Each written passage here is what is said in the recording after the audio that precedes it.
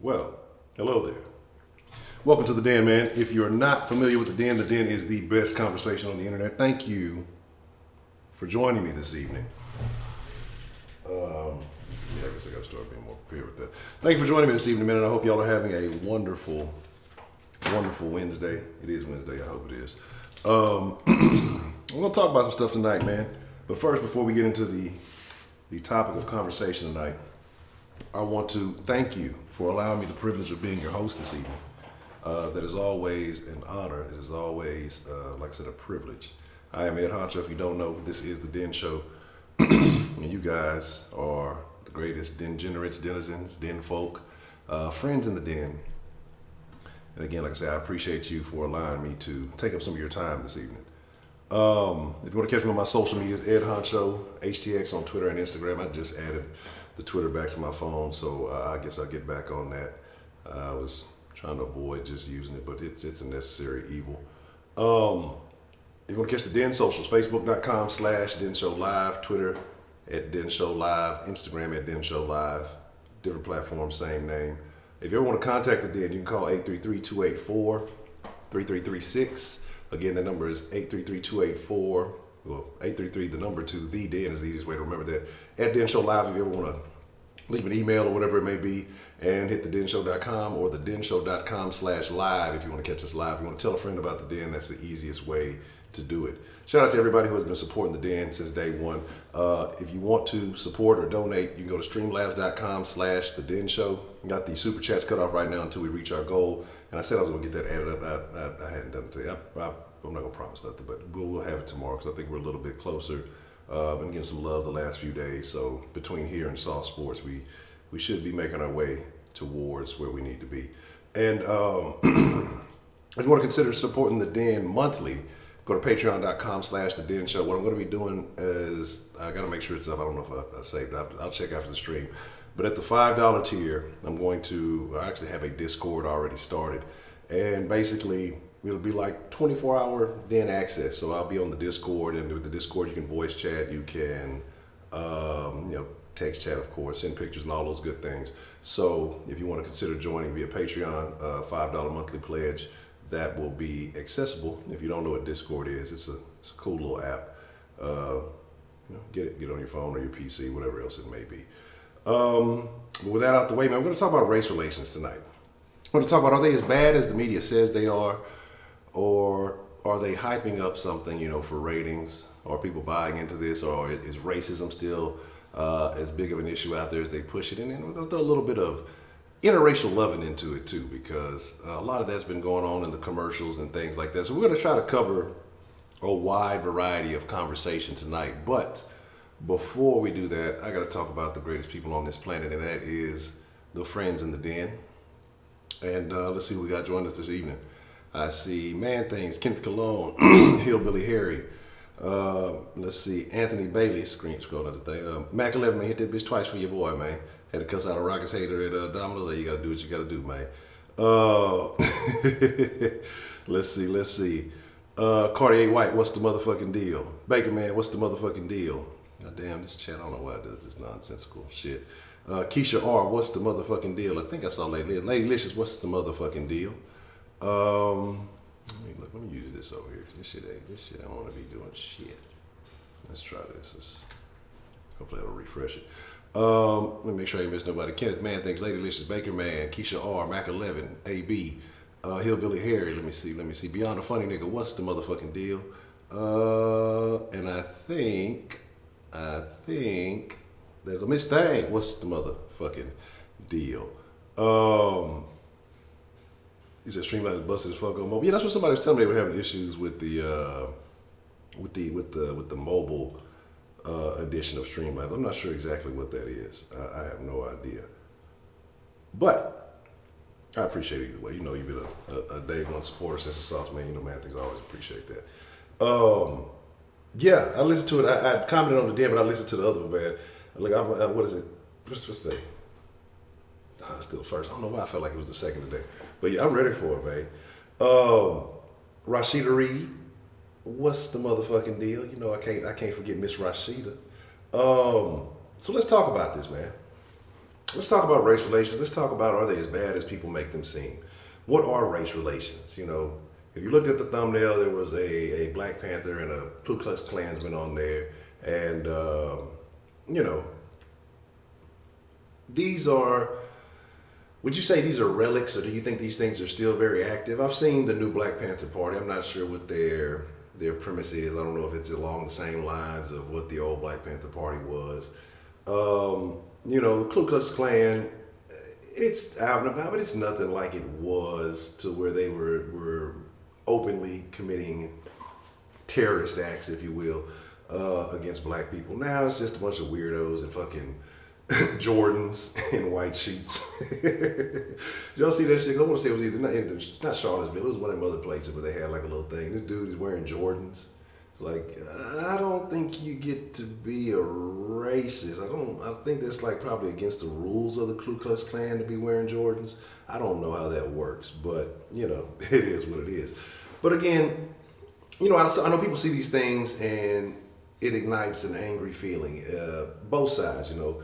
I'm sure, you know, there's white folks who see Black Panthers and they feel like a particular kind of way. Well, these guys that hate all white people, you know, and they want to kill us and wipe us off the face of the planet. They may feel that way. Black people feel the same way about the Klan. Let me tell you how I feel about race and racism. I think that I've been very fortunate in my life to have always had a diverse array of friends. You know, it was funny when I was really, really young, living in Beaumont. You know, wasn't the best neighborhood, but it used to be a teacher where she was like an office lady. She was the white lady. Used to give me a ride to school and stuff. Otherwise, I'd be walking or whatever. And I mean, this is talking like kindergarten type shit, you know. And you know, the little best bud, he was like a little white dude. He was a crazy little white guy, but he was cool. I remember his name. His name was Todd. I ain't never tried to look him. So I wonder what Todd's up to these days. No telling with that guy. But used to go over there, play Punch Out, play all kind of video games, Tecmo Bowl and shit. That was my bud. You know what I'm saying? And then ended up leaving from there and moving to the city. You know, like my best friends were generally Hispanic. You know, I was put in gifted classes, and I was the only black dude in them classes, and so the neighborhood I would be in, it would be niggas all over the place, so I fuck with them. But as far as my class in school and stuff like that, for the most part, you know, I was the only black guy. So I had to kind of adapt, but I had certain beliefs, and you know, when you with certain people, they'll tell you certain things, and then you kind of question about the people you're around. Well, can I trust these motherfuckers? Do I fuck with them? So I was always really cool with the Hispanics. I was always, you know, I wouldn't say questionable, but I wasn't just super buddy with too many of the white people that were in my classes. You know, I wasn't like, didn't hate them, but just didn't really hang out with them. You know, I wish I would have listened though, because one of those kids' dads used to try to get me to play baseball so bad, because I was bigger than all the fucking little kids. They wanted me to play baseball so bad, and I was just like, I don't even know what that is. But it was never really an issue. You know what I'm saying? But I've always had, like I said, a diverse array of friends, period. And it's just, I've never really had that issue. The only time I've ever really, I won't even say the only time I've ever dealt with a racial issue, but the only time I've ever had a motherfucker call me a nigga, or, well, I've had plenty of niggas call me niggas, but the only time I ever had a white person call me, he didn't get to finish the word, I slapped the taste out of his mouth, and then every time he saw me after that, he was super cool. Like, so, I mean, I'm not going to play and act like it doesn't exist, because there are people who live in their little echo chambers and they hear this and they hear that. But I look at it like this. Excuse me. I look at everything as an individual basis. Like, I don't understand white people who blame black people for their problems. Like, that I don't comprehend. I don't understand black people who are blaming white people for their problems. That I don't comprehend. I don't understand. Like, especially in this day and age, it may have been an issue with, you know, maybe my parents or grandparents. It would have been a different thing. I think the times were different. And again, like I said, I'm not saying that racism has disappeared, but for it to be such a heavy concern on a day-to-day basis, like, I do not encounter racism, and I live in a predominantly white neighborhood. Been here for the last 3 years or so. You know what I'm saying? And never had a single issue. Black people, they speak, they wave. The only person around here that don't speak is a little nigga that moved into the neighborhood. And every time he walking out to his baby mama like I want that broad or something, that nigga be trying to give me a funny ass look. And then turn his head real quick, old bitch ass nigga. But pardon me. But outside of that, I don't have any fucking problems, man. And so I guess, everybody has their own perspective and everybody has their own issues. And people, like I said, my story's not your story. And everybody has their own things going on. But I'm just talking about from my point of view. But I think we live in a day and age, especially when you have a lot of people say, if you are black, you live in a predominantly black neighborhood and you're dealing with niggas most of the time. Like, I don't see how your focus is on white people. I told you I used to be on a super pro black kick, and then when I started noticing a couple of things, besides the business aspect of it, but my issue was like, it's always black power, black power, black power. But then when you start having that conversation, you start talking about white people. Power is responsibility, and I don't think people get that. And so when you start taking more responsibility, you start taking more power, regardless of all the things that have happened. Sometimes, you know what? You can't control your history, but you can prepare for the future. You can control your future, making the right decisions. And I just saw a lot of that. I talk about that with a lot of these quote unquote, black leaders now, from the Tariqs to the, all the ones who push that narrative. If you got all this information, you got all this knowledge, then what is the solution? Why haven't you have access to all this? Why aren't you really changing things? Because it's profitable. And so that's why I kind of start stepping away and I started really looking at things for the way they were. I told y'all I had an experience where, like I said, I used to really lean way, way more left. And then I got a little gig and I was doing some work, like I say, installing a network at this little restaurant. And these people who worked at this restaurant, who catered to this restaurant, who came to this restaurant, they had money, you know what I'm saying? There were some mayors and some other things that would just come through, would frequent here. They would drink all the time. Thursday nights was like they'd have half off drinks, so they'd always definitely be there. I'd do some work, and I was there working for a little bit. And I'd stop, and the guy who ran the restaurant, he was also a chef, and he was just like, hey man, chill out, have a eat. And he'd introduce me to all kind of people, man. People that at that time I thought I had no business having a conversation with. That restaurant, working there for those couple of weeks, as things would have to go back and tweak some other stuff, and I did some other little jobs around there to help out. And had I not had another situation, man, we'd probably be talking about something completely different. Or might not be talking about this at all. Might not even be here. But having conversation with people you would normally think, especially when you're growing up poor and black, you're like, all white people, all rich white people, they're racist, they're this, they're that. When I say these people embrace me, would come like, look, hey man, where's Eddie at? Where's Ed at, man? And would chop them and want to have conversation, just talk about things that some of that shit I didn't even know what was going on, And then I'd ask them questions about, their beliefs, why they leaned, why they were Republican, this, that, and the third, and they would clearly explain it, and so it enlightened me to seeing the other side, and that's why I kind of am the way I am now. I'm judgmental. I'm not gonna lie, but I'm a lot less judgmental because I try to put myself in the other person's shoes. And they explained to me a lot of things, and it just changed my perspective on a lot of shit. And it's like, I can't sit here hating someone who really don't hate me for what? We talk about hate all the time. Hate is you drinking a bunch of fucking poison, hoping somebody else is gonna die. This is a narrative that gets pushed by people because it's financially profitable for certain people.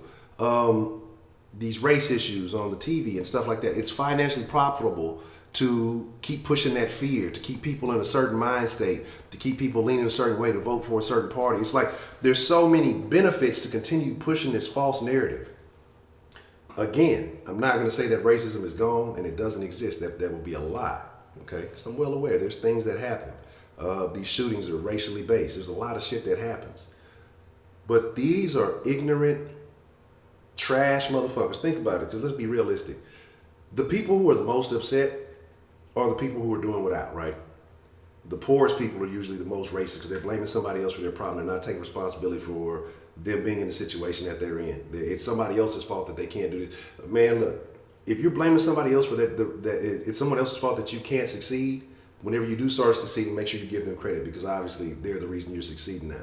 Otherwise, take all that control in your own fucking hands and drop your nuts and do what you got to do. But it's usually the poorest people, the trashiest people on both sides, motherfuckers in jail because what you got to be like your own kind in prison or whatever else. it's like usually the bottom tier of society. Now, I'm not going to say that middle, upper class, that there's people who are ignorant to dealing with blacks. So all they see is what they see on TV and stuff like that. And it's super funny because when we had the Jesse thing, a lot of people say, oh, Republican white people don't even watch that show. Bullshit. I told you I was working at that restaurant. It was a lady. Filthy fucking rich lady. Right? She had money. She had just come from getting eye surgery. But I got HD vision now. She was cool. And I sat there chopping up with that lady for a couple of hours, man. Cool lady.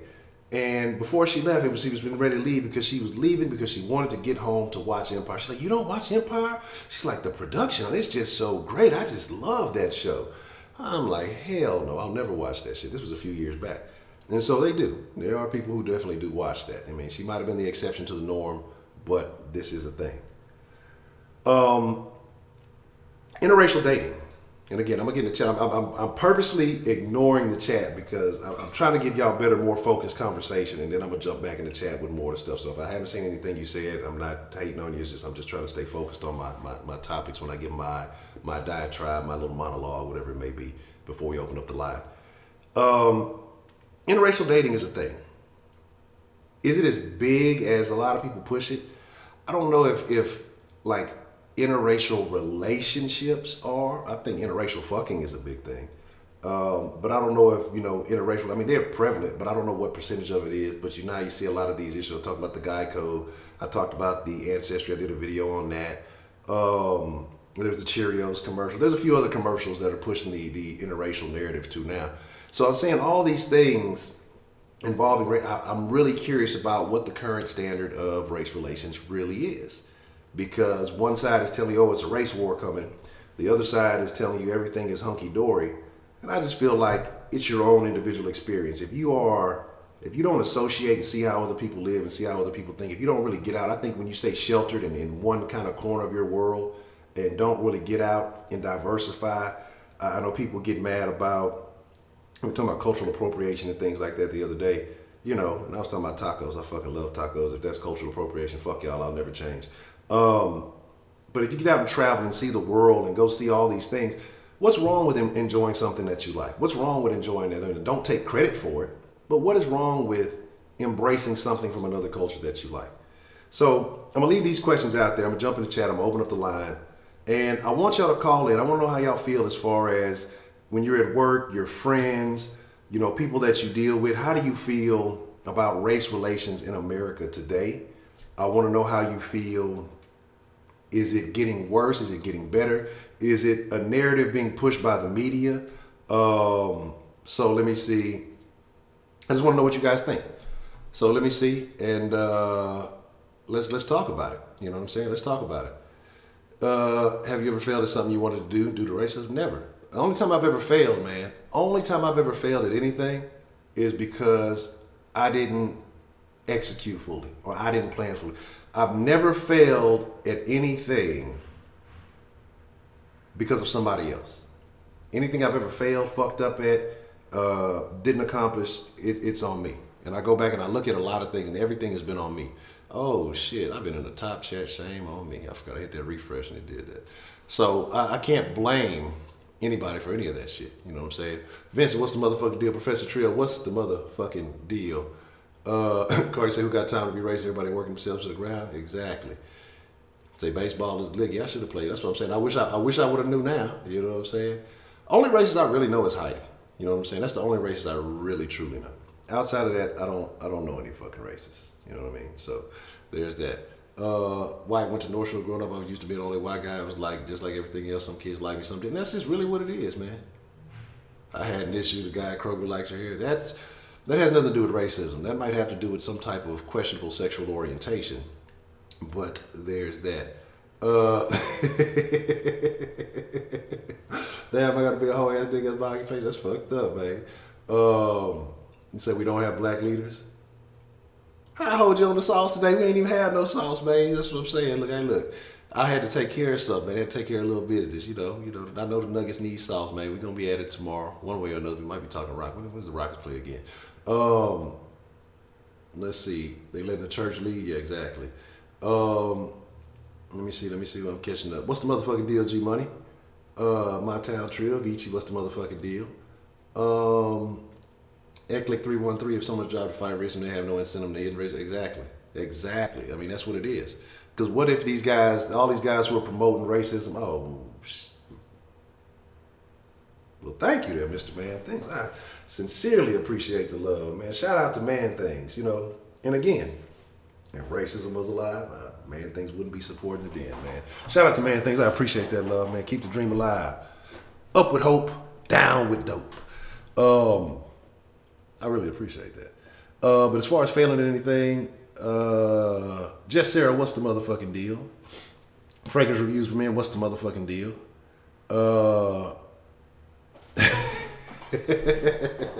The bot, the bot be going, I'm home in the hotel. Oh god damn. Let's see. Everybody loves tacos. Yeah, TR, what's the motherfucking deal? I love my Mexican brothers. Said, yeah, that's what I'm saying, man.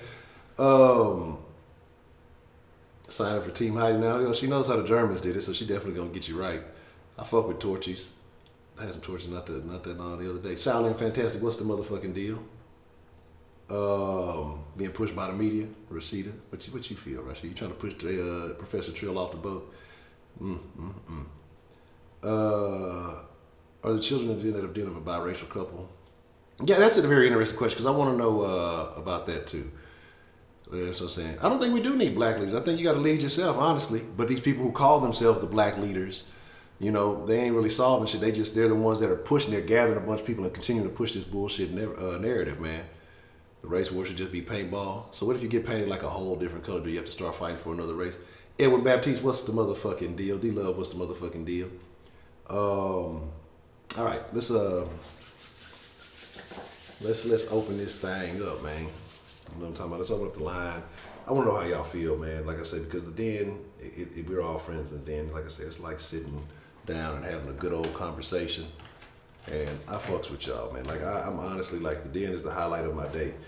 It's all sports. Apparently in Houston, you gotta wait. You gotta have a 3-year warranty before you can criticize the moves that the team makes. And then by that time, they just move on from it. Like you're not allowed to be critical anymore. I guess in Houston, it's a terrible, terrible thing.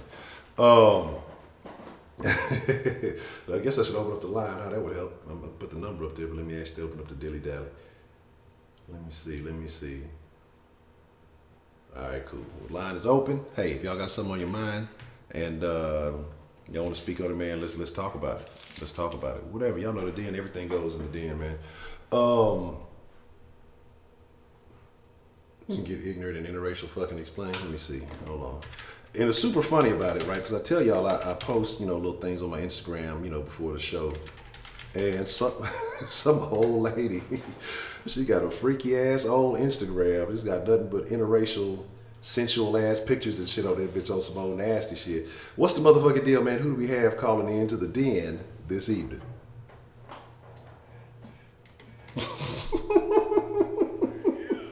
Man, what have I done this time, Professor Trill?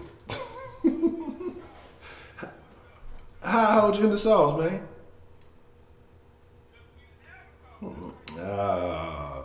Nah. Okay.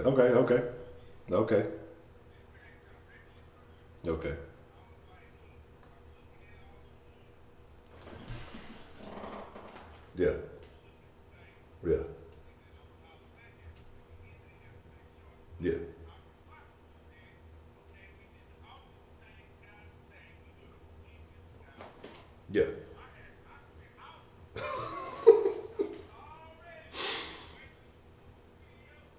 Oh man. Hold on 1 second, Professor Trio. I hit you with the Roman, man. But they ain't need to hear all that shit anyway. Goddamn. They didn't need to hear it. Okay. I ain't even on that. Okay. That's a slight little hoish, but that's all right. Okay. I'll let that one slide. I'll let that little bit slide. I ain't gonna count that one against me. Okay, all right. But so what are your thoughts, man, as far as, dealing with like racial issues? I know you said that you worked at a place that was primarily a bunch of country boys and a bunch of white country boys and things like that. Like, how were your experiences in that and, in a day-to-day situation? Like, what do you think about race relations? like for the most part, it wasn't like a racial issue. Mm-hmm. It was a culture issue. Mm-hmm. Cause like the way that they do things and the way that we do things is different. Mm-hmm. And I mean like just like as far as the more country backwood motherfucker Mm-hmm. compared to the city / hood nigga type shit. Mm-hmm. Like it's certain shit that I just won't stand for. You know what I'm saying? Yeah. It's like if you curse at me, all right, Mm-hmm. I'm gonna look at you sideways like, who the fuck you think you talking to? Yeah. But see, in they shit, it's more customary to where like, okay, well if the boss can talk to you any way he want to because he the boss. Yeah. But where I'm from, that shit only lasts so long. Once you become grown and you become a man, Yeah. you don't let nobody talk to you like that. Yeah. So I had to make them understand that shit wasn't gonna fly. So I always had this phrase. I said, you keep talking to me like that, we can meet at the end of this parking lot after we punched out. And after I punch your ass out, I'm going to punch right back in and go back to work. So we can play it however you want to. They be like, you threatening me? I said, no, it'll be off the clock and off the property. Company ain't got shit to say. Yeah. We just two people fighting on the street. Yeah. So how you want to play it? The ball is in your court, because I'll do it right now. I ain't tripping. Yeah. So what you want to do? Then they want to look around and shit like, does anybody hear this? Yeah, they hear it. But I got my bases covered. That sounds like some shit I used to get into. Niggas ain't want to do their job, but shit, hey, look, babe, you can either look, I don't want to fire your motherfucking ass, but shit, you gonna get to work at this motherfucker. Niggas ain't used to like me. I called a couple of motherfuckers out. But yeah. So did you ever have to, did it ever have to escalate to a situation? One time it came close. Mm-hmm. This young hot shot, young Thundercat. Yeah. You know what I'm saying? He had just became an operator like I was. Now, I had been doing it for a couple of years at that point. Yeah. He had something fly to say about some shit that I was doing. Because basically what he was saying was I was over preparing for a job that I was supposed to go out and do. Yeah. And I was saying, if this shit ain't got nothing to do with you and your money, why in the fuck is you worried about it? Yeah. Why you worrying about what I'm doing? Yeah, but it don't make sense. It don't make sense to you. I don't tell you shit about what you do when you go and do your job. I'm just asking you to show me the same respect. Yeah. That's it. He wouldn't let it alone. He wouldn't let it go. Then I finally got to the point where I say, look, dude, you got two choices. I say, you can either leave me the fuck alone or you can shut the fuck up. Those are your two choices. And when I get to that point and when I get to that pause and when I close my eyes and talk to you, that means I'm trying to restrain myself. Now, see, to a white person from the country, they don't understand what that means. You know what I'm saying? Because I talk shit. I talk shit with the best of them. I joke around a lot. I'm cool. But when I get to the point where I'm serious, you can easily tell that I'm not playing with you. Because most of the time I will tell you, I'm not fucking playing with you. So when I said that, the way that I said it, every nigga in the vicinity, they knew, okay, look, you need to leave him alone because he's not fucking with you right now, bro. And he was like, no. And he was like, look, can't none of us hold to get him off you, bro. So just leave him the fuck alone. He was like, we not supposed to wrestle this motherfucker for you. Yeah. Because you just want to talk shit and fuck with it. Y'all been going at this for 20 minutes. Leave him alone. Yeah. Okay. So I decided, look, I'm just going to remove myself from the area, make things better for everybody. So I decided to walk into the office to go to my desk. Yeah. On my way through the door, he said something slick. I turned around in the middle of that door and I said, what did you say? Yeah. And he just looked at me. He said, what you going to do if I repeat it? I took 2 steps toward him. Yeah. I had 3 people behind me grabbing me by my uniform, and I had 4 other motherfuckers blocking me to get to the door to get to it. Because they knew. It's like, dude, we can see it in your eyes. Your eyes was on fire, bro. You was about to whoop his ass right then and there. I was like, I was. I really was. Yeah. And they could just tell. They knew something was up. Like, why is he still fucking? I don't understand people. You know I'm a big dude, right? And I'm not no big soft nigga either. No. Okay? So let's just get that well understood. Why would you fuck with me like that? Knowing that I'm trying not to do nothing to you. I use my words. I'm keeping it vocal. I'm trying to take the physical inside of it. But if you keep pushing me, I'm going to get physical, and you're not going to like the outcome. Why would you poke the bear? I always ask people that. No. Why would you poke the bear? But they do it anyway. It's just because they don't understand that we have certain boundaries. Respect is everything. I said this before. Respect is everything where I'm from. They don't deem it like that. They pretty much look at it like status and where you are in the hierarchy is more important than respect to them. So it was a lot of times I had to check them. I can't tell you how many times I told the motherfucker who ran the whole office to suck my dick right there in front of everybody. I can laugh about it now, but I was serious about it.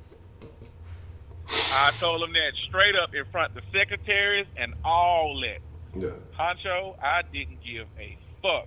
And when I said that shit, I meant it, and a fight with that. And it's like, and they always used to get mad. I just can't talk to you. I can't talk to you. I said, no, it's not that you can't talk to me. It's that you can't out-argue with me. Yeah. And once I hit you with these facts, you don't have nothing else to say. But the same thing that you've been saying, you can't talk to me like that because I'm your boss. That don't mean nothing. I need you to respond with what the information I'm giving you, what you got to say back to that. And they just don't understand that. So number one, they didn't understand my mentality.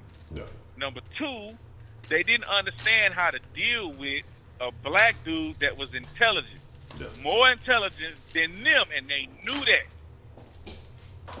So what they would try to do, they would try to find any mistake that I made and amplify that shit to the 9th degree.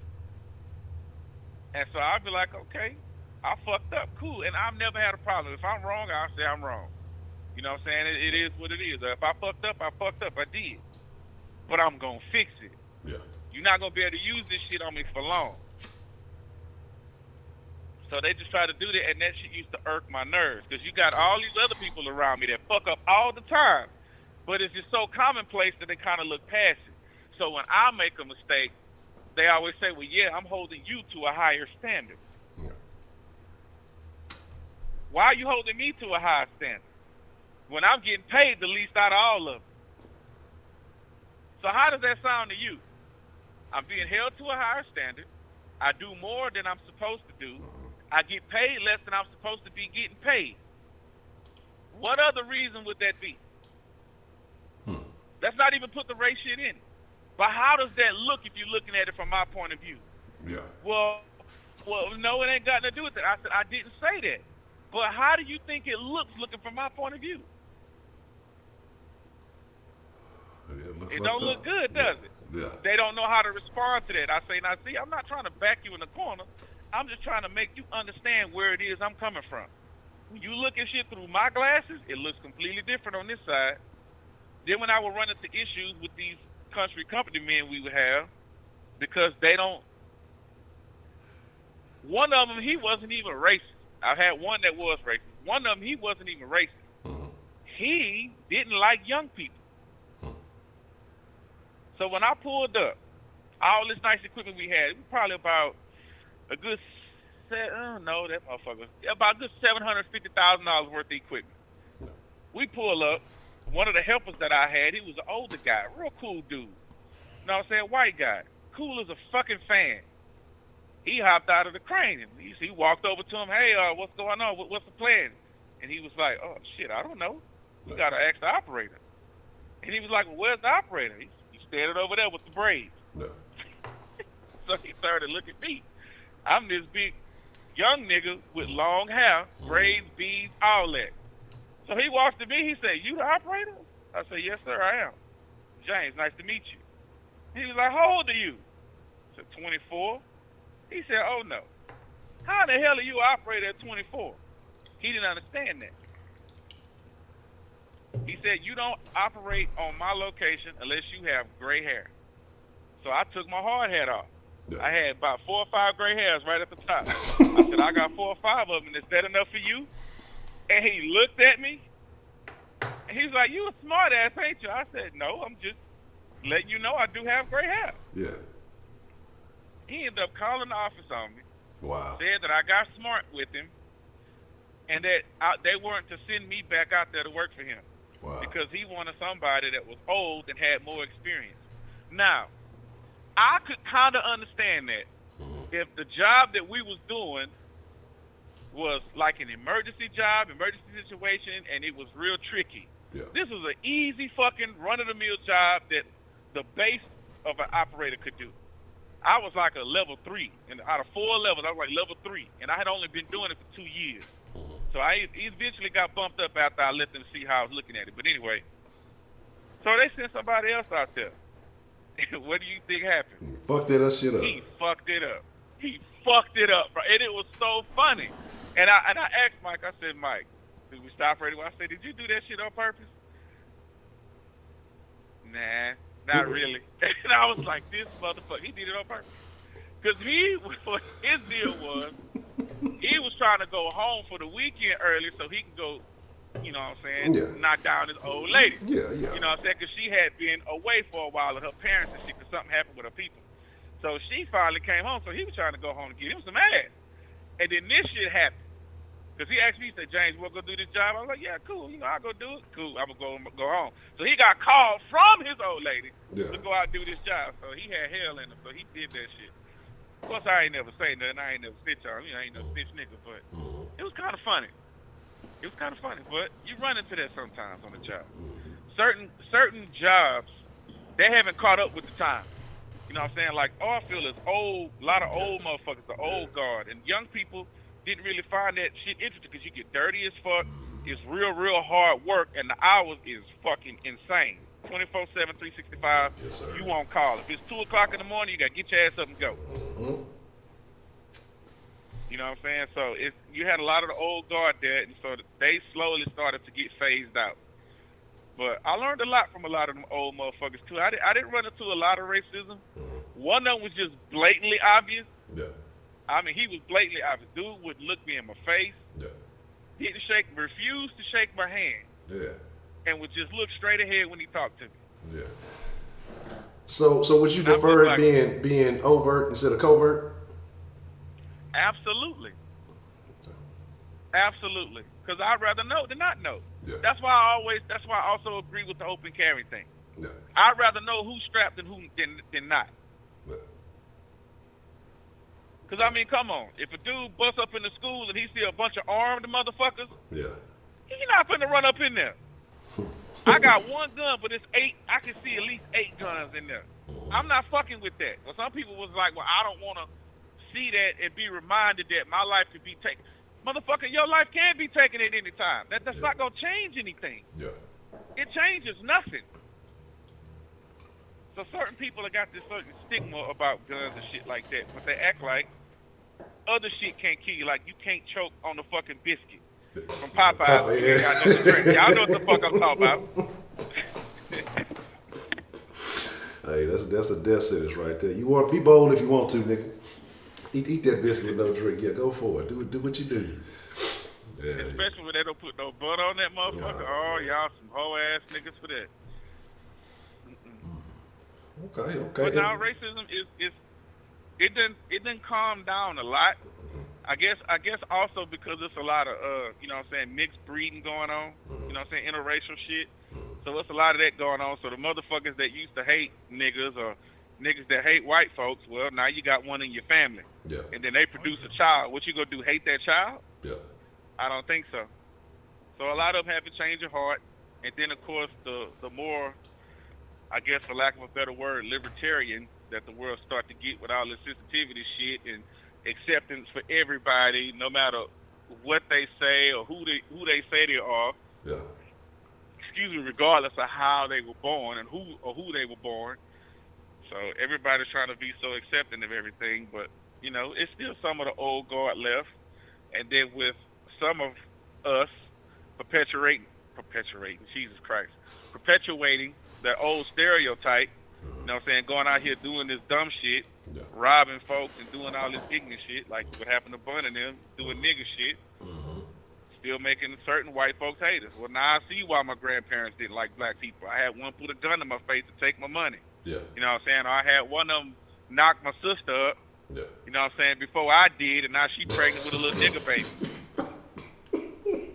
If anybody's gonna have sex with my sister, it's gonna be me. It's gonna be me.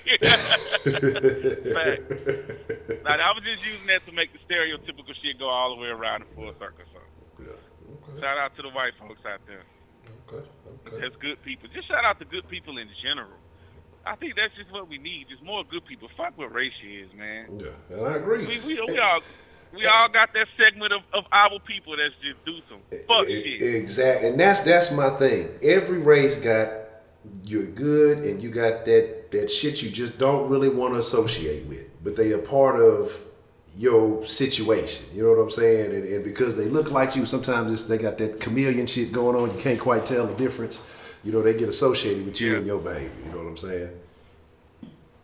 What's bad is when you get caught up in the bullshit or the shenanigans, and they think that you part of it, and you not. You ain't got shit to do with it. Yeah. And that shit just piss you off. Like Hobson said, I can't go nowhere with you because you might fuck around and get me arrested too. Hobson that was some real ass shit when he said that. Yeah. Like damn nigga, I can't even kick it with some of y'all. Yeah.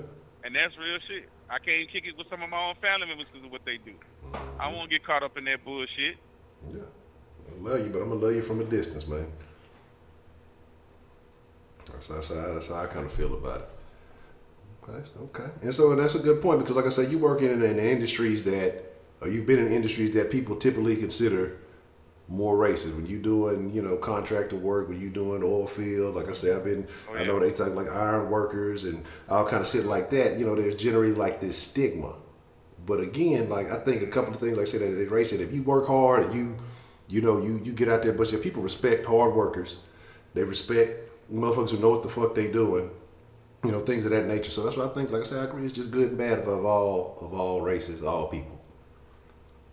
Yeah, see, the oil field and out here doing this trucking shit, it's like two completely different worlds. Trucking, I've met a lot more nice people. Like, most truckers are actually good, cool dudes. Yeah. And then you got the outliers. Yeah. Some of these motherfuckers, and it always be the old white motherfuckers. Yeah, I'm being racist. Fuck it. It's just real because it ain't too many old black people out here doing this shit. The old white couples are the nicest people you ever meet in your life. Yeah. Point blank, period. But it's always the old white man that's by himself. And most of the time he smokes cigarettes, missing a few teeth, and just look like he done been ran over with the trailer a few times. No, that nigga done killed a couple of prostitutes too. Probably so. Them motherfuckers, Honcho, I done almost had to whoop a few motherfuckers out here, man. Cause they got this thing to where when they mad, they feel like they got the right to come to your truck, knock on your door, disturb you, and then tell you how they feel. Yeah. And I'm like, wait a minute. First of all, you need to watch your tone. Second of all, I don't know who the fuck you talking to. Yeah. Third of all, why would you come up to me with this bullshit? Yeah. I could have had a gun on me and blew your motherfucking head off right here. In which I actually do. It's actually underneath my head right now as we speak. Mm-hmm. But I don't keep it out. I keep it put up. Yeah. You know what I'm saying? No. This motherfucker finally show up? Yes. Okay, good. Hi there. But yeah, it's crazy. Some people and the people in the regions of this country. Honcho, Jesus. Them motherfuckers from New Jersey, I can't, dog. Like, them motherfuckers, they talk to you with this tone of voice. Yeah. And the way that they do it is like they talking down to you. And you like, hold up, bro, like, is there a problem? Yeah. No. Why would there be a problem? Like you insulting them. Yeah. Like, okay, you don't really hear how this conversation going? Yeah. And they was like, oh, no, man, you must not be from around this area. Yeah. No, motherfucker, I'm not. Yeah. You about to get your ass whooped. Like really though, it's crazy. So you have to kind of take that in consideration. People from Detroit, same way. Yeah. They kind of got like this arrogantness to them. Yeah. And it's really unfounded. I'm like, what, you mad because you can't get a good glass of water, motherfucker? Like, what the fuck wrong with you? I don't get it. Yeah, here in People East in Coast Cali, shit is they different. nice. Yeah. People from Cali is nice. You know what I'm saying? People from Texas pretty much all the same. Yeah. Florida people, they pretty much stick to themselves. Like, they don't really say too much over in Florida. They don't talk a lot. They just say what they got to tell you, and that's it. But you know, like you come somewhere down south, you know, they'll talk to you, hey, how you doing? Ask you a few questions, you know, make a little conversation. Yeah, yeah. Now over there, it's just cut and dry. Yeah. It's cut and dry. So it's just, you got to really understand where you at in this country to know what to expect from people. Man, look, the marks don't get no motherfucking pedicure. I just got nice nails, nigga. But yeah, that's what I heard a lot of shit about them East Coast motherfuckers, that they a little bit different. They motherfuckers a little bit more rude and shit. You know what I'm saying? But you know, it is what it is, man. That Southern hospitality is a real thing. It is. It really is. And I've had so many people that be, oh man, I guess everything really is big in Texas. Because I got my Texan shirt on. And so they already know from the gate. As soon as I walk up, you know what to expect. Yeah. So it helps me out. Okay. Even though my team on some bullshit, but that's for another stream. Man, well, that's a BET, man. Well, I appreciate you sharing that with us, man. Like I said, giving us some good perspective, man. All right, then. All right, appreciate the call, there, Professor Trill. And Rashida, I wish you would try to throw me off that motherfucking boat. It's going to be a misunderstanding around that motherfucker. But all right, I got to go. This dude's finna fix this tire on my trailer that fucking blew out on me. Oh, shit, I mean, that sucks. All right, well, that's a bet, man. All right, Chief. All right. Shout out to Professor Trio, man. Y'all motherfuckers in this chat. See, that's why I can't be looking at the damn chat. I can't trust y'all. Y'all be on some shenanigans, man. You know what I'm saying? But it is what it is, man. It is what it is. No, Heidi, you can't say that. You got to give Texans fans get a 3-year warranty on all their moves. That's the rule now, apparently. I just say, see who we got calling in. Who we got calling in? We're gonna drop some more game on us tonight. What's the motherfucking deal, man? Who we got calling in to the den this evening? What's good, Honcho? This prepaid. Prepaid. What's the motherfucking deal, man? I know you got something good for us tonight, man. What's on your mind? Man, chilling, man. I'm blessed, man. I'm gonna kind of approach it kind of different with the race relations, man. I feel like life is good for people of all color, black, white. I'm speaking from America because I can't speak for nobody else. I think life is awesome for all Americans. I think that because racism is literally sold, it's been monetized. I think that people want their lives to be harder than what it really is. They wanna make it seem like they're bothered and they're dealing with racism on a daily basis, and that shit is not what's going on. And I can prove what I'm saying. For some of y'all people with the news, I don't know if y'all familiar with James Byrd. He was a black man at the time. He was 23 years old, living in Jasper, Texas. Yeah. Which is about probably about hour and a half, 2 hours. But Jasper was probably about hour and a half from Houston, probably with 2 hours. You know what I'm saying? A very, very, very notorious racist place. Like, for some of y'all who not from Texas, when y'all heard stories about the Ku Klux Klan and all that shit, this shit really happened here. Like, this is documented. Like, this is a place where we used to drive through as a kid. I had family there. We couldn't get out the car. Yeah. You wouldn't get gas there. You stay in the car. Yeah. You know what I'm saying? 1988, this man was accused of, sleeping with a white woman, and 3 white dudes kidnapped him, climbed him to the back of a truck, and they drug him till all the teeth and stuff fell out of his mouth, and they killed him. The reason why I know people, that niggas is living good now, majority of people who are younger than me who didn't remember the story were on social media like, what the fuck? This happened in America? This happened in 1988. You know what I'm saying? I was born in 86. You know what I'm saying? I heard about this shit growing up. People were so shook by this story that I knew motherfuckers is living good and just don't know any better. You know what I'm saying? And I know a lot of it is the fact that so many of us at around my age and younger, people who are younger than mid 30s, they have lost touch of the older people. Like, motherfuckers complain about racism if a motherfucker don't like them. You do realize motherfuckers used to get their ass like hung for real, like lynched, right? Ain't none of you motherfuckers worried about getting lynched. None of that shit happens anymore. Literally. None of that shit happens anymore. So I feel like because, you know, emotion and racism and oppression is being sold, people want to identify with it. You know what I'm saying? And it's so fucked up. And a great microcosm of how racism is looked at in America right now happened on draft night. And I don't know if a lot of people caught on to this shit. But when Nick Bosa got drafted, number 2 pick from Ohio State, they started talking about his social media account. Yeah. Basically, Nick Bosa said that Black Panther was the worst Marvel movie. I'm a nigga, and I agree with him.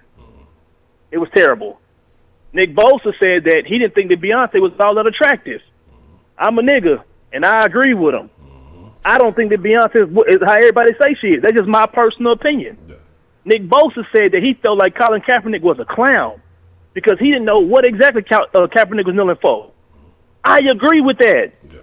That don't make that man racist. He just has a different opinion. But you want to know what people did when they heard what Nick Bosa said?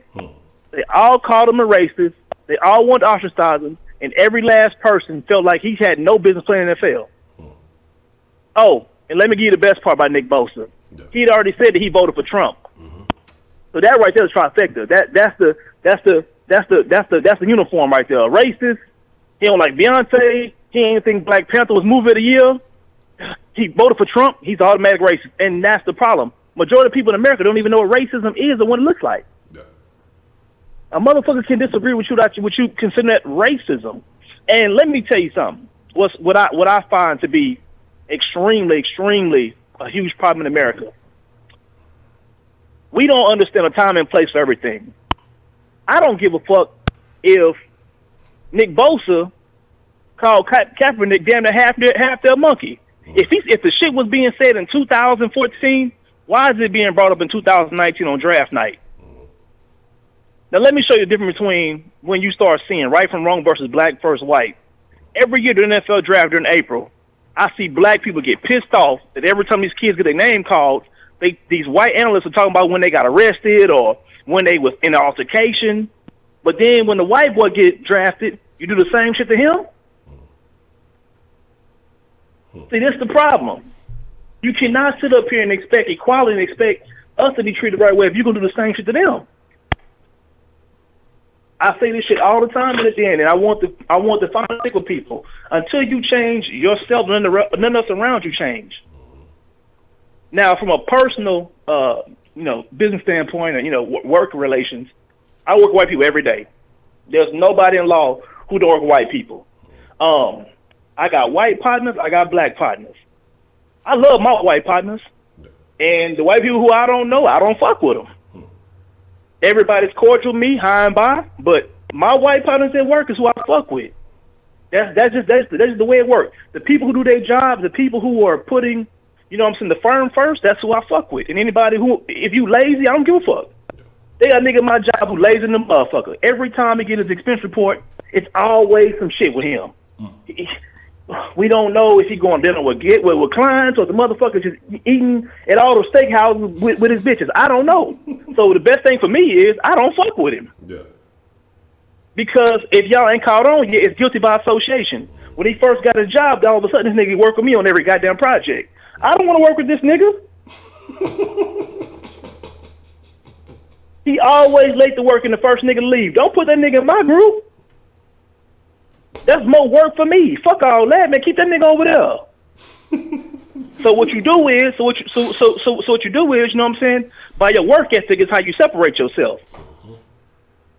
So I ain't gotta make the nigga feel a certain type of way. When we had a group project going on, nigga, we supposed to be here 8 o'clock. You showed up at 9. I already got my partner. Yeah, man, you got to get you another partner, but I already got mine. We've been working on it for hours. My bad, bro. Good luck to you. You know what I'm saying? It is what it is. Good luck to you, man. But the harsh reality of it is that, man, you know what I'm saying? We got to get past this shit where we feel like white people hate us or Hispanic people hate us or this person don't like us. Nah, bro. White people don't have a problem with niggas. They have a problem with you. Yeah. It's you. It's the individual. It's you. You have a terrible work ethic. You are a trash as individual, and that's why they don't fuck with you. Because the fact of the matter is, that I keep telling y'all this: successful white people don't care about poor black people, because black successful people don't care about black people. Nobody cares about the poor. Get it out your head. No one hates you. These motherfuckers don't care about you, and they shouldn't, because you don't care about your own people who broke. So let's just get out of that shit. You know what I'm saying? That's just the harsh reality of this shit. You know what I'm saying? Honcho, like you said, when you at a restaurant, bro, and you run into these people, you start seeing a whole different side of people. And let me key y'all in on something, bro, because this shit is hilarious. Honcho, you're gonna laugh about this shit. Country white people and country black people despise each other. Like older people, they despise each other. And the crazy part is they exactly alike. Exactly. They talk alike. They use the same old school ass terminology. And the wild part is they eat the same type of fucking food. Next time you go to a restaurant, see an old black couple come in there and order their food. If they at a steakhouse, they're getting a steak. They both getting the biggest cut of meat that they ever seen before, a big ass T-bone. Both of them gonna be well done. They gonna ask for a whole bunch of seasoning and shit on there and baked potatoes. Now turn around and bring two white old couples in there. It's gonna be the same fucking shit all over again. I guarantee they gonna drink as many sweet teas as possible. I'm telling you. True. This is fucking true. I'm telling you, bro. They are literally exactly the same. So it's not about the race. It's a part of the culture. It's a part of that culture, bro. It's a part of how they were raised, bro. And it is what it is. You know what I'm saying? But nonetheless, man, hey, y'all stay blessed, bro. I'm going to get on this drink. I'm going to fuck with y'all. I really appreciate the call, Prepaid. All right. All right. They ain't lying about that shit, though. The exact same. You know what I'm saying? All right. Who we got calling in? What's the motherfucking deal, man? Who we got calling into the den this evening? Brother Shaolin, fantastic. Man, Brother Shaolin, man, how you doing this evening, man? Man, I'm doing all right, man. I just heard your last caller, and I just got to say I was inspired by his call and things that he said about, racism and things like that. And I was just, wanting to pretty much add on to him because I didn't really disagree with a lot of what he said. And, my thing is, I don't know what that brother's name was. Excuse me for that, because we having like a storm up here. Yeah. It was kind of going in and out. I didn't really get what that brother's name was. Call him Prepaid. Huh? Call him Prepaid. Okay. All right. Well, he was talking about racism, and me, I don't deny that racism exists. You know what I'm saying? It does exist. But to me, it just seems that black people rely on that too much. And I always ask this question: if racism was over tomorrow, let's just say racism was over tomorrow, no more racism, would that negate all the problems that we had? You know what I'm saying? And I personally believe that, we still got a lot of. If racism was over tomorrow, we still would have a lot of problems to work on. You know what I'm saying? To work with. We still would have like a lot of problems. Probably 85% of the problems that we have right now. You know what I'm saying? And that's what I believe. I believe racism to a lot of black folks is a crutch that a lot of black people hold on to. I'm not saying that racism doesn't exist. I'm not saying that. Does a black person may have to work harder than a white person? Yeah, probably so. That's what happens when you're in a country that is 65% white. 60 or whatever the percentage is. I know it's in the 60s. And it's gonna go down as the years go on. But what part of racism nowadays in 2019? We're talking about 2019 now, and Yeah, is it amazing that racism exists? Okay, I'll leave that up to you to interpret. But my thing is, you know, what are we doing? What are we doing? What I'm looking at is motherfuckers got shot at Nipsey Hussle's funeral. People doing all kind of crazy. I mean, Nipsey Hussle is the greatest example of if we got rid of racism. Let's put the racism out the way. You got niggas shooting each other at murals and doing all kind of crazy shit. At funerals and stuff like that. You got that kind of shit going on. And what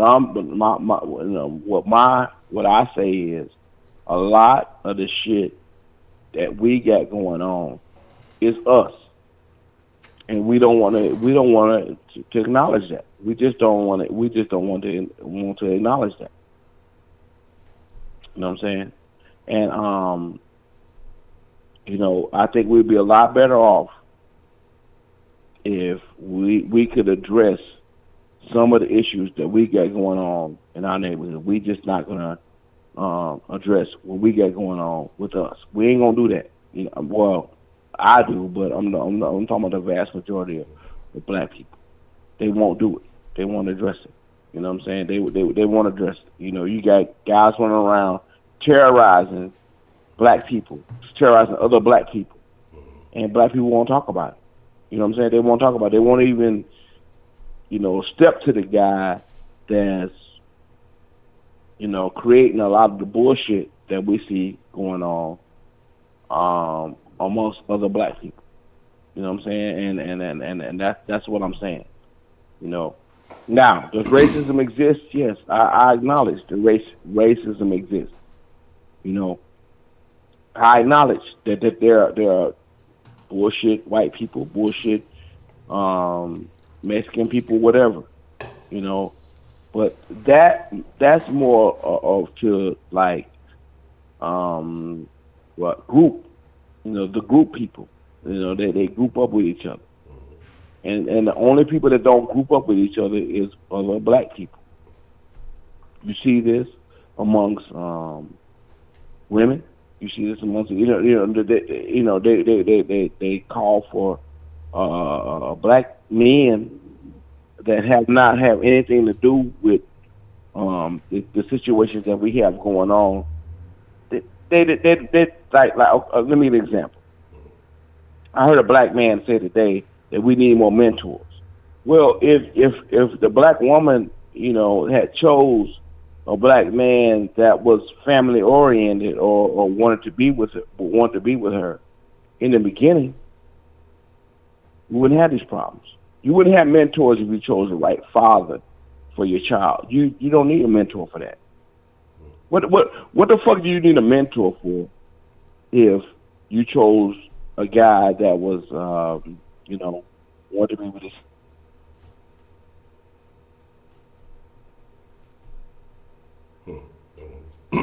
cut out. Let me see if Adam Storm might have caught the signal, might have cut out there. Give it a couple of seconds, see if it come back in here.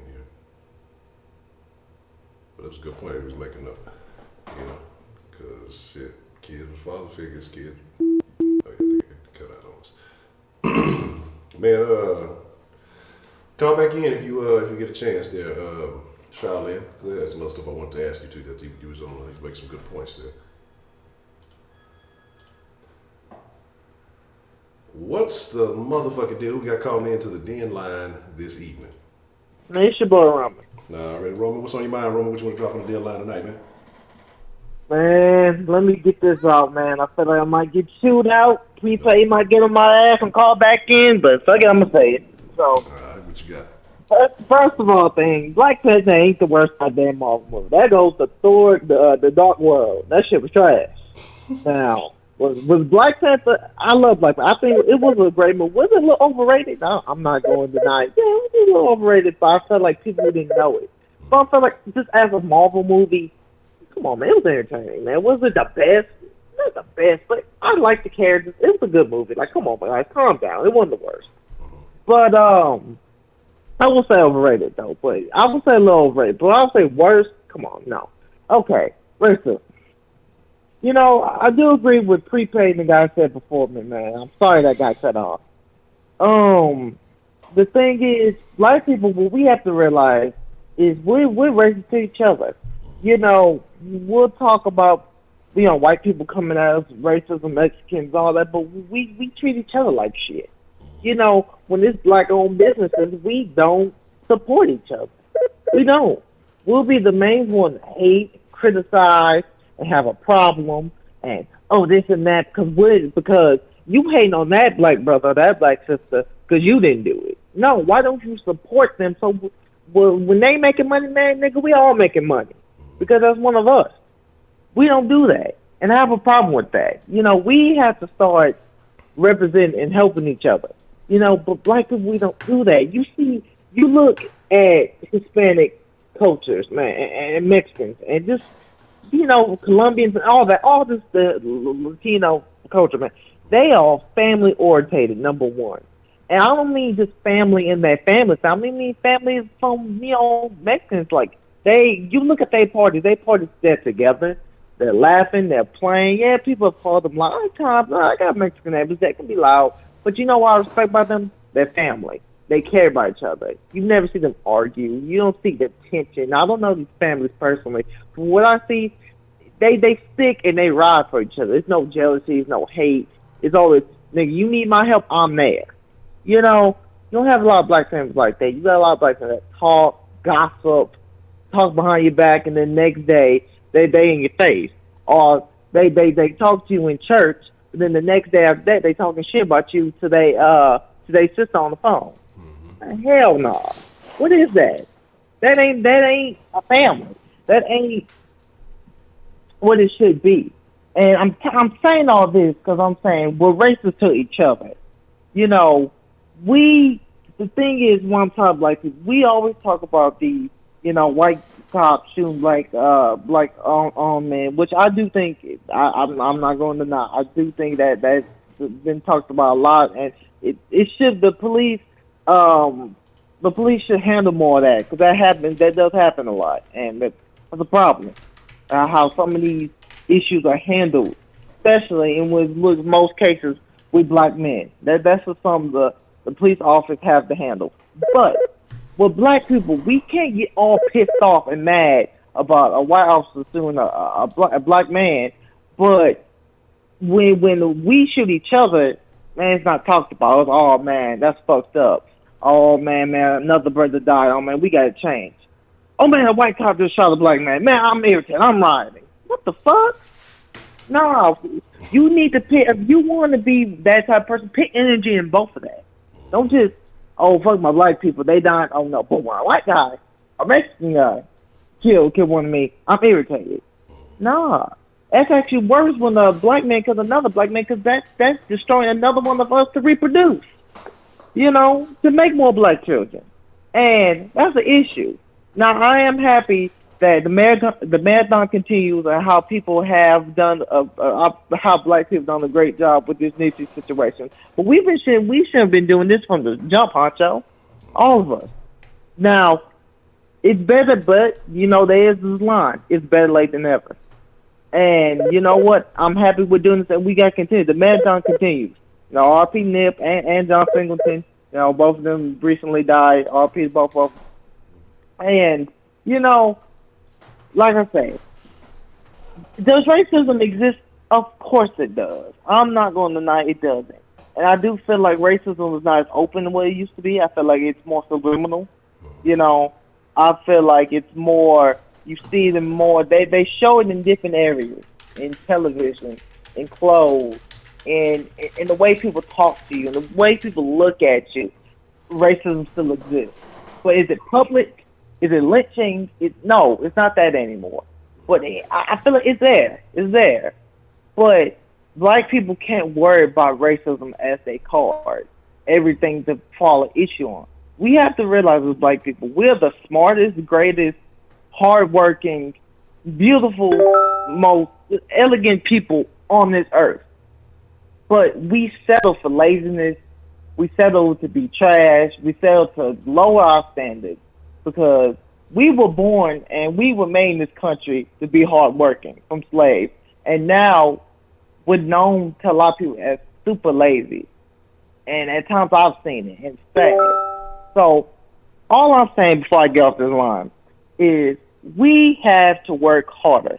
We have to realize we have problems with each other. When we figure out we have problems with each other, then we can start worrying about other issues with other races. So that's my call, Honcho.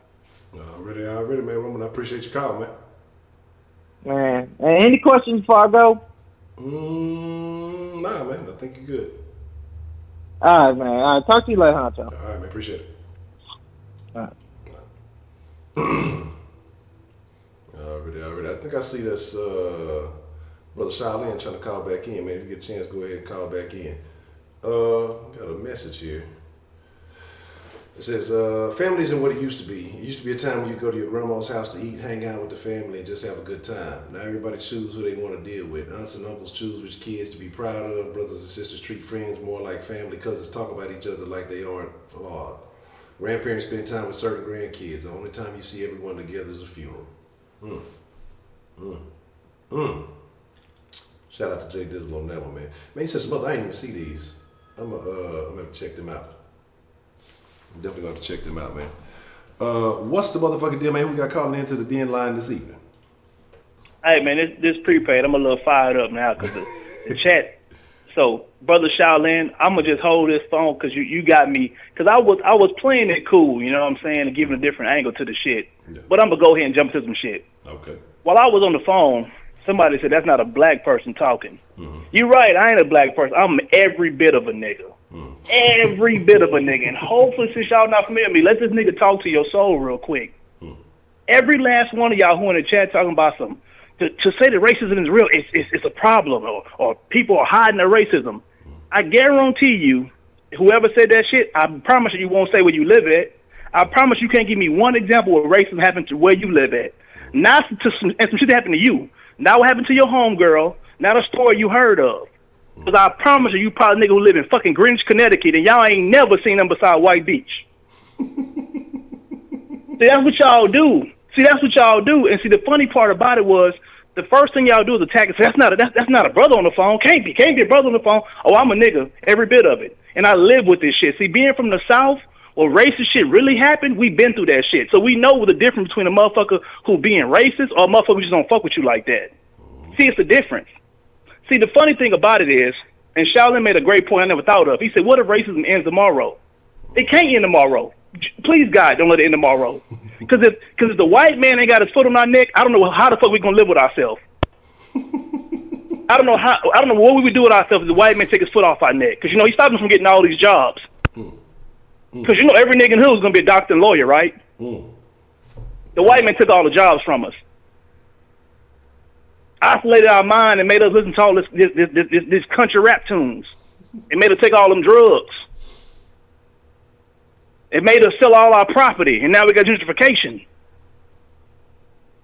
The white man did that to us. The white man put all that liquor in our neighborhood, so then, we can't just go to the liquor store and not buy the liquor. We gotta buy the liquor. The white man put it there. Think about it. So you went to the store and not bought a fifth of Crown? Every time I walk in, I gotta give me a fifth. A fifth. They put that brown bag on. I drink it right outside the store every time I go past that motherfucker. Because racism says I have to drink Crown Royal every day. No, I'm sorry, Hennessy. I apologize. Okay. I forgot. I gotta get my fifth of Hen Dog every day. Yeah. Gotta have it. And then on my way home, as I'm drunk driving, I stop and get me a 20-piece from Popeyes. Eat that shit every day because, the white man built all them Popeyes and shit. Gotta have that. See, that's the thing. That's the thing with y'all. When you lack the knowledge, when you lack the understanding of how things really work in the world, you do personal attacks. I'm more of a nigga than majority of niggas gonna ever be. You wanna know why? I'm living the fucking dream. I made it out, nigga. I made it out. And I ain't ashamed to tell nobody that shit. And you want to know something else that I do? I help out niggas who trying to make it out also. But if you a nigga who sit around and talk about how racism is killing the world and black people, this situation we're in because of racism. No, nigga, ain't no help for you. Because at the age of 21, you're talking about what racism did, so you're going to be 42 years old still saying the same shit, and the world will keep passing you by. Going to keep passing you by and keep passing you by. You niggas going to be stagnant forever. Forever. You want to know who never cries about racism, Honcho? You want to know who never cried about racism? Who is that? Successful niggas. Never. Life be good as shit. Life be awesome. You want to know why? Because the biggest nigga who's stopping a person who's successful is the nigga when he walk past the mirror and look to his right, that's the person stopping you. That's the one. That's the one. So if any of y'all are younger than me and I know how y'all go to college and how y'all get into school, tell me what college that racism stop you from getting into. Tell me what job that racism stop you from getting. Tell me the car that racism stop you from getting. Tell me about the house that racism stop you from getting. So I can dig into some things that can tell you what really happened to you. You didn't get the car you really wanted because your credit's fucked up. The white man didn't stop you. You don't even know your FICO score. You can't get the house you got because you never built any credit up. Your folks fucked up your credit. They put all the motherfucking bills in your name when you was a kid. So instead of you calling your mama, getting on her motherfucking ass as a washer but $5 light bill, never paid this shit and fucked your credit up, you're going to talk about racism. Don't tell me how school don't want you to succeed. They literally giving you all the tools to succeed. Your lazy ass ain't went to not one tutoring session. Don't tell me you ain't had the money when I know about Pell Grant student loans. You ain't even do that because you ain't going to pay the money back no way. Tell me you're going to pay back your student loan. Go ahead and lie to me and say you're going to pay back your student loan. I ain't going to pay mine back, so I know you're not going to pay back yours. You ain't nowhere as hell of a nigga as me. Sallie Mae can't get a dime from me, period. So come on with some more excuses. I need somebody. Give me something. Tell me how the white man is taking everything from you. And stop listening to all these niggas talking about the gentrification bullshit. I'm sick of you niggas. You know what I'm saying? John Singletary died, you know what I'm saying? John Singleton died, you know what I'm saying? One of the greatest producers we ever had, bro. He made Boys in the Hood. And for some of y'all who not too damn young and wet behind the ears, y'all remember the scene when Fierce Styles brought him outside and Trey was drinking the milk and he was talking about gentrification. And he was telling them, we need to keep everything in our neighborhood black owned. Black businesses. Don't sell your homes. How did gentrification happen, if y'all don't mind me asking? Can you buy something that nobody's selling? Now, this is the thing. According to 1941 legislation, you can no longer do notorious domain, which means that you can literally possess something that doesn't belong to you. That's 1941 legislation. Okay. Now, I know some of y'all was born in 1941, so, racism is still kicking y'all ass and y'all oppressed. So while y'all sit back and bitch about gentrification, here's the idea, nigga. Stop fucking selling everything you own. Stop letting the price tag be put on everything that you own has a price tag to it. How about you value something? How about that? And if you from DC and you in a chat right now, you know what I'm talking about when I mentioned Chocolate City. It was called Chocolate City because it belonged to us. We don't own shit there now. I wonder how that happened. The white man must have snuck in at night and made all y'all sign over y'all leases and shit. Made y'all steal all y'all sales, all y'all squares and shit of y'all land, steal all those acres away. That's what happened. They snuck in and tricked you. But they gave you 2 cups of Douce, 2 shots, and made you sign something. That's what happened. Fuck out my face. Look, man. If any of y'all want to challenge me on something, give me some facts, bro. Don't come in here and tell me about your emotions. Don't tell me I'm black or I'm white or I got a white wife or some shit like that because you don't know me. But you're going to get to know me. You'll get to know me. Y'all be good. I really appreciate the call, man. Interesting.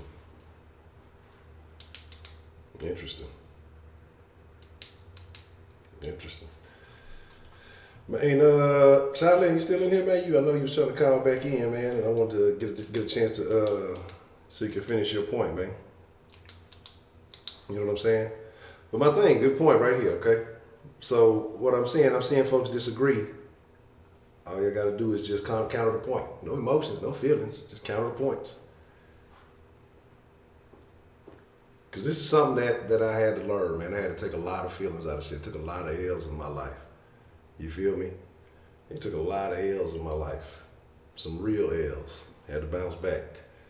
And when I changed my way of thinking, I changed my way of living. You know what I'm saying? But it's not about what they do. It's about what we doing, man.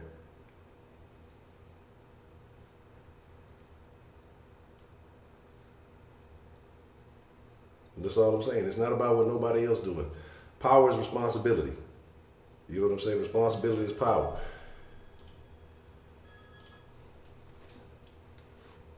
What's the motherfucking deal, man? Who got calling into the den this evening, man? What's up, Honcho? This is D-Love. D-Love, what's the motherfucking deal, man? What you want to drop in the den this evening? So let's go ahead and talk about this issue, or so-called issue, or what have you. Okay. Okay, so I'm gonna try to address, racism, and then I try to spill a little stuff on interracial dating. So as far as racism, whether it exists or whether it doesn't, it doesn't bother me at all because somebody feels some type of way about me because of my race. That's not like a personal problem for them, not for me. So it's like, okay, what if they're racist towards me? So what? So freaking what? Like I don't see why I should lose any sleep over that, right? Right. So I'm not really the one to say that racism doesn't exist. I mean, I guess it varies from circumstances. I remember I was doing a theater program, a competition actually, one night play, called UIL. Yeah. So we was doing a play, and our cast was made up of black people, and we had some Hispanics that were actually playing black because the theme of the show was slavery. So we actually had some Hispanic women play the role of black mothers and stuff. Like we was all black, like forget it, we was all black. Right? So we were on the way to the we won the first round, whatnot. So then we went to a college, a predominantly white college. And so we were regular attire, like civilian attires before we actually put on the costumes and did what we did. And we were kind of dressed like, thugs. I mean, we had kind of some smelling like weed and stuff like that. So I guess people perceived us a certain way because most of our competition in the second round was just white. We're like, prep, private schools, all that good stuff. So here's what happened. I was in the restroom. I just went to the restroom to go pee, do what I had to do, and there was two white boys that were like twice my size because I was 120 pounds at the time, and they were like twice my size, and they were not chopping it up as soon as I walked in. As soon as I walked in, I wasn't even in there for like 5 seconds, and I noticed they went from talking like as soon as they glanced at me, they looked back at each other, started talking, and then not even a second later they get it up, like. They got to stepping. Now, I'm not trying to say that they was intimidated by me or anything, but I mean, it's kind of a weird coincidence that they just like I heard footsteps moving quick. So, like I said, I don't know if they felt some type of way about me or not, but here's the thing. Yeah, if they did, then, I mean, that's their perception. People say perception is reality, but that's not always the case. Make a long story short, we ended up winning our competition.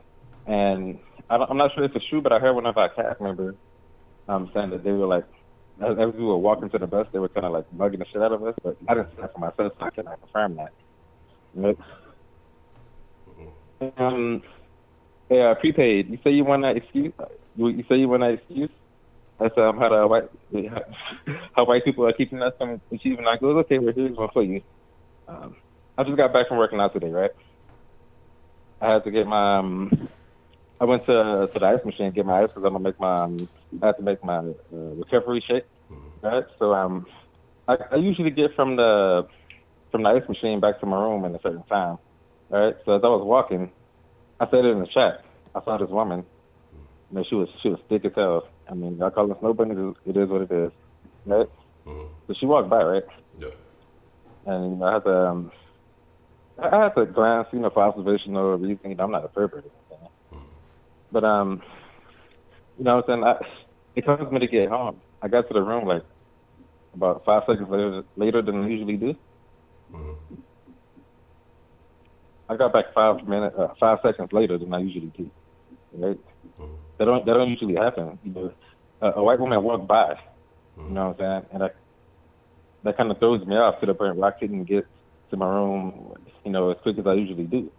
So, you know, that's oppression. Like, I'm oppressed. You know what I'm saying? It held you from getting back to I'm your like, room. that's what I'm saying. Like, you know what I'm saying? So, like, okay, so let's talk about like, yeah, I'm bored, right? But no, let's talk about the interracial dating. Like, I don't care. Like, I really don't. I do not care about you know, who you find. Like, the only thing I do care about is it becomes a concern to me when people start when it's because of like self-hate or people start I don't know. There was a dude that was dating. He likes to date, you know, foreign women, and he had this saying that if it's foreign, if it ain't foreign, then it's boring. And you know that's lame. Let's be real, that's lame. No, he said that. No, it's a black male. It was a black man. He says if it ain't foreign, then it's boring. Get that nigga a Which rap is pretty deal. lame. It's pretty lame if you ask me. Because like I said, we shouldn't degrade our own people. You know what I'm saying? We shouldn't degrade. Right, exactly. And I agree with some of the last callers that said I don't know, it was Roman that was saying, you know, black people are beautiful. Like, black women are beautiful. Let's just keep it real. I don't mind I don't mind interracial dating at all. You know, as long as there's chemistry. Like I say, I don't think there's anything really that can be chemistry. You know, if they got chemistry, then that's pretty inseparable, if you ask me. So, one of the last things I want to talk about is, you know, during high school. You know what I'm saying? It wasn't a lot of it, but I'm not trying to throw shade at any other race at all, but we had some black women, and this is rare. We had black women that dated outside of their race. Now, I'm cool with it, but for some reason, there were, you know, black women in particular that was pretty open about, you know, their dating options and stuff like that. But for whatever reason, they were always like disrespectful towards black men. And so, now there was two women I know, two black women I know that were like that. But there was one black woman. She was an actress. She was an actress. She transferred from a very good acting school, and she was black. She did it outside of her race, but she, apart from those two, she actually treated everybody with respect regardless. Right? So that's one woman that I can say. And right now she is married with a child, and she lives really happy. She was a phenomenal singer, by the way. You know, so I'm going to go ahead and put that out there. So, just something to say, like, I don't mind I don't mind anybody interracially dating, regardless of the gender, regardless of the race. The only thing I have an issue with is, you know, self-hate. Like, you do not have to completely disrespect. I might have to go ahead and tell y'all some of the stuff she says to me, or should I wait? Should I say this? I mean, it's up to you. Huh? It's up to you if you want to share some of the things that were said, you know. Okay. Well, I'll tell y'all this, because you know, I had a lot of hair in high school, and you know, I comb my stuff like every day. So there was some days where I like overcomb the shit and like sit on the scalp, but no, I combed my hair, like picked it out like, all the time, so it was soft. It was soft as hell. And you know, she was this female in particular. She didn't really have a lot of self-respect. I mean, she had men motorboating her like in the middle of the class and shit. Like, everybody just all like in the city. So I don't blame them though. You know, they did what they did. But so I was just she was sitting cuddled up with like multiple dudes in the class, and you know, she stroking their head and shit.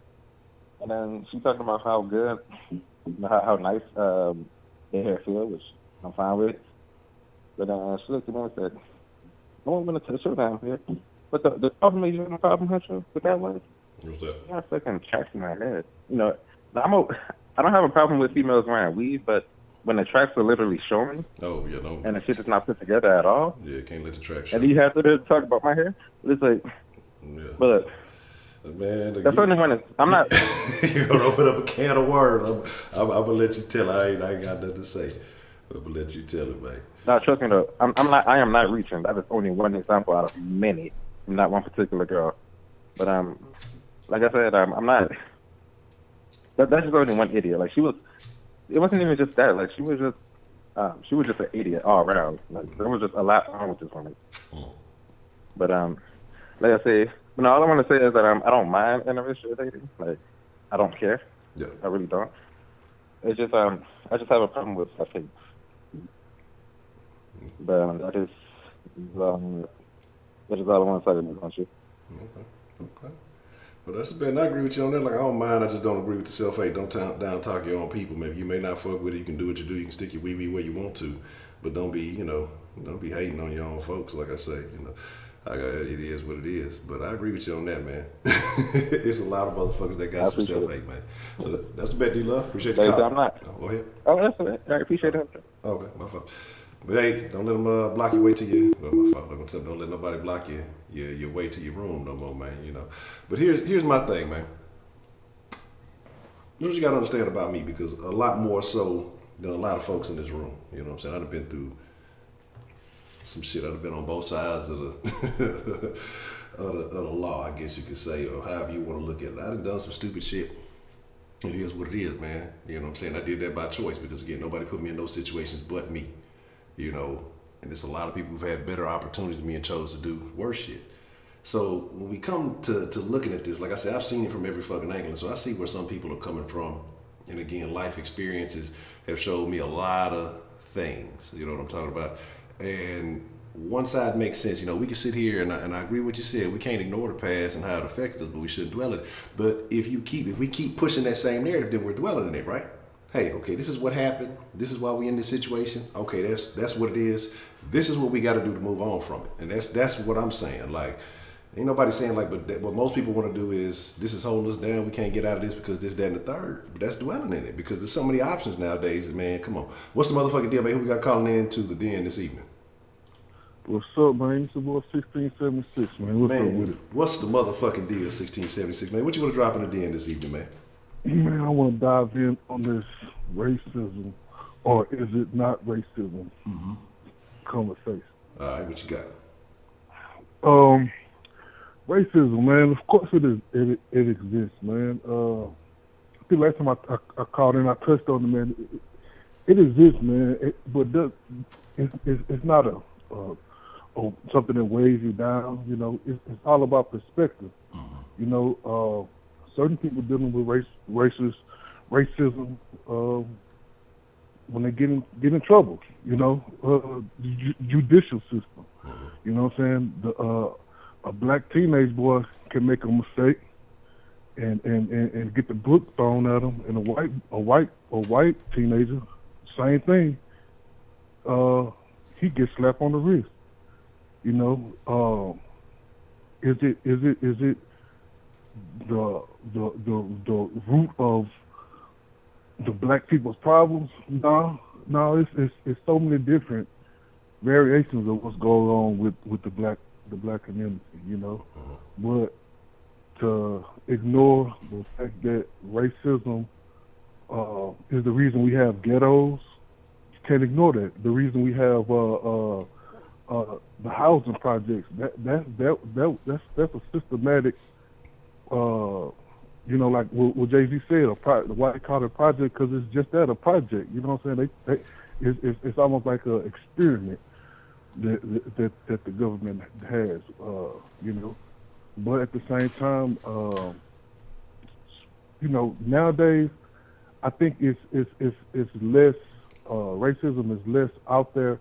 The simple fact, to be honest, because black people run the culture, So when you with social media and everything, it makes everyone seems, I guess, more together in a sense, because it's easy to act like I'm down with the cause just to get likes from the computer or on your phone. You know, it's real simple.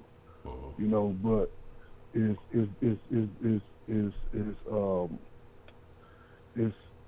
it's one of those things, man. Like I say, it's perspective because it racism doesn't exist until it hits you. You know, it's no different. I'm gonna tell you a case in point.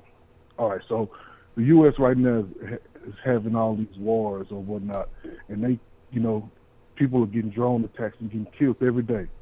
And us over here in America, we don't even think about it because it's not on our street. Something that we don't even, you know what I'm saying, the average person doesn't. Is it people out there that knows what's going on and cares about it? Yeah. People don't, but the average person, they go on everyday life not even worried about it because it's not on your street.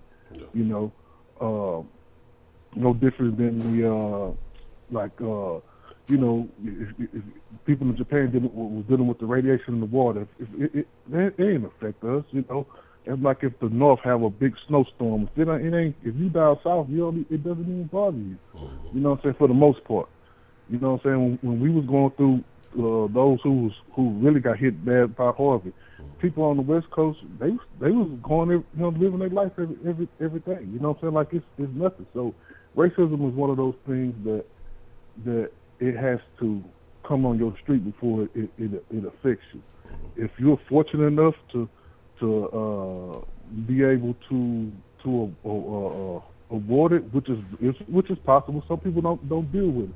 You know what I'm saying?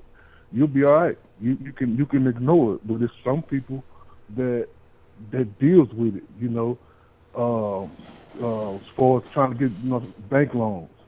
You know,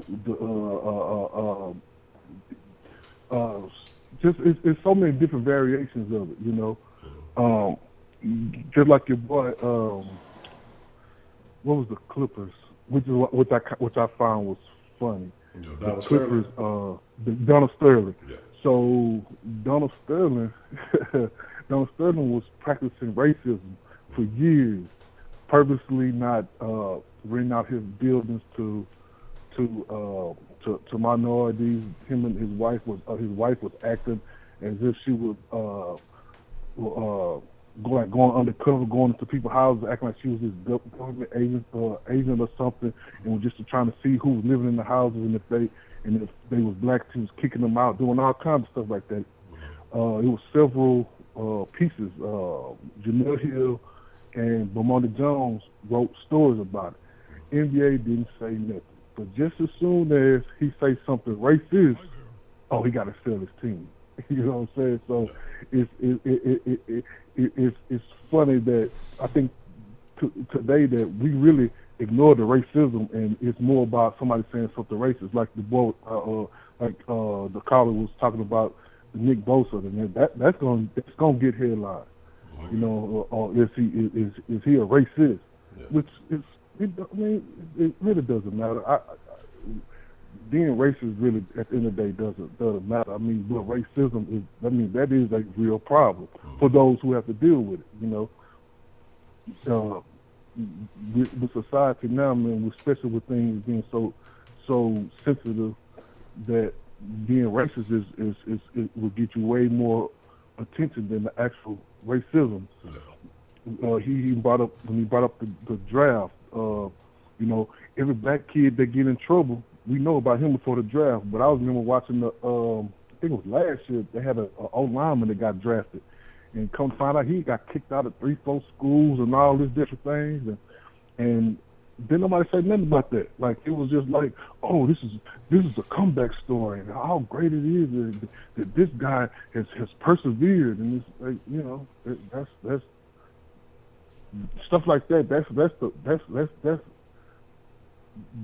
picture that gets painted for some. You know, they make it so much. You know, this guy persevered. You know, but it's black kids that persevere too. You know, it's like I said, it's just all about perspective, man. It does exist. You know, should it hold it down? Is it a weight? That when you can't make it out, no, but it could be very real if you make a mistake, you know, as a kid, you know, that's real. You know what I'm saying? Yeah. All right. I mean, but this is what I'm saying. Like, and like I said, I can agree with you what you said, man. When you said that it's the racist gets more attention than the real racism acts. You know what I'm saying? But Yeah. in our own situation, this is how I look at things personally, right? We all know that all this is going on. So why don't we? What do we do to counteract this? As far as you talking about like as the black community, Yeah, it's the black community. What do we do to counteract this? what it would take is a unity, but I doubt that will happen because you have so many black people have so many different agendas.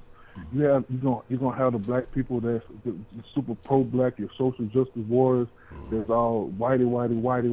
Everything is about whitey. You know, you're gonna have those who make it out, but they don't care about trying to pull somebody up and help them. You got those that will make it out and that's gonna come back and help. You know, you're gonna have those who just really don't care. I'm cool. You know, whatever status they are. You know, you got some that are growing up in the welfare thing, and I can't wait till I'm. You got. I mean, it's real and it sucks, but you have girls that's growing up.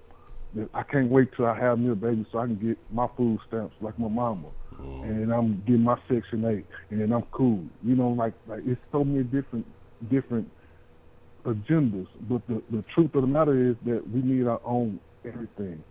You know, I was telling my brother-in-law, or we watch games sometimes, sports, NFL and things, and I told him, I was like, man, I say, you ever notice? I say, when we watch the game, man, NFL is full of black people.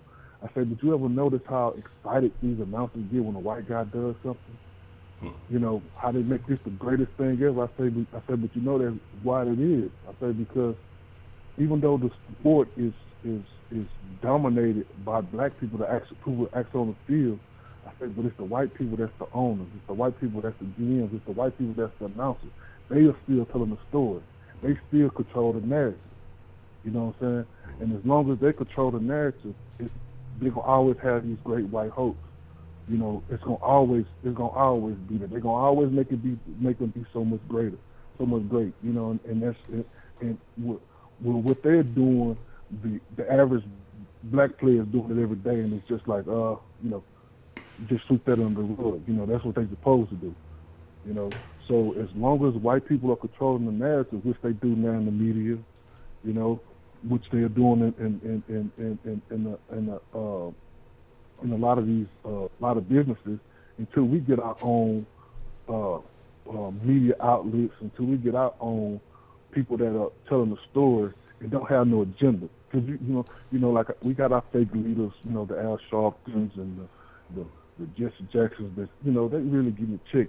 Everything that they saying on TV it's a reason. It's a agenda behind it. You know, or we gonna get some pure people that's really about the uplifting of the black community that's gonna show. I doubt it. You know, and plus the kids today, their role models are the rappers and the entertainers. And mumble rappers running things now, so like, how is that gonna be in 10, 15, 20 years? Like that's what's scary. Yeah. You know, how many people scroll up and down social media, Instagram, Facebook, and all you see is parents showing their kids dance and doing the latest moves. But when progress report time and poor card time comes, you don't see that. Yeah. I see everybody posting their kids' first day of school. They be sharp at all the latest days, and you see all that. Yeah. But anything for substance, you don't see. I remember a while back, man, everybody was posting their kids on the first day of school. Say, who gonna be the first one to post their kid getting suspended for fighting or some shenanigans that they get in? We be encouraged. But then, so when it comes to that, and this is what I say, and this is why I say what I say, man, because I feel like our issues start with us. If we start encouraging and supporting, just like you said, that we're not going to post in progress reports But we gonna post them. We gonna post the clothes. And I remember my auntie, man. She one of them. We ain't really too cool now. But I know when I used to get them A's, she break a little bread. Or how many A's you got? Okay, I'm gonna break a little pay for it. And it wasn't even that incentive. That was just like a bonus. I wanted to get A's. I wanted to be the best and shit. But what I'm saying is like, is if we started encouraging better fucking things, when we get better outcomes instead of encouraging this twerking and the kids like I remember the little kid that was trending for a long time, right? The little kid, I'm grown, I'm daddy, and he was all over social media, little stuff like that. And so we encouraging these kids cussing and being grown and all this other little shit.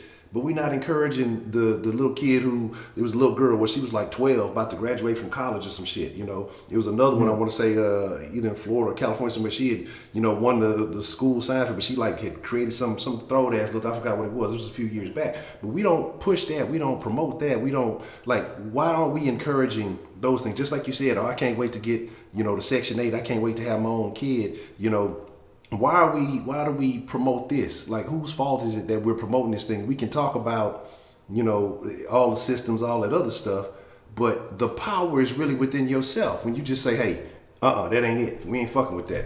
This is the standard we gonna live by. Like, when do we get that? When does that change, man? I honestly feel like, okay, just the honest truth, man. Like, it's no different than when we was growing up. At least I'm just talking about when I was like it took me when I was to getting older to realize it when I was in elementary. Every level we went to, like first grade, second grade, third grade, it was always free classes. So you had your smart class, you had your low performer class, and you had everybody in the middle. Yeah. And that's a microcosm of life, because you're gonna have people that's gonna be far out, that's gonna be on top, that's smart enough to realize that, man, regardless of my environment or how I was raised, I'm gonna have to change. I'm gonna be smart enough to do something so I can make it. You're gonna have your people that's low, the low performers, that's gonna be your people I can't wait to get my Section 8. It is what it is, and then you got everybody in the middle. Now the thing about that is, those people that's in the middle, I think, which is majority of the folks. That's gonna be majority of people. That it's a slippery slope, or whether they're gonna rise up or they're gonna fall. And a lot of times it's gonna be about the examples that they see. So if that person is just so happens to get around in the right environment or meet the right person that can elevate them, then they'll elevate. But then just as well, they can get around the same amount of people that get in their head, oh, maybe, what, they really chilling with that $3 rent over there. You know what I'm saying? That ain't such a bad, so then they can fall down. So I think it's all about, really, it's either going to be an example, a person, or just, sometimes it just clicks. And when you make that change in your life, any person that makes has to make a drastic change in their life, they don't necessarily get it from their parents or older brother, sister, cousin, whatever. It's always like it's always, you can always, if you had that moment, it was like just something triggers it. It's like, man, I need to get myself together. Or man, I see why I messed up. Everybody don't want to deal with accountability. Everybody don't want that, because that self-reflection, man, that it can hurt, Yeah. But you got to be real with yourself. And a lot of people don't like that accountability, man. It's tough on a lot of folks, man. You got to be strong to get that accountability and realize your mistakes, or when you're wrong, or when you're heading down the wrong direction. It's tough, because it's real easy to blame somebody else. Very easy. A lot of people want it the easy way. Yeah. That's the reality, man. So it's tough to say. I'm not gonna say it's tough to say how we could do it. It's so many different variations of what we can do or what needs to be done. But the truth of the matter, man, we have to get together, form our own, and do our own. But yet still, I remember Killer Mike did the thing at the State of Black Union years ago, and a couple years ago, he made the big speech and was asking the black folks, like, you know what I'm saying, how many people hunt, and, you know what I'm saying, and how many people know how to slaughter their own animal, and how many people shoot. I mean, like, really go to the gun range and shoot and all that.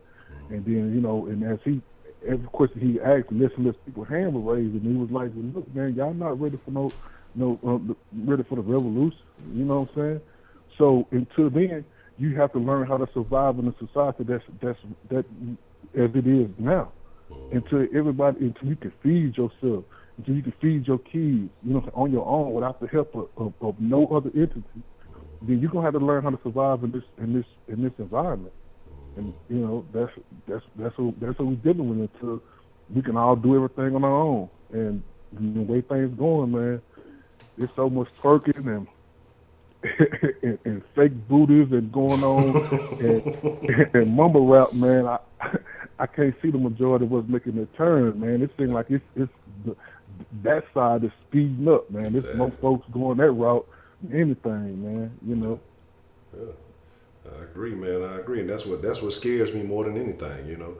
And it's like, you know, it's who really with it. It's a lot of people that'll talk about it, that they want to do this, but then they go straight to that. They go straight to supporting that nonsense. You know what I'm saying? And then get mad and blame somebody else. But it's like you said, accountability. That's a tough thing, man. I'm telling y'all. After I got into some shit and I was looking at some time and some things like that, man, I locked myself in a room. Well, I'm not necessarily locked myself in the entire 6 months, but I spent the majority of time, if I wasn't working, when I came home, I had a little office in the back, and I locked myself in that room, man. I'm talking about I'm cracking open books. I'm doing everything. Like, I looked at myself like I'm the glitch in the system. You know what I'm saying? I fucked up. I got to fix it. You know what I'm saying? Because ain't nobody coming to save you, man. And, you know, I agree. A lot of people don't want to, man. I had to look at myself, and I had to look at my flaws. I had to really just look at it like, and I still do it. I do it almost on a daily, if not a weekly. You know, I try to look at where I fucked up here, where can I get right here. And a lot of people don't want to do that. A lot of people accept themselves as they are, and they think that's it, and they don't want to make changes. They keeping it real. You know what I'm saying? Because keeping it real mean I ain't got to change. I just got to be the same person I always been. And again, that's why I say that's scary, man. I agree, it's scary. All the twerking, all this shit, you know, that gets you put to the forefront. We doing a bunch of stupid shit for attention. You know what I'm saying? But that shit doesn't merit anything. When you get attention from other idiots, like what good is it? You know what I'm saying? Yeah, and that's what I say, man. That's what's the motivation now, man. I'm always waking up every day. How can I get these? I gotta get these likes up, baby. Yeah. I gotta get these likes up. Gotta get my followers up too. Let me figure out a way. You know what I'm saying? Let me figure out a way. I'm gonna use my kids if I got to, whatever. You know, let me go do a prank on my mama. Let me see how just like it's any and everything, man, to get these likes up, man. It's like it's society is getting so dumbed down, man. It's very few substance out there, you know. And people get caught up in social media to where that has become reality. You know what I'm saying? Like they say back in the day, I think even Charlemagne said this. He was like, back in the day, I used to get on social media to get away from reality. Now I have to now I have to use reality to get away from social media, like this, you know, because that's what it has engulfed us, man. And like I say, and the thing about it, like I said, black people are moving the culture, you know. So most of that, what's going on, is us. Yeah. Most of that, you know, that's us. That's us twerking. That's us with the, you know, got the videos of the kids, got the kids smoking weed and all that. They trying to get like that's it's a lot of that. It's a lot of ignorance, man. And it's no. I mean, you made a comment earlier. I really agree with you. Said we don't really need leaders, and I think we do need leaders, because especially now in the age of following, you know. Who's gonna have to be somebody that's gonna have to make that switch, you know, that's gonna make people, you know, try to head into the right direction, because that's what's going on, man. It's the age of following. So we can't bank on millions of people that's in this following age to just make that change on their own. It's not. It's just not gonna happen. That's how we got too many social engineered challenges on social media for that. You know, so somebody do a challenge and then everybody, let me give my version. It's just it's gonna take somebody that's gonna make that change. That's popular enough to try to attempt to make the change, I should say.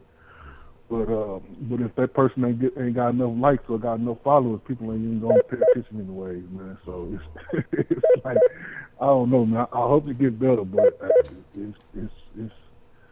it's looking real bad right now, man. It was real bad, man. But I didn't want to stay long, man. I was just throwing something out there, man. Throwing my little 2 cents on it, man. Already. Well, man, 1676, man, I appreciate it as always, man. Anytime you get a chance to call in, man, I appreciate when you call. Oh yeah, for sure, man. I'm gonna just get back in this and just watch the chat, man. Already, that's a bet. All right, man. All right. Man, good call, man. Very good call. What's the motherfucking deal, man? Who we got calling into the den this evening? Hello? Hello. Who we got calling in tonight?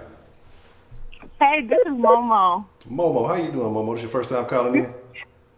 Yeah, this is my first time calling in. All right. People were asking me to call in from the chat. Okay, already. Well, all right, Miss Momo, what would you like to say tonight? I just had a comment to make. I've been kind of going back and forth with some of the people in the chat. Mm-hmm. And as far as racism, I was saying that I don't think that people realize like just how much and what black people have been through, how much it has impacted us over the years.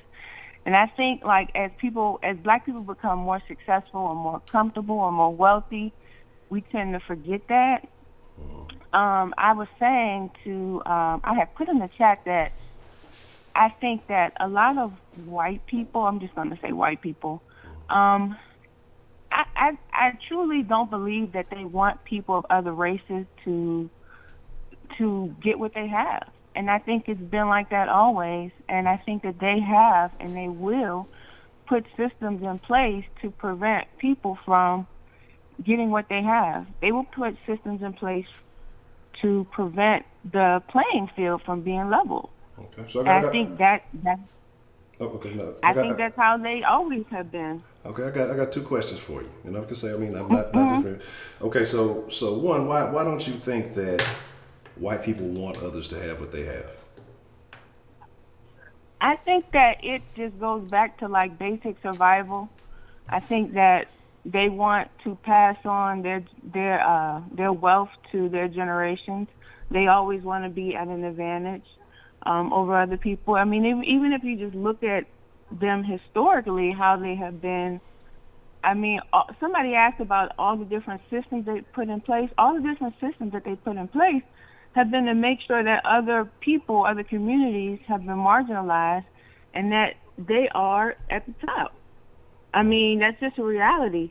And I think what black people have been striving for is to become a part of that or become a piece of, to get a piece of that. At least that's what I've been striving for. And I think, it could just come down to just like basic survival. Okay. That's why I had wrote some of the systems that I put in place in the chat. Even with slavery, and people say slavery was over 200 years ago, things like that, and Jim Crow and poll taxes, and denying us voting rights, all those things, redlining, all those things have had an impact on the black community because they were designed to have an impact on the black community. Making loans in certain neighborhoods unavailable for black people, you don't think that has, not you particularly, but people don't think that has had an effect on the racial gap, the racial wealth gap between us and white people, denying us from being able to go to college, to the point where we had to create our own colleges. That was done to widen the wealth gap. They don't want us, they never intended for us to be on their same level, for us to be on the same playing field. They never intended that.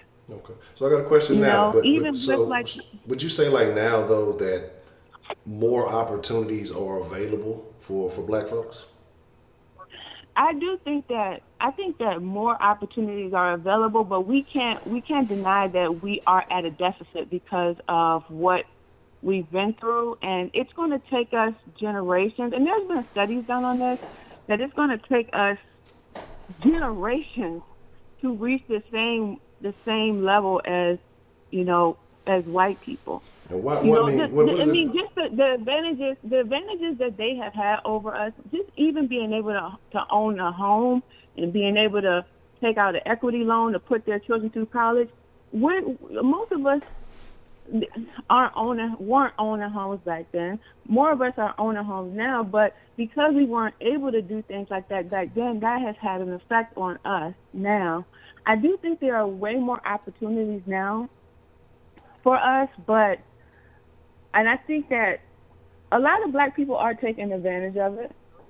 Okay. So But I do think that there's a segment of us that I don't know if it's that we just haven't, because of the certain communities that we've been raised in, I don't know if it's because it's a sense of just hopelessness and despair, or I'm not sure exactly what it is. Okay. I know that I've worked very hard, and somebody made a comment about successful people not complaining about racism. I consider myself successful, and I deal with racism every day. And What kind of racism do every you day. what kind of racism do you deal with?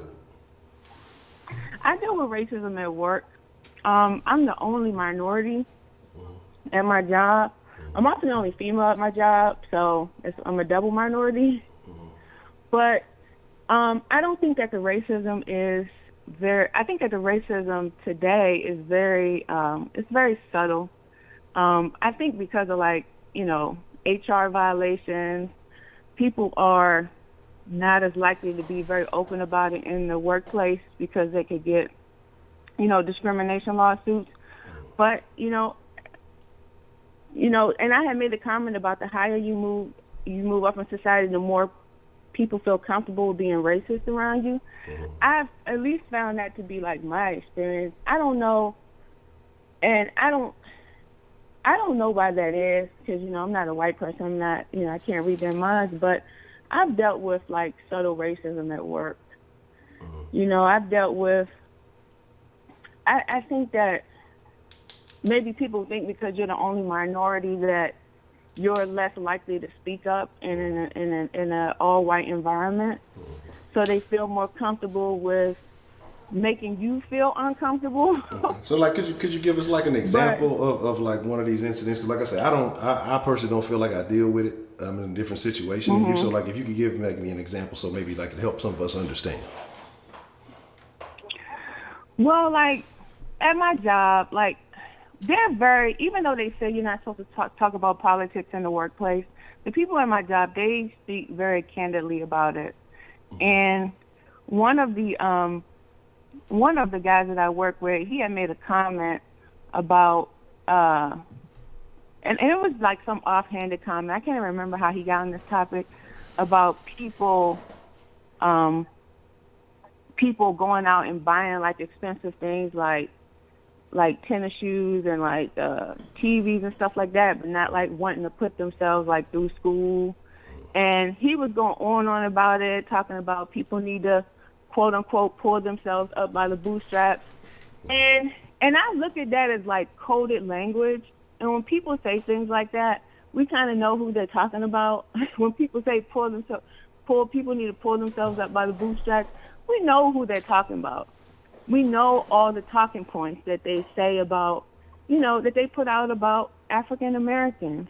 And he just went on and on and on.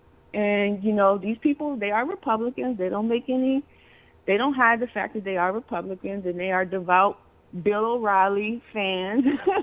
They don't hide that, but they repeatedly bring things like that up. They also bring up figures like Bill O'Reilly, who I think is very polarized, and maybe some Black people might agree with a lot of things that he says.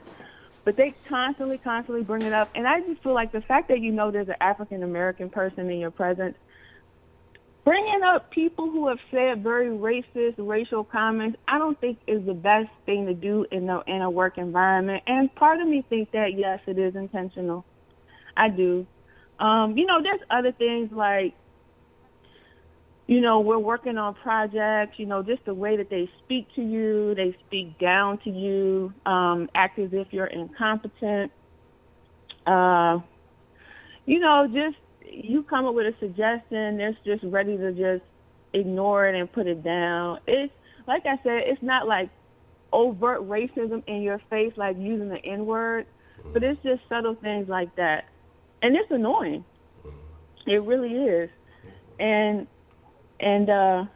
like I said, I think even if you are successful, I don't think that you can escape it, because some of them are always going to have a sense that they are smarter than you or brighter than you or better than you just because of the fact that you're a minority, because you're black. But what I also wanted to say too was that I have a son, and my main reason for not trying to have him look at this world through rose-colored glasses is because he has to grow up in this world, and I really just don't want him getting this false sense that he is going to be treated the same way that a white man is going to be treated. And because of that, I do want him to work harder. And I want him to know that because of that, he has to work harder. Okay, I got a question about that, though. And, and I understand it because that's how, my mom told me things like that when I was younger. But, and this is my perception, because, I don't feel like anybody's better than me. They can think whatever the fuck they want to.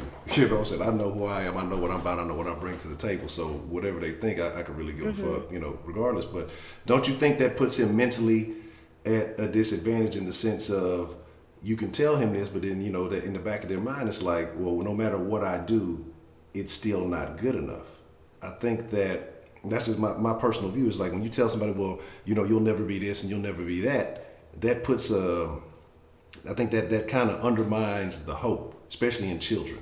You know what I'm saying? I think that you got to let them have certain experiences to see it for themselves. Like, I don't think we need to put our personal narratives on them. If they don't experience these things, it's a different world, I feel like, for the kids, especially with the weird shit that's going on, than what we went through. And so I think that when you do that, that kind of mentality makes them feel like they're never good enough. Even though I'm working hard, even though I'm doing this, I know that other people aren't viewing me as good enough, whether that may be true or maybe that's false.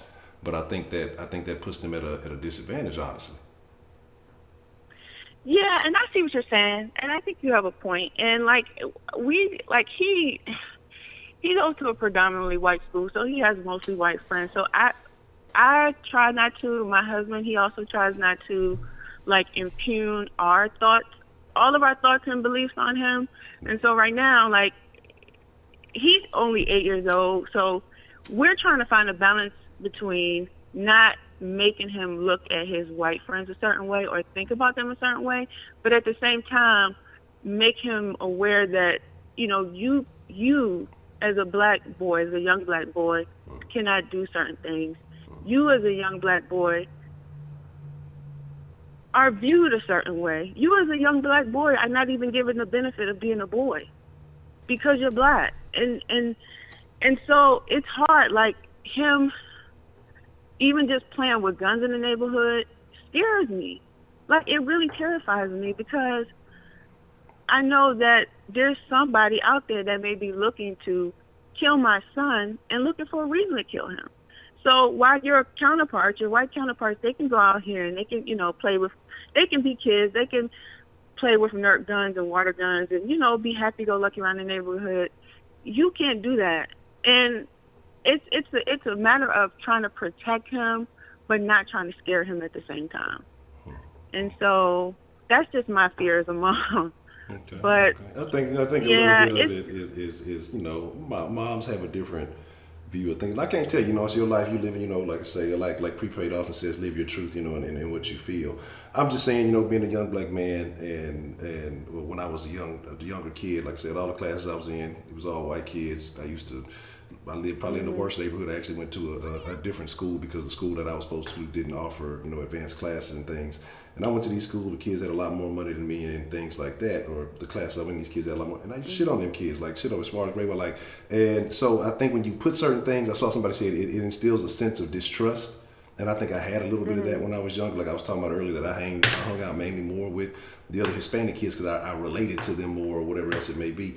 I just think that, you know, you got to be real careful with that type of shit because, again, you know, children, very young, very malleable, and their thoughts, especially these days with everything else that's going on, can be easily influenced, and it can have a permanent influence on them. And again, like I say, it's your kid, you raise them how you want to. I just think you should be cautious with that. Another thing, though, you talked about buying expensive things, and you said you felt like that was coded language.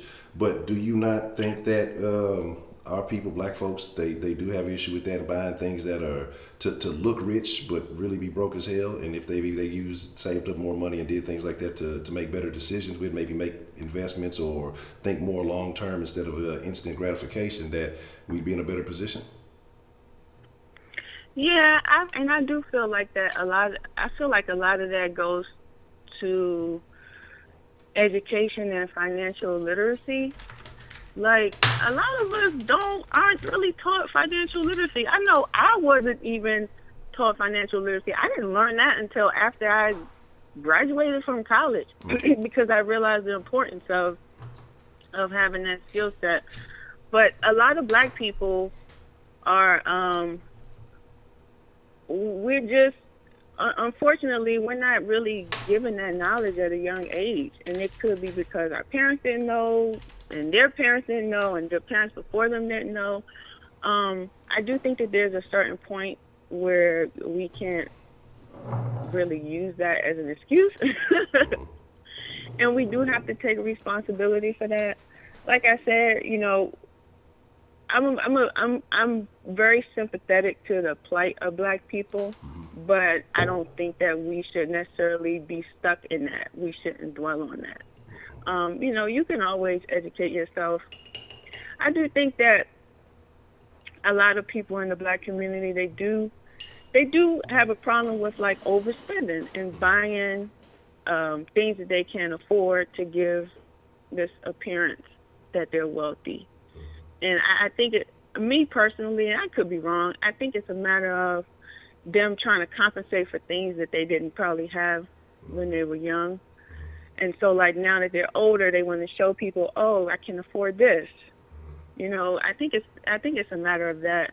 But yeah, I do think that that's a major problem. Okay. I do. But at the same time, you know, we really haven't been taught. But I mean, I'm saying, we haven't. But I think, you know, because you got poor whites, you got poor Mexicans. I don't think anybody, when you broke, you just don't know. If you come from a broke family, you're gonna stay broke. I think the way I look at things is more classism is more of an issue than racism. But I got a couple of questions. If you don't mind me, I'm not trying to get too personal with you. I'm curious with you being a first time caller. We like to, in the den, we feel like a community here, so we like to get to know each other. It's more than just like a channel thing. So we like, because, you know, most people come in every night. We talk. We kind of get familiar with one another. Whether we agree to disagree, you know, all opinions are relevant in the den. What would you say your background was growing up? Would you say middle class, lower class? Like, what was your situation growing up, if you don't mind me asking? Well, when now that I'm older, I realized that we were middle class, but when I was younger, it felt like we were poor. Yeah. But when I look back on, like, the community that I grew up in, the area that I grew up in, I would say we were middle class. We were middle class. I was raised by my mom. Well, I was raised by my grandparents, but I would say my mom was in the household. She worked a lot, so I was mostly raised by, like, my grandparents. And they were, like, blue-collar workers. My mom was a private nurse. And for me, because she couldn't really afford to give me things that I wanted as a child, I knew that I would have to work extra hard so that when I had children, I wouldn't be in that position. Okay. So it kind of forced me to work harder. It forced me to bust my ass. Like, it did. So I think, you know, but then again, you know, I grew up in a middle class neighborhood. Okay. You know, I didn't grow up in an urban area. So a lot of the things that people in urban areas face, I didn't really face that. And I didn't really even appreciate the fact I didn't face that until I got older. Okay. You know? But But And so, you know, but because I didn't grow up in that area, you know, it does make me more, you know, sympathetic because my experience is not their experience. And so I think a lot of people don't realize that too. Had I grown up in that type of environment, who knows where I would be or what decisions I would have made or what decisions I would have felt like I, you know, would have had to make. okay. You know, I have friends that have, but And then so, you know. so your situation now, and you said you went to college. I don't know, like I said, I ain't trying to get too personal with you or anything like that. What area of the country do you currently live in? I live in the DMV area. In DMV. Okay. Interesting. And so now, would you say you still kind of in the middle class range, upper middle class? Like, what would you say your status is now?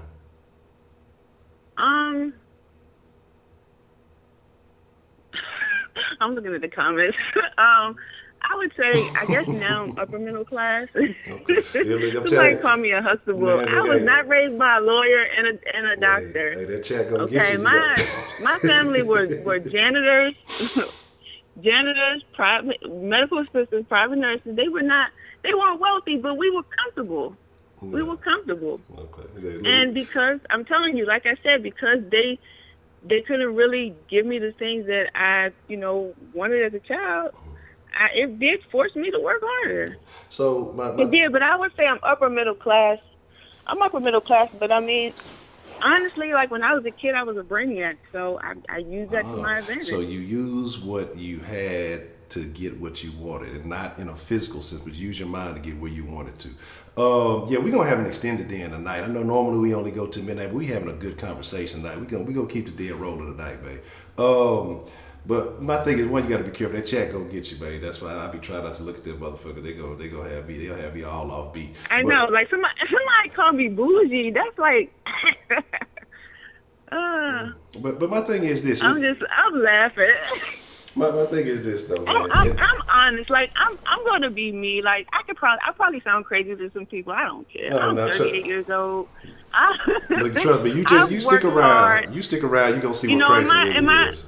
My struggle is not everybody's struggle. Their struggle is not my struggle, but I'm very comfortable in who I am, and I'm gonna be real. And you can't ask for anything else but that from me. Exactly. That's all we want in the DM, man. Like I said, but trust me, you ain't heard crazy yet. it's some crazy. You trust me, you real even keel, and that's cool. You know what I'm saying? Because you being honest, and again, like I said, I appreciate you calling in. Yeah, somebody was talking about like the gentrification that they're doing in DC. Like my stepfather and my brother lives in DC, and they grew up in, and you probably know what I'm talking about. They grew up in Kenilworth. Matter of fact, they still live in Kenilworth, and like it's the regentrification over there. What they're doing to get people out of those areas is like ridiculous.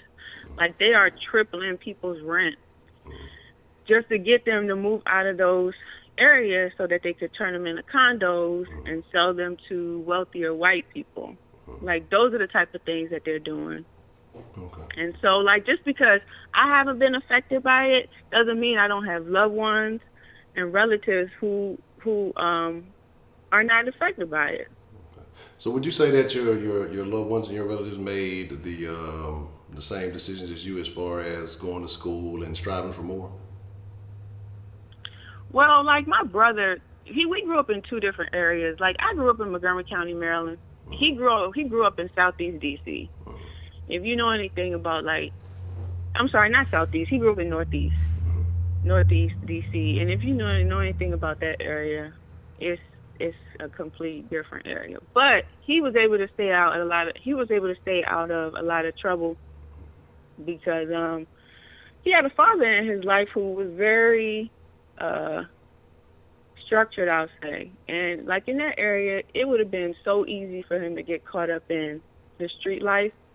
But I think a thing that saved him too from that area was like sports. He was really into sports.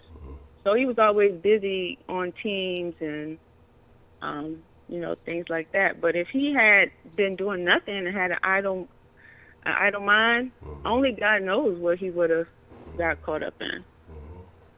Only God knows. Like I always tell him now, how proud I am of him.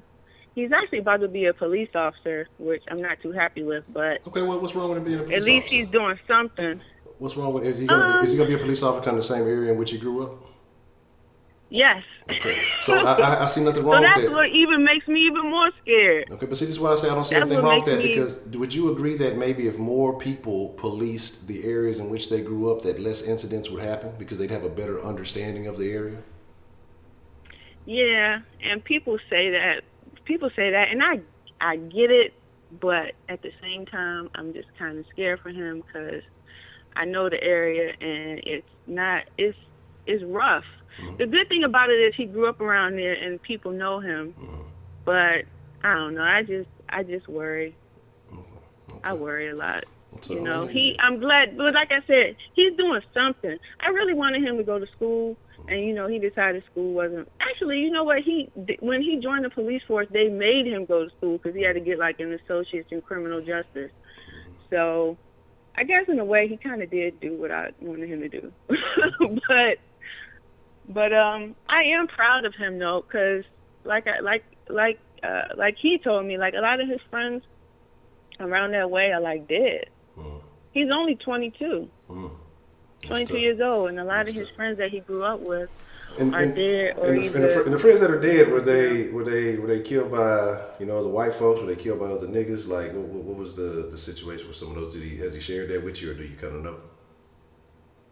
I'm sorry, say that again. I said, so the ones most of his friends that are dead, like were they killed by white people, cops, other niggas, or like what would you say was the primary cause of him losing a lot of friends?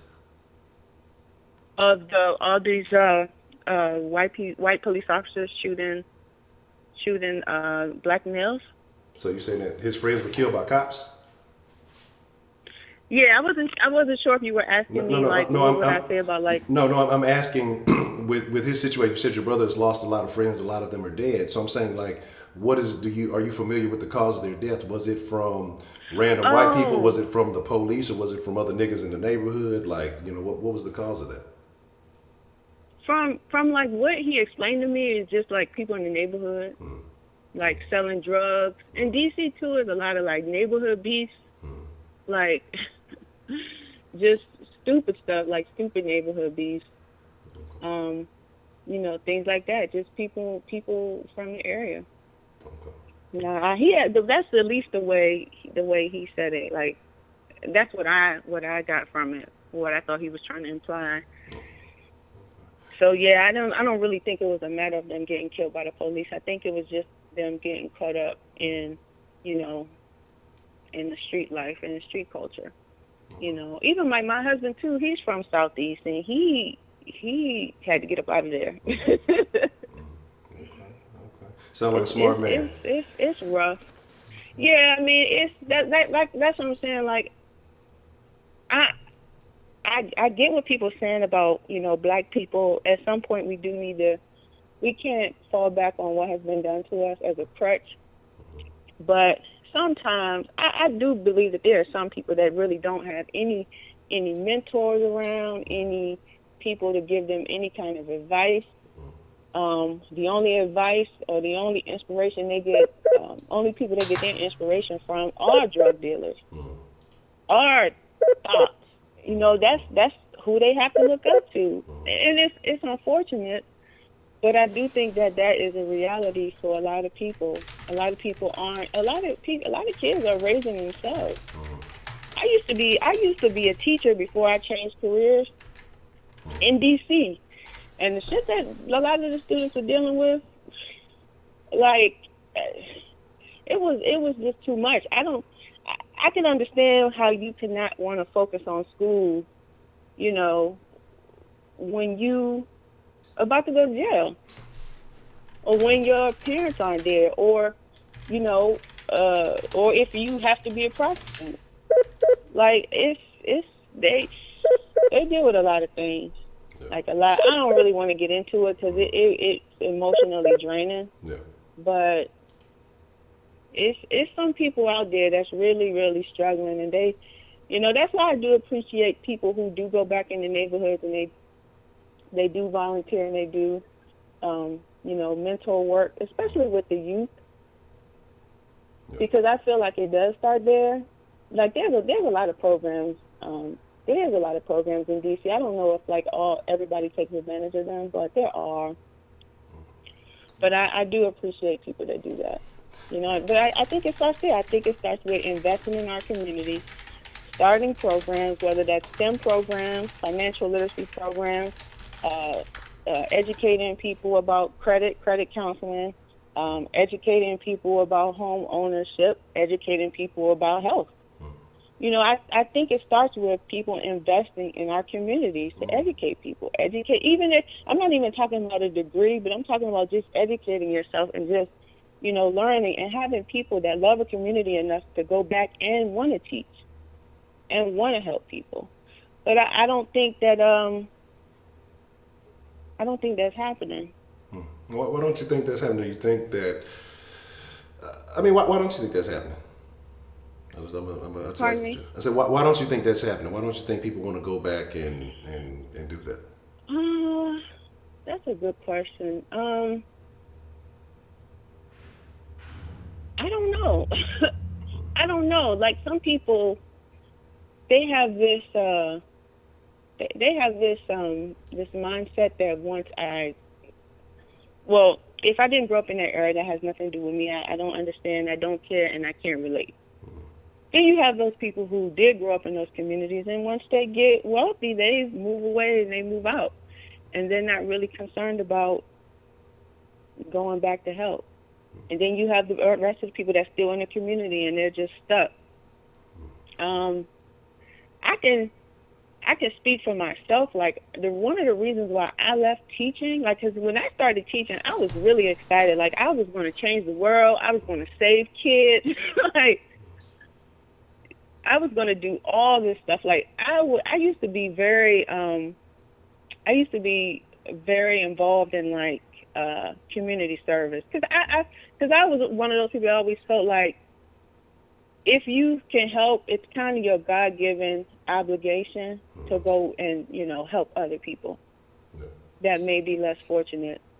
So I did. I used to, but the 5 years that I taught.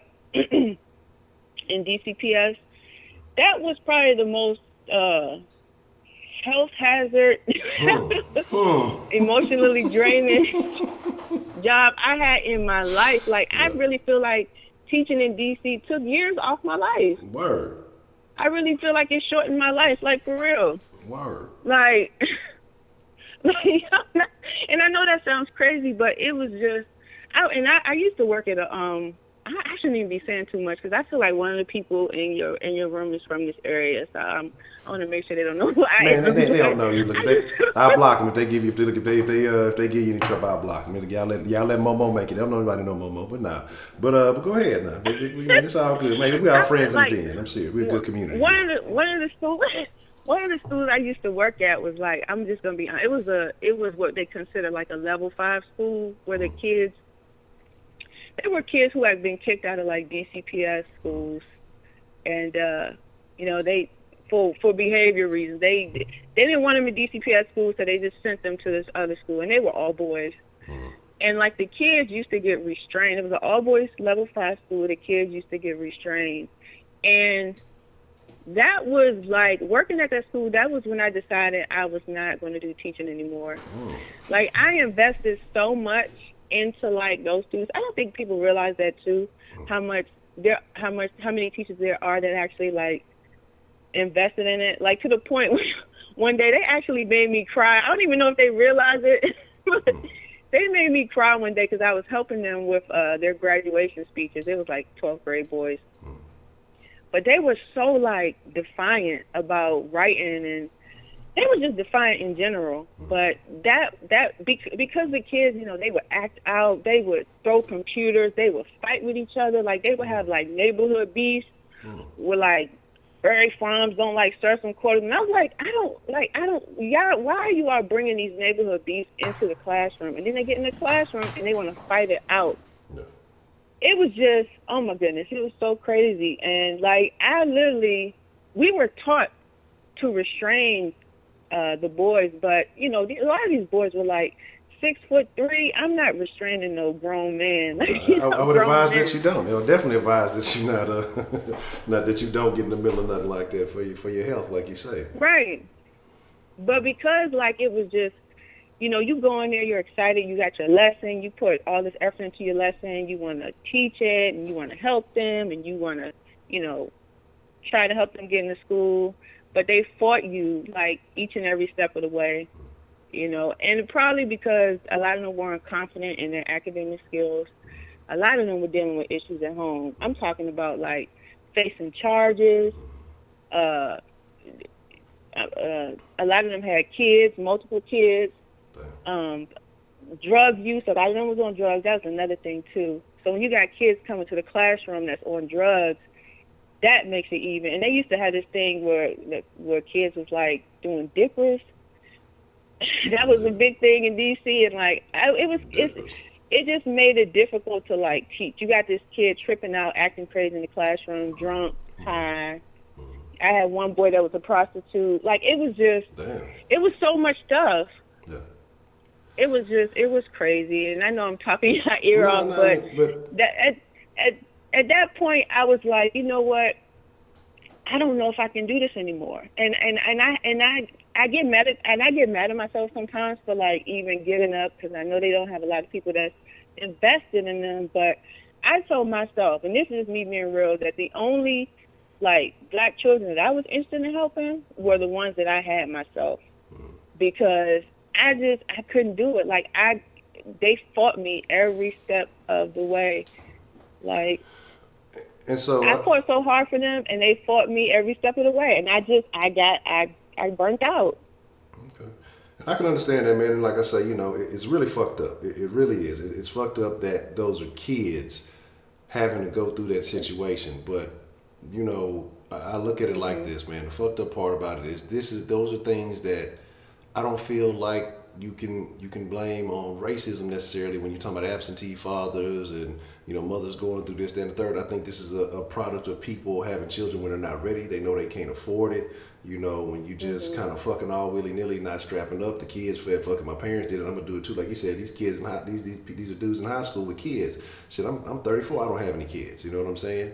Because my mom was on the scene to teach me certain things. And so all I'm saying is, I can understand why people feel what they feel. And I'm not telling you to change how you feel. I'm not telling you that you need to feel this, that, or type of way. I can understand being sympathetic. I'm sympathetic to the situation, but my thing is, how do we change it? And it's not about saying, oh, it's this person or it's this system or it's that. It's like, okay, that's cool. If we know that this exists, how do we counteract that? I'm more about solution. I believe in, hey, once you know the problem, you know the problem. The problem's not going to change, So now it's time to focus on the solution. This is the problem.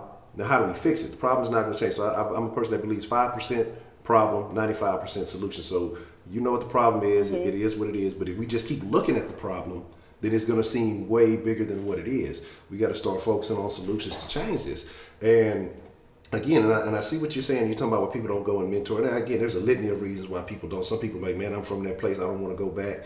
I ain't, fucking with them. And I can understand that, hey, no telling what they went through to get up out of there. Some people, like I say, they may go through the things that you went through. They go through there and you got defiant kids. They don't want to hear, you ain't my daddy, you ain't my mama. They may not, it may just be too tough and they got their own life. They may have their own children. And don't be heavy on yourself for making a self-serving decision in that, you know what I'm saying? Because you do have to be a parent to your child, and what you got going on. So you did your best, but at the same time, you just got to look at it and think of, instead of pointing out to these kids and saying, oh, these are all the problems that you're going to have to face.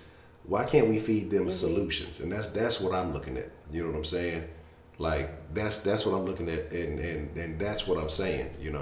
It's and I agree with you, 16 said it's a different breed, especially this day, and it's a different breed. You know what I'm saying? When we was coming up, there was somewhat ethics and some things going on when Eagles was wild, but nowadays these kids don't have morals, they don't have ethics, they don't have mentors, they ain't got no OGs, they ain't got shit shaking, and so they just out there, and their kids they're having to grow up too fucking fast, and the only thing they seeing is the dope boys, they seeing the hoes twerking, they seeing the rappers, they seeing all these niggas, they telling my story so I can relate to them. This is how my life must be, and it's a fucked up situation, but it's, to me, like I said, we got to figure out solutions and permanent solutions, and I think that's That's what we need to focus more so on instead of the things that have gotten us up to this point, because that's not going to change. We can't go back and hop in a time machine and change any of that.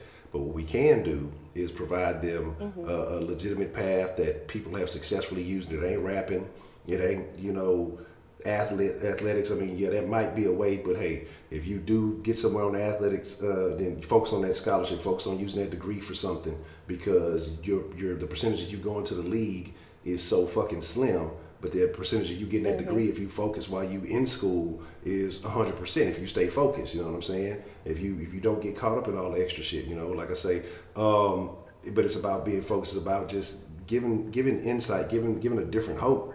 And I think education is key. I think education is the most powerful tool in the world. Like, even if you're not getting it, like I said, from a college degree or anything else, read a book. A book can change your life. I always say one nugget of knowledge can do better than college. If you can learn a skill, if you can learn, you got to give them something to replace the bullshit. And that's what I don't feel like we're giving them. And they don't have faith in themselves, and they don't give a fuck about themselves. They don't value their own life. They're not valuing anybody else's life. And that cycle is just going to continue because they get caught up in some shit. Their kids don't have no parents, because they end up getting locked up, and the cycle just continues because that happened to them. And so to me, it's about solutions, man. It's about it's about solutions. You know what I'm saying? Oh yeah, I look 60s. I know these young niggas out here, they don't give a shit. They'll body you for nothing. We used to talk about niggas getting killed for stepping on some shoes. You look at these young niggas wrong, they can put you under. But I can't fault you though, man. I can't fault you about trying to do your best and getting caught up in that. I think part of that may have been motherly instincts and things like that. And I'm not saying don't give a fuck about nobody else, but I mean, again, like I said, you can't put yourself in a situation where it ends up being dangerous for you. You know what I'm saying? So Yeah. That's tough, man. That's tough, man. Well, here's the deal, Miss Momo. I know I done kept you on this phone for a long time. I do want to say thank you for sharing your story with us. I want to say thank you for, especially being a first-time caller, just, being able to open up with us and let us understand your view and your perspective on things. And I really sincerely hope that you continue to join us. We do this every night, and it's not always topics of racism and things like that. It's a variety. See, sometimes we get ratchet. 1676 said we're a marriage of the ratchet and the righteous. So sometimes we on some good shit. Sometimes we're going to talk about some ratchet shit just to have a good time. But I sincerely hope you stick with us, and I hope you call back, and I hope you, like I say, become a friend of the den, one of the denizens, and just, I think you brought some very good conversation. I'd love to hear your ideas and thoughts on some of the different topics that we have. Okay, cool. Yeah. All right. Well, I appreciate. Well, thank you for taking my call. No, well, I appreciate it. I thank you for calling in. Bye-bye. All right, adios.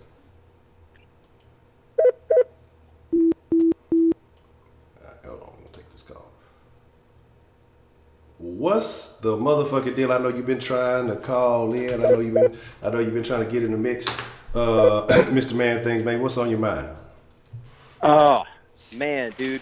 I'm about to have to call it a motherfucking night, bro. I've been in for a hot minute. Hey, no, look, we're talking about racism and the things that all kind of intertwine in there. I feel like we've got a good idea of who stands where. Let me, I'll open with this, and I'm not going to take too long because I got to get up and sweat my ass off in a 140-degree attic tomorrow. I fucking paycheck and shit. But the way that I would put it from my own personal experience is this. Like, Honcho, you and I have never met face-to-face, right? Correct. But I invited you to my wedding because, like, you are my people. I get to decide who my people are. The people that I have commonality with, and the people that share the same values, and the people that I choose to surround myself with are my people.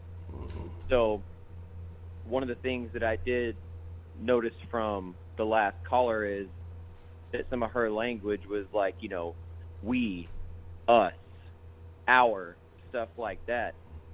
And a lot of it from her viewpoint, I'm not saying that she's wrong. I'm not trying to like discount her experience or anything like that. But a lot of her stuff was that, she identified with more of what she saw in herself and like how that reflected on her worldview.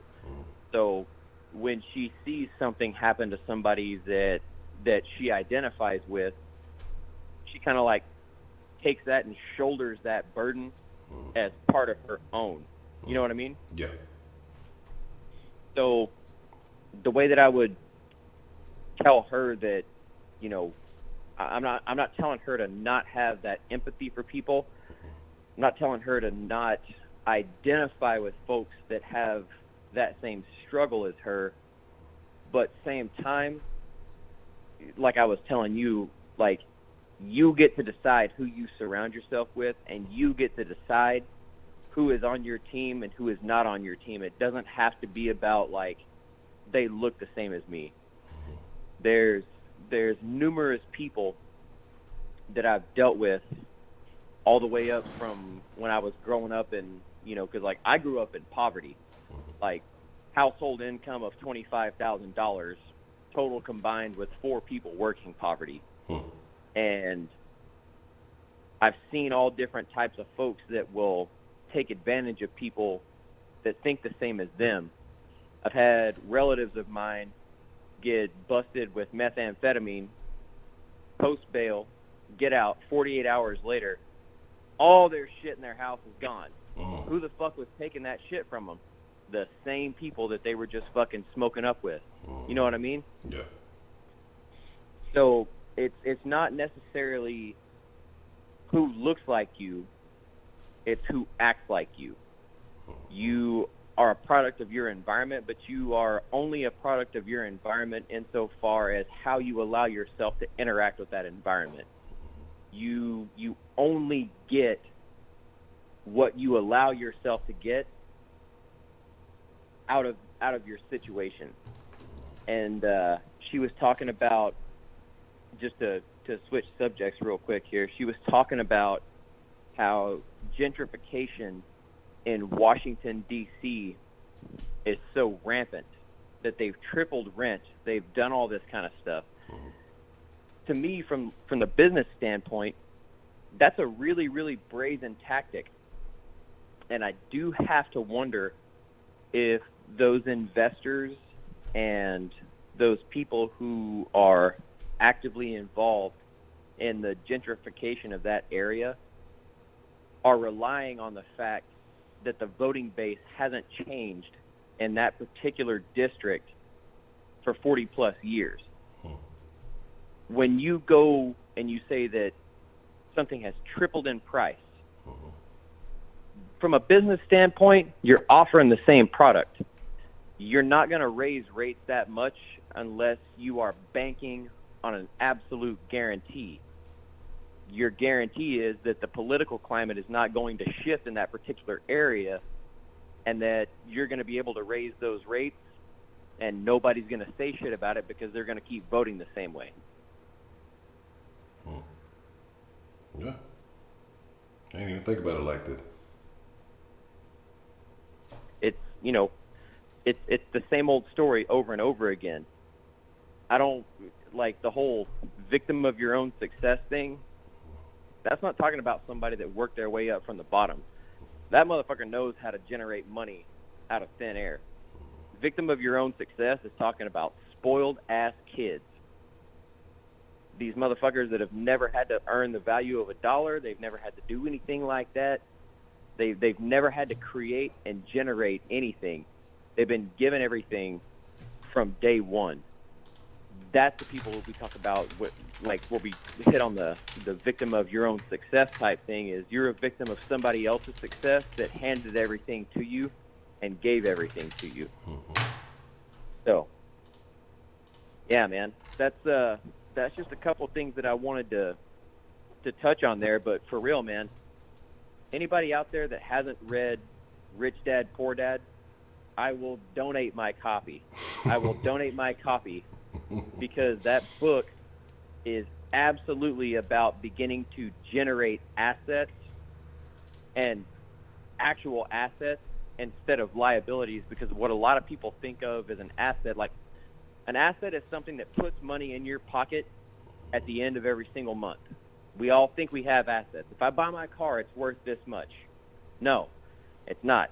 You buy a brand new car, it's worth about 75% of what you actually paid for it the minute that you drive it off of the lot. Your car isn't an asset. Your jewelry isn't an asset. The only thing that is an asset is something that puts more money in your pocket at the end of every single month. And for a lot of us, like me included right now, because we're kind of in a holding situation until my old lady gets out of the Navy, we only have the assets of our job, but we're making that work for us. We're stacking money so that we can actually start accruing some assets, and I can get my business license and get my own truck started doing air conditioning when we get back to Houston. But to get to where I am now, like, I'm living comfortably. I don't want for anything. It's not a big deal, but I had to come up out of my area, not get hooked on fucking meth and do all the crazy shit that the fucking people that are still doing the same shit in my old hometown are doing right now. I joined the military and I did 8 years in there. And then when I got out, I still wasn't there after 8 years.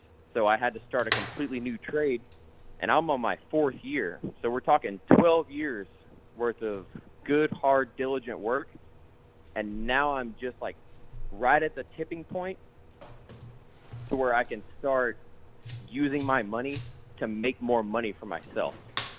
But yeah, man, anybody that wants a copy of it, tell me, give me your address somehow. I'll give you my email if we can get it through there, or you can do the societymailbag@gmail.com. You can send it there. I will send you my copy of that book.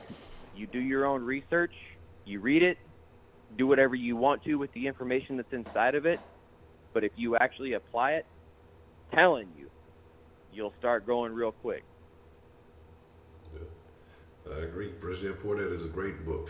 And the thing about it, trust me, that's when I was in some of those situations and some other things happened. But that's one of the first books that I read. Like I told you, when I locked myself in that room, I picked up, some suggestions from different people, about books that changed their lives. And that was on everybody's list. Rich Dad, Poor Dad, a couple other things.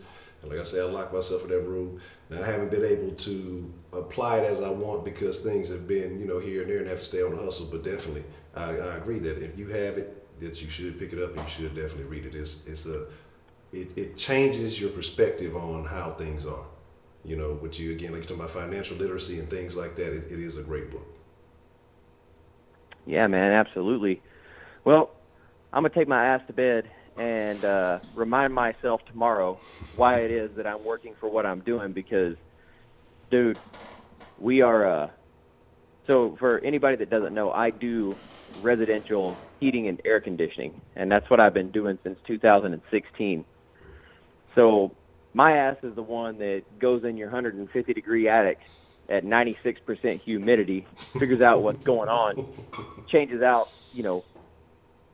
does all the troubleshooting and everything like that, and repairs your shit and gets you and your family cool again, or we're the ones that are up there swapping that unit out.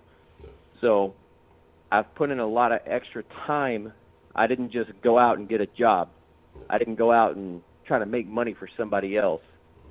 I walked in there understanding that I didn't know shit and that I needed to educate myself, and I poured extra hours every single day into bettering my craft because I don't want to work for somebody for the rest of my life. I want to do my own thing because I'm a cocky son of a bitch and I think that I'm better than everybody else at everything.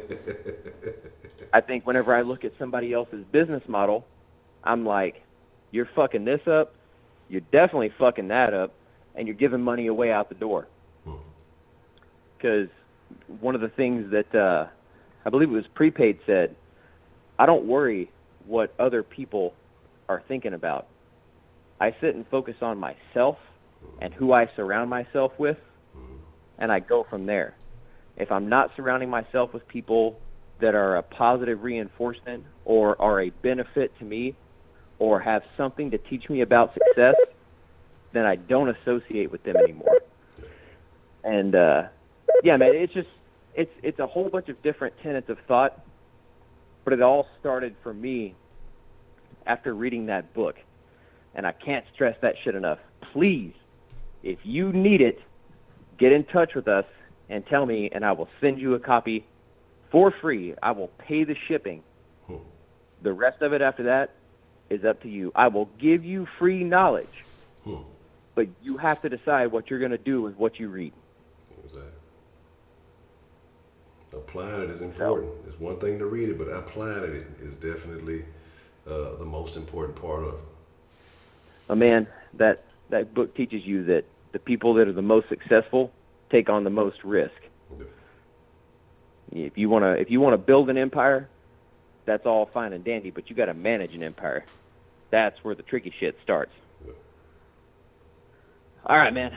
I'm out of here. Mr. Man Things, as always, you know I appreciate it, and I appreciate the Benjamin love, man.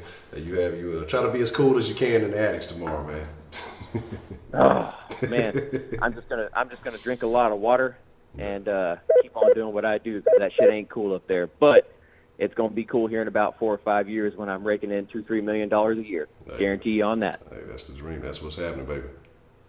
All right, I'm out, Honcho. That's a bet, man. Appreciate the call. Later, man. All right. All right. This was for the happy. Look, I ain't trying to hold y'all. All right. But I've been holding it since before Momo's call. Okay. So for to put y'all on pause for just a second, just for give me just a second. I've been holding it since prior to that call. So give me just a second, babe. I'm gonna go take a little quick Honcho Heights. We ain't over with. We gonna keep it going, man. But y'all talking good tonight. Just give me just a second. We gonna be right back in.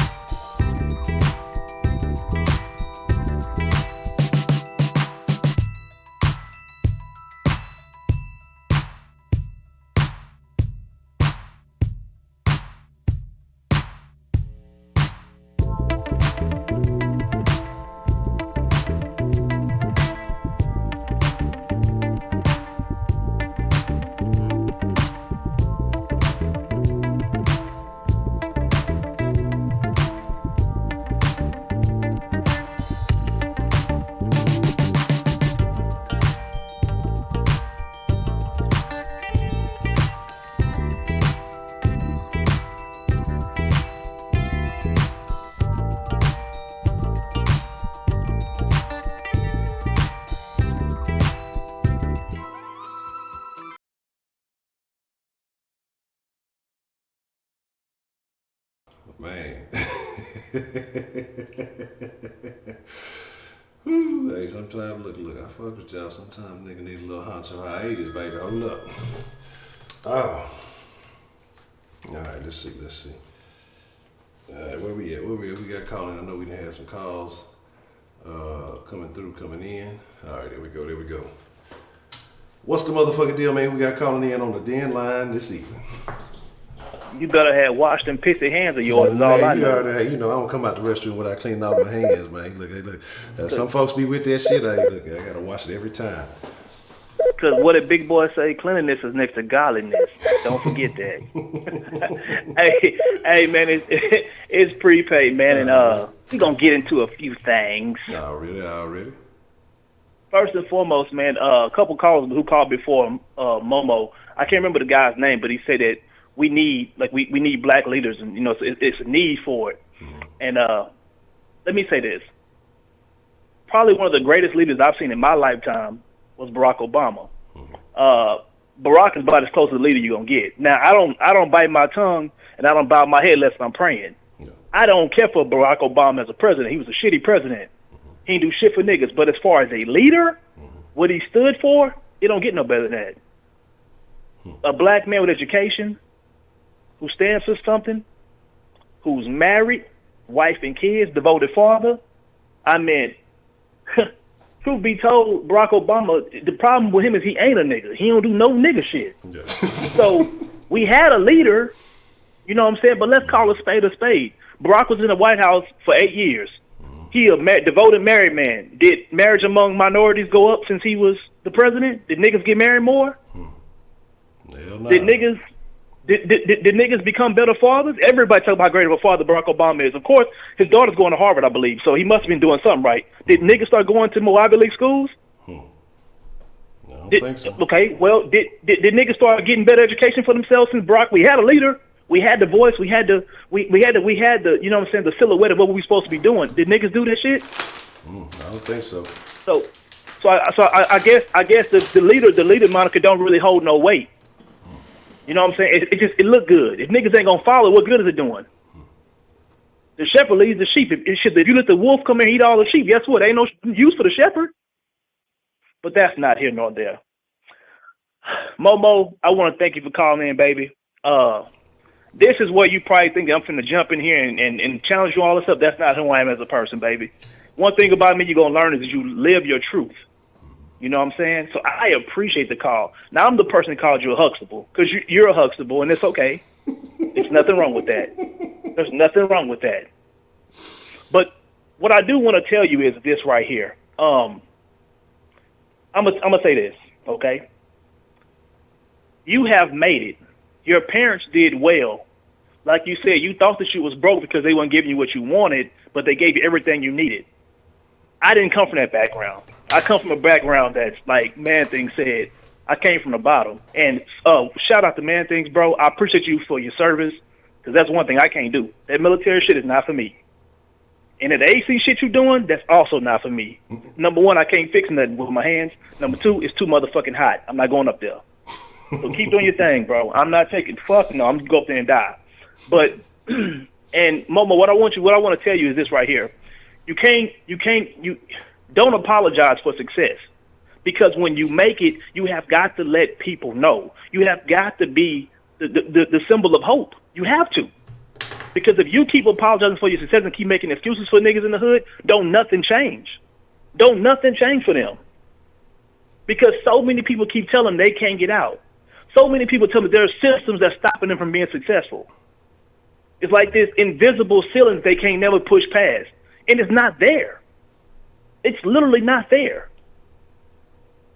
And also, baby girl, you have to understand the difference between classism and racism. It's a big difference. It's a big difference.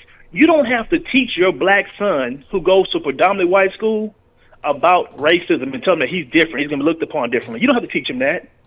When the time comes, and he's going to realize he's different from everybody else. But it may not be a situation to where he's being discriminated against. He's just different because he's different. I'm light-skinned. All the niggas around me growing up was dark-skinned. I found out real fast that we ain't look the same.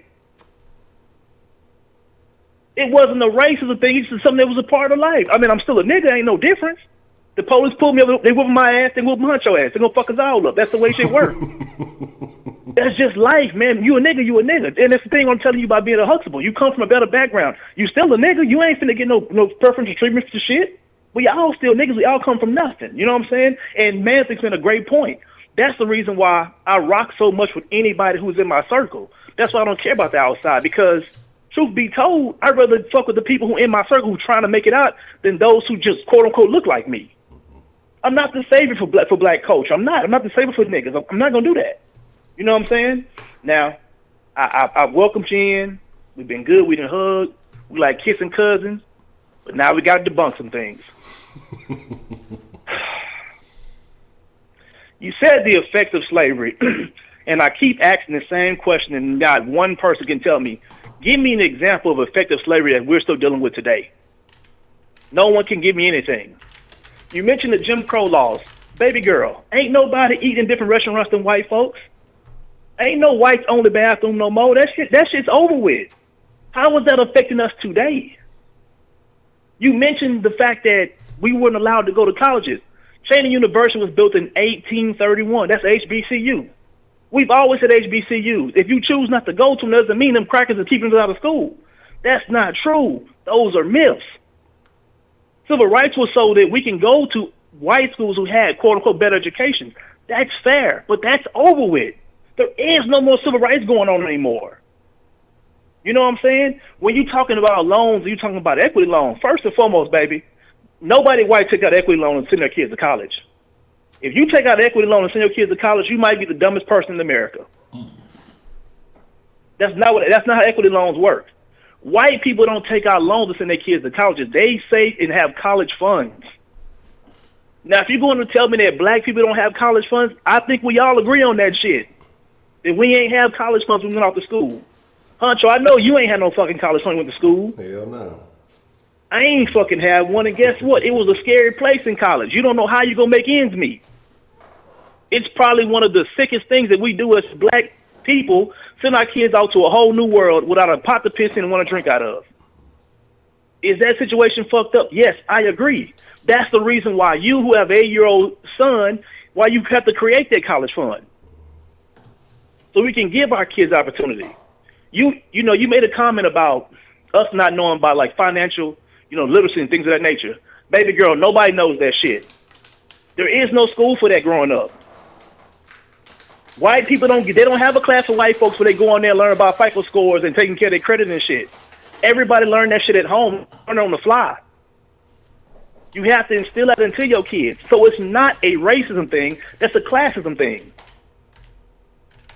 Lucky for me, I'm gonna tell y'all a story about some shit that happened to me. And this is just so we can all relate on some shit. I went to college. I was 17 years old and went to college. I graduated high school early. Well, let me back up. I was a kid. I was only 4 years old. I got a brother who's 5. My mama made both of us go to school. Yeah. She told the people at school, he got to come too. This little motherfucker can't stay here. So I had to go to school early. Yeah. I graduated when I was 17. When I went to college, I tried to get a credit card, my first ever credit card. It was a $150 credit limit, and I got denied for it. I said, how do I not better get a $150 credit limit? Everybody getting one. Yeah. I did my credit check. I had all kind of shit in my name. Bro, my auntie fucked my credit up. One of my aunties had my social security number and fucked my credit up. So I started from the bottom at 17 years old and fixed my credit. I'll never forget it, bro. When I graduated from college at the age of 20, I had a 730 credit score. Because you went from being embarrassed to the point where you can't even get a $150. Listen, a $150 credit card, they handed the motherfuckers out. Probably a crackhead could have got one. I got denied for that shit. So I started my journey early, and that's how I started becoming financial literate and started to learn things of that nature. Started to pull myself up and started to create situations so I can be successful. That's what we have to do. That wasn't about me being black. That was about me having fucked up credit. Yeah. It's some white people with some fucked up credit. They exist. They just, the media don't want you to believe that these people exist. These people exist, dog. There are more people like Man-Things who got it out the bottom than there are Donald Trumps. There's more people like Man-Things who go to work and bust their ass every day than there are the Bernie Sanders of the world. The media just don't want you to believe that shit. We are connected. Black and white people are more connected than people ever want to acknowledge. If you ever went to sleep hungry, and you know that feeling, I'm going to make everybody relate to me real quick. You ever been so hungry, you was in your house and you have nothing to eat? I'm talking about that real hunger where you don't have nothing to eat. I ain't talking about, you want McDonald's and your mama say there's some food in the kitchen. I'm talking about y'all have nothing to eat in the house. You so hungry you go to sleep. You go to sleep and you wake up and you full. Y'all know that feeling? You know that feeling? See how you saw how he laughed because niggas relate to that shit. You know that feeling? Man, that's a fucked up feeling. Yeah. You just When you feel that feeling, you'll never want to feel it ever again. That's white people, that's black people, that's Hispanic people, that's all people, because we all been through that shit. If you believe a person who's white ain't never felt that shit, something's wrong with you. That's what I'm talking about. I ain't talking about no bullshit ass struggle meal. Y'all laughing about who ate noodles with hot dogs and bullshit. I'm talking about no noodles, no hot dogs, nothing to eat. Learn the difference between racism, classism. Momo, them people at your job not racist, baby. They do something called mansplaining. They do that shit at every job. Every woman at every job goes through that shit. If you the only person, if you a man, you work at an all female job, they gonna look past you. It's just the way the world works. And to clarify this before I get off this phone, I'm not telling y'all racism don't exist. I didn't say that. We all agree it's there. I'm just telling you, how is it affecting you in your daily life? How is it stopping you from being the person that you want to be? How is it prohibiting you from being the person that you want to be? The person that you dreamed of becoming, how is that stopping you? That's all I'm asking you. And if you can't give me an example, then the truth of the matter is, it's not stopping you. Now, to the little dude in the chat, I don't go back and forth because it's not my thing. I'm not doing all that. Fem, if I ask you a question, I want you to give me some facts on something. If you can't give me a fact, don't do the name calling and call me your Aryan brother or I want everybody to drink 40 ounces. Like, listen, bro, I don't get down with stuff like that. Your personal attacks don't bother me because you don't know me. Second of all, nigga, I'm living good, so I don't really care about that little bullshit you on. Now, Man Things did something. He mentioned a book, Rich Dad, Poor Dad. I have a book also. I will not be sending you my book. You must get off your ass and get your own book.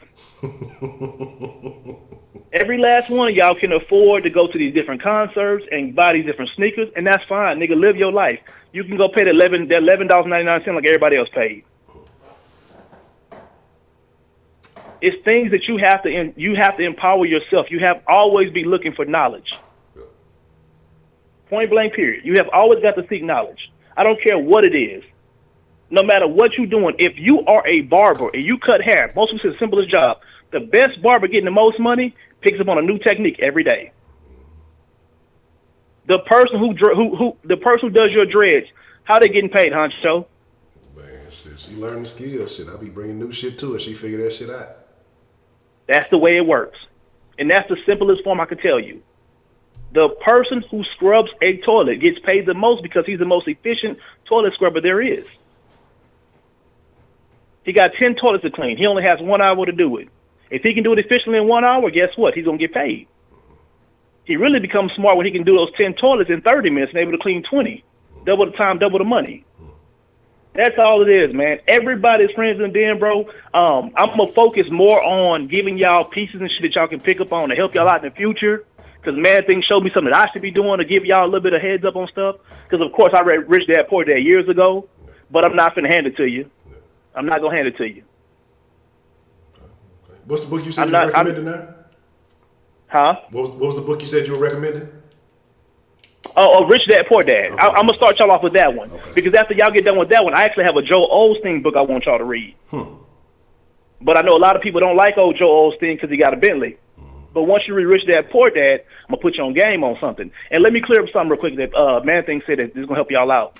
Buying a vehicle is not an asset. It never is and never will be. It doesn't matter what the car is. The asset is your job. If your vehicle, you buy a vehicle and it gets you from your home to your job safely, then it becomes an asset because the asset is you. Always about the income. Whatever it is must make income. So the idea of a home is not an asset either if you're not building equity. A lot of y'all not familiar with equity. That's something you're going to learn later on in life. Multiple streams of income, becoming a business owner, multiple streams of income. Y'all hear that word quite often. It means you have to make money when you're asleep. Find that side hustle. If we stick around there a little bit longer, I'm going to give y'all a couple things that I've done in the past to make me some money, different streams of income. Things that you can do. But that's down the line. But before I get out of here, man, I want to say, Rob, man, thanks everybody who's in the den who's serving the military, bro. Thank you so much for your service. You have my utmost respect. If any cops out there, thank you for your service. You have my utmost respect because I can't do that shit. So you got all my respect. To the rest of you niggas who got jobs that I can do, you don't get no respect from me. Y'all have a good night. That's the bit, man. Man, shout out to Prepaid, man. Man, look, Jack. This may have been one of the more, man, I'm telling you, sometimes we have some dens, man, that just surprise me, man. And I mean, we just had those dens they're just great. And this is one of those great dens, man. What's the motherfucking deal, man? Who we got calling into the den this evening? First of all, motherfucker, if I want your copy of the book, I'll come take your shit, nigga. Oh, uppity ass motherfucker. I'm get on here talking. I'm just fucking with you, my nigga. I had to jump on his head because the last little comment he made, I'm like, wait a minute, what fuck you do then, nigga? Then I thought about it. No, he probably couldn't do my job either because a lot of motherfuckers couldn't do my job. Yeah. But anyway, let's get a few things straight. Nah, I'm not going to touch all that shit that Prepaid did. Prepaid, he on his note. I ain't got no beef with him. Yeah.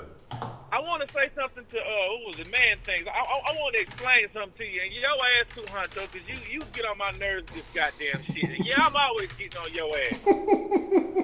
What you got? What Man Thing said and the way he said it. Now, I'm going to put this in perspective for you. Both of y'all. So you can catch where the fucking error comes. Well, not an error, but the difference. Okay. He said, Honcho, I invited you to my wedding because I fuck with you. You my type of people. Mm-hmm. You know what I'm saying? And I get to choose what type of people that I associate with. Mm-hmm. And you absolutely right. Mm-hmm. When you black, you don't always get to choose who you associate with. Because there's the public perception of us. And I can say that because I want y'all to understand what I'm saying. Okay. Public perception. Most of the population of this country is what race? It was white, Caucasian. It's Caucasian. So, primarily it's them. That's not an opinion. That's a real fucking fact. Okay. Then the numbers prove it. So, by the way that they look at us, it's more criminal ties. Prime example, I told y'all about the story when I was younger. Two dudes obviously got into a fight with somebody in an apartment complex. They was on bikes and roll out. We just walking down the street, cops see us, slam on the brakes, put in reverse, haul ass up on us, and draw down on us automatically, thinking we done something. Now, why do you think they did that? Is it because I chose to be a part of these niggas? No, it's because I'm black. I fit the description. That's the level we get to. No matter what you do in life, no matter what you do for a living, how much money you make, where you live at, if you fit the fucking description, that's your ass. They own your ass. And no matter what you say, they not trying to hear nothing you talking about. They pulling guns, whooping your ass, all that shit. You could be completely fucking innocent. And they fucking you up. Because you fit the description. Now, you could be a white dude. You could be in a fucking town like D.C. with a bunch of fucking meth heads. But I don't see the police pulling your ass over all the time thinking that you got some meth or hitting you up on the side of the street in public, putting their hand in your asshole, trying to see if you got drugs shoved up in there. It ain't happening to y'all. So, that term white privilege, there it is. That's some shit you don't have to worry about. You don't have to worry about being grouped into a group of the worst of your people. You see, this is why I flipped the script, though, right?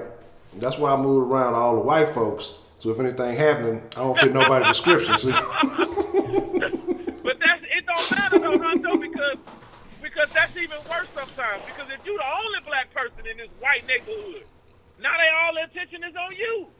Because they don't know what your intent is, especially if they don't know you. Yeah. And sometimes even if they do know you and just don't want you there, they do shit just to fuck with you.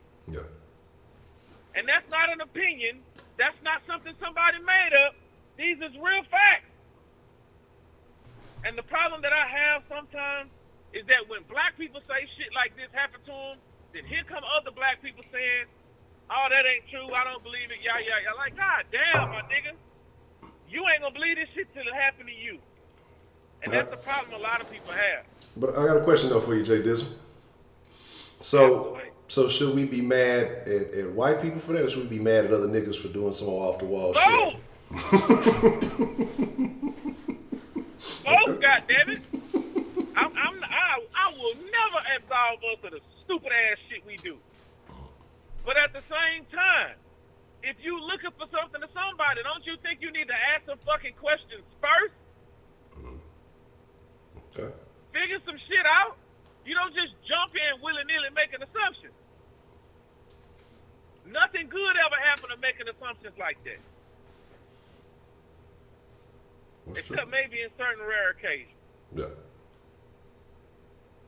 So I'm going to get off of that. Because I'm not really mad at Man Things for what he said. I just want the difference to be understood. Okay. Sometimes I don't have a fucking choice of who I get grouped in with. It's because of a matter of public perception. I'm them just because I fit the description. And the description don't even have to be that fucking good. But what's the description? He's a black guy. You know how many niggas is around here, so you just single me the fuck out? That shit happens a lot. It happens a whole lot when you look familiar. What the fuck you mean I look familiar? I don't know you. I don't know. But anyway, Honcho, I want to ask you something. All right. Did you ever watch the video about the race? Yeah, watch the video. What are your opinions on it? I found it to be interesting.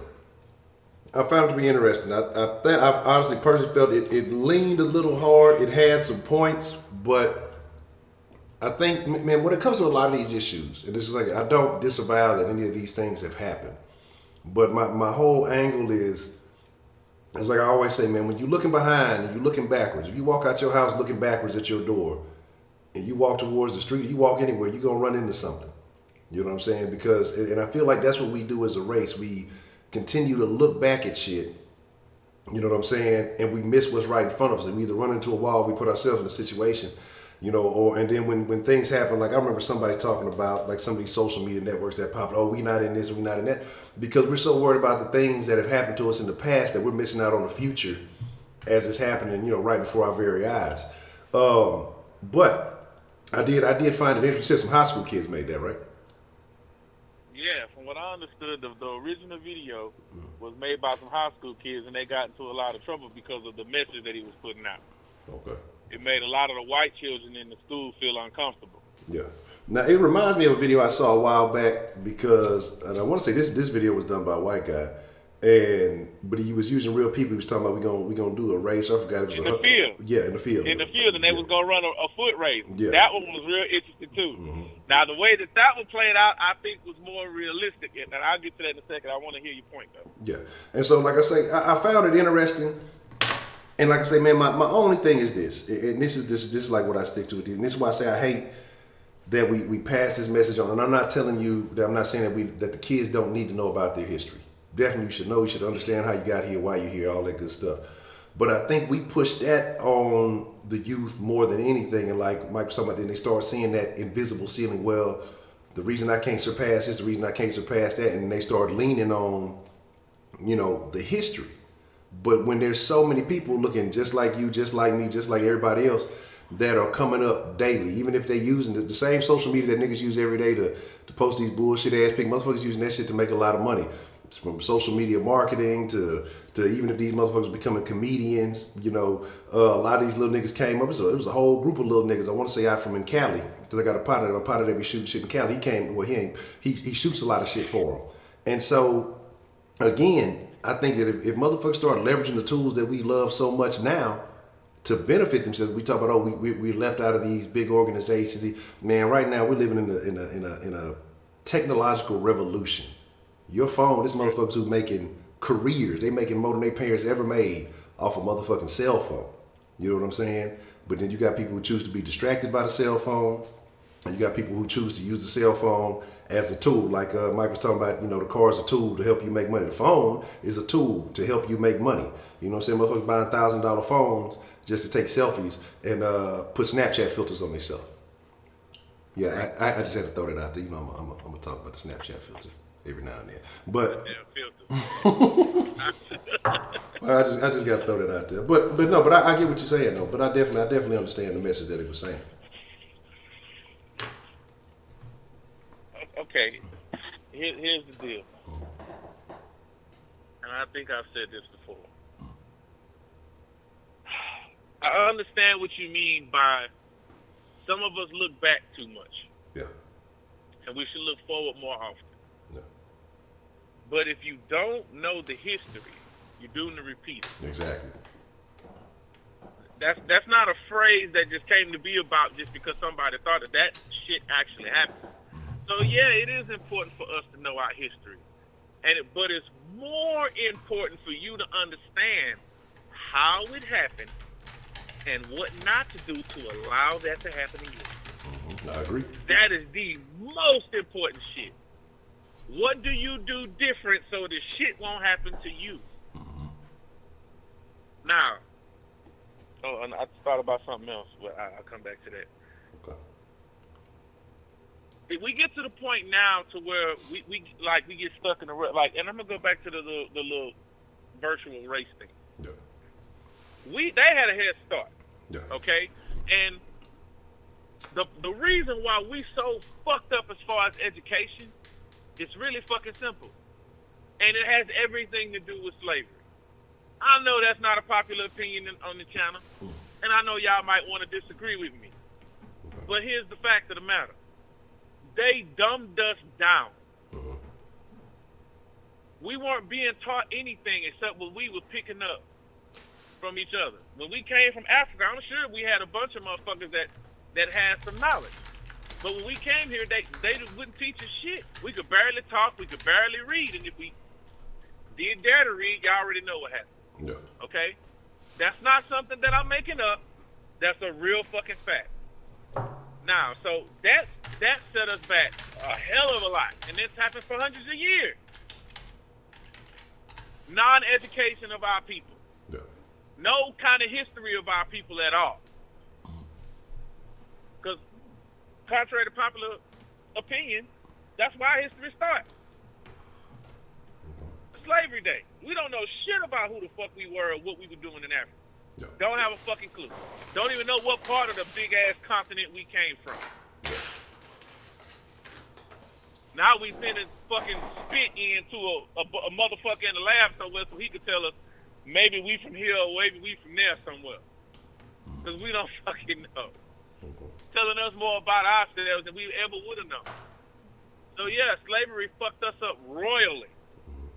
So we had to start back from way back. From the bottom, like Prepay said, from the fucking bottom as a people. We started from there. Yeah.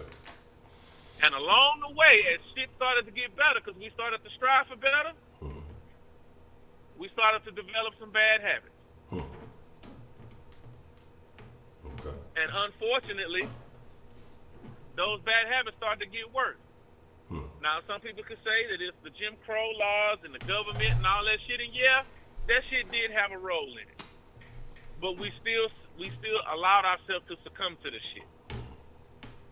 So I understand what y'all saying about you can't let it stop you. I agree with that 1,000%. But don't let it get to the point where you saying that it didn't have any impact at all. Because yes, the fuck it did. Because like Prepay just said, I didn't know shit about credit till I was, 32? Yeah. Didn't know shit about it. All I know is my mama told me, don't get no credit cards, because when I got a credit card in college, it fucked me all up. I couldn't do this, I couldn't do that. So I listened to her, she's smart. Yeah. Smart woman, doing what she got to do. So now I'm struggling with it. Yeah. I'm like, well, what the fuck? I know more about credit than she know. And I don't know shit. I'm still learning. Yeah. You know what I'm saying? My mother's, 53, 54 now? And don't know shit. Yeah. She was never taught it. She went to college for like a little over a year? My stepdad went for a semester and a half? Then they both had to go to work. Yeah. So they didn't get all the education that they needed, and as far as he's concerned, I don't even know how he got that far. But anyway, I digress. I'm not going to go there. But, yes, slavery did play a part, but it can't be the sole focus So I'm agreeing with y'all, but I understand the other side. Yeah. But at the same time, you can't let that shit stop you. Again, you got to see what caused the shit. We can't sit up here just doing some redundant shit. Just continuing the cycle of your parents falling into a trap, and then you growing up, and then falling into the same fucking trap. Yeah. It's like these girls growing up and then having babies early, just like their mama did. Your mama should have taught you better than that. She should have wanted better for you. And I'm not saying that ain't always the case, because I'm sure it is. But y'all know as well as I do, some of these parents out here ain't shit. Well, you ain't lying. So would you say, though, that in a generation that things could change? Like, say, if somebody embraces, like, my thing is, like you talked about the education that we couldn't read. But then when those opportunities came, it's like we still decide, most of us still decided that, that ain't cool. Or how nowadays the niggas a lot of that was out of fear. Okay. Because they were still in the slave mentality. Okay. And some of us now are still having slave mentality. You hear that phrase a lot. And some people don't understand what the fuck that means. That means that you got in your mind that there is a fucking bubble around what you're able and capable of doing. Yeah. And it's not. Yeah. It's like a shock collar. Yeah. You thinking that you can't go outside the yard, but you can. There's a whole fucking world out here. And you stuck in this little yard, a.k.a. the hood. Same shit. Yeah. Exactly. You don't even know what it is on the other side of town, brother. Yeah. But so why do You ain't never been nowhere. But why do you think that niggas, okay, here's the deal. We see so many niggas who get educated and change their life up. Why don't we embrace that shit as much as we see we take the rap route or the stripper route or the whatever else? Like we see these what we perceive to be fast money instead of these long-term things. Why do you think that mentality is still so prevalent? Oh, I got a phrase for you. Motherfuckers nowadays respect the results but don't respect the hustle. That's what it is. They Prepay said it the other day. They respect the fact that you got that nice ride, but they don't respect what you had to do to get it. Yeah. How many times you had to wake up early while they still sleeping, scratching their nuts, or getting some extra killing in on Call of Duty, but you at work, busting your ass, so you can save up your money and get some nice things that you can afford, or for you to work your ass off to get that promotion to where you can make the extra money so you can get you a nice house and raise your kids and stuff in, set you and your family up. Like Prepay just said, set you aside a college fund, because I ain't had no damn college fund. And it was super funny that he talked about that, man, because I was talking to my old lady about the little one to that today. Talking about clearing some things that we got going on and getting her college fund started. We was talking about, allow her to probably go to, have it set up to where, she can probably end up going to community college first to prove that she's serious about it. Because right now she real feel I have to stay on that ass. But that's funny that we were just talking about that today, and if she really want to pursue education, then, transfer from a community college to a university. But that's funny that was mentioned today, and we was talking about that shit earlier. But go ahead. Yeah, and also I want to say to Momo, baby girl, I know the struggle. I don't know it on the same level as you, but I understand the feeling that you have, and I understand what you was going through. I really do. Because trying to help people that don't want the help, and all you want is the best for them, but they don't seem to want it themselves, that should drive you mad. It really will. It is so fucking frustrating, because it's like, how do you not understand what this will get you and keep you away from? But yet they still just stuck on this shit. And you don't understand why. Why are you stuck on this? What is keeping you there? What is so appealing and attractive about this shit? And it's all about the satisfaction over the gratification shit. Same old thing. I can do this now, and this will make me happy now. I don't care about what's going on in the long run. I might not even live that long. They'll tell you some shit like that. Yeah. You're like, damn, that's how you can't think about life like that. Some people say, YOLO and all this old shit, and that's cool up to a certain extent. But sometimes you got to be aware of the fucking consequences of this shit. this shit is gonna fuck you up in the long run. Yeah. And then when you're gonna be looking back at it, you're gonna be like, damn, I shouldn't have been doing that dumb ass shit. Now I'm all fucked up. It's gonna complicate your future. Yeah. And we do need more leaders. We do. One ain't gonna do. Two ain't gonna do. A few hundred ain't gonna do. A few 100,000 ain't gonna do. We need a few million. And it's gonna have to come from black fathers. We're gonna have to get our shit together. Well, they're gonna have to get their shit together because I ain't got no goddamn kids. So maybe you not either, Honcho, you know. But you know what I mean. Yeah. I Have to get our shit together and educate our fucking children. If on our own, if we don't feel like we can trust the school system, and get our women. You know what I'm saying? They already going to school, but get them educated to where they can do something with themselves so they can live a satisfying life. Yeah, the women nowadays, they all want to be Even city girls. Yeah, and stay your ass off Instagram, bitch. Like, that shit ain't helping nobody. It's not. That's not a skill. You turning your ass at a certain angle to make it look bigger is not a fucking skill. I appreciate it, though. Thousands of bitches that can do that. Oh, I do. I'm not complaining, but I'm saying to be successful in the long run, that ain't gonna get it. That ain't gonna cut it. Because there's so many beautiful women out there, and that's what I do appreciate from Instagram.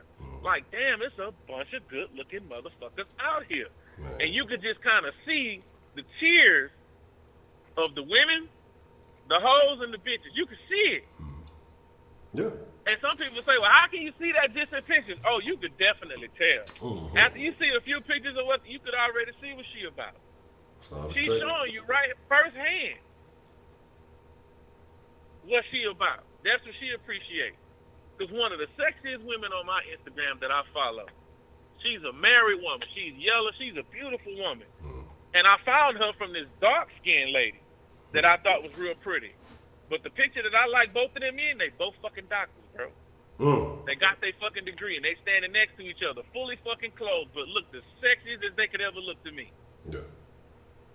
Yeah, I got this other picture with this chick, her titties all out. Only thing you can't see is the nipple, and she got some shit drawn on her. And she got a whole ass turned to the camera.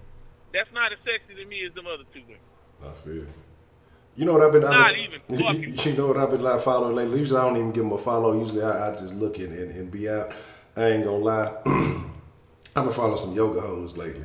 That shit is the right man. Look, Jack, I don't know if you just hashtag some yoga and you gonna see some things and you just gonna be like, damn, it make you want to start stretching and shit. You know, I ain't finna go nowhere. I ain't finna run no track meet. I just start see these. Oh, god damn, you know.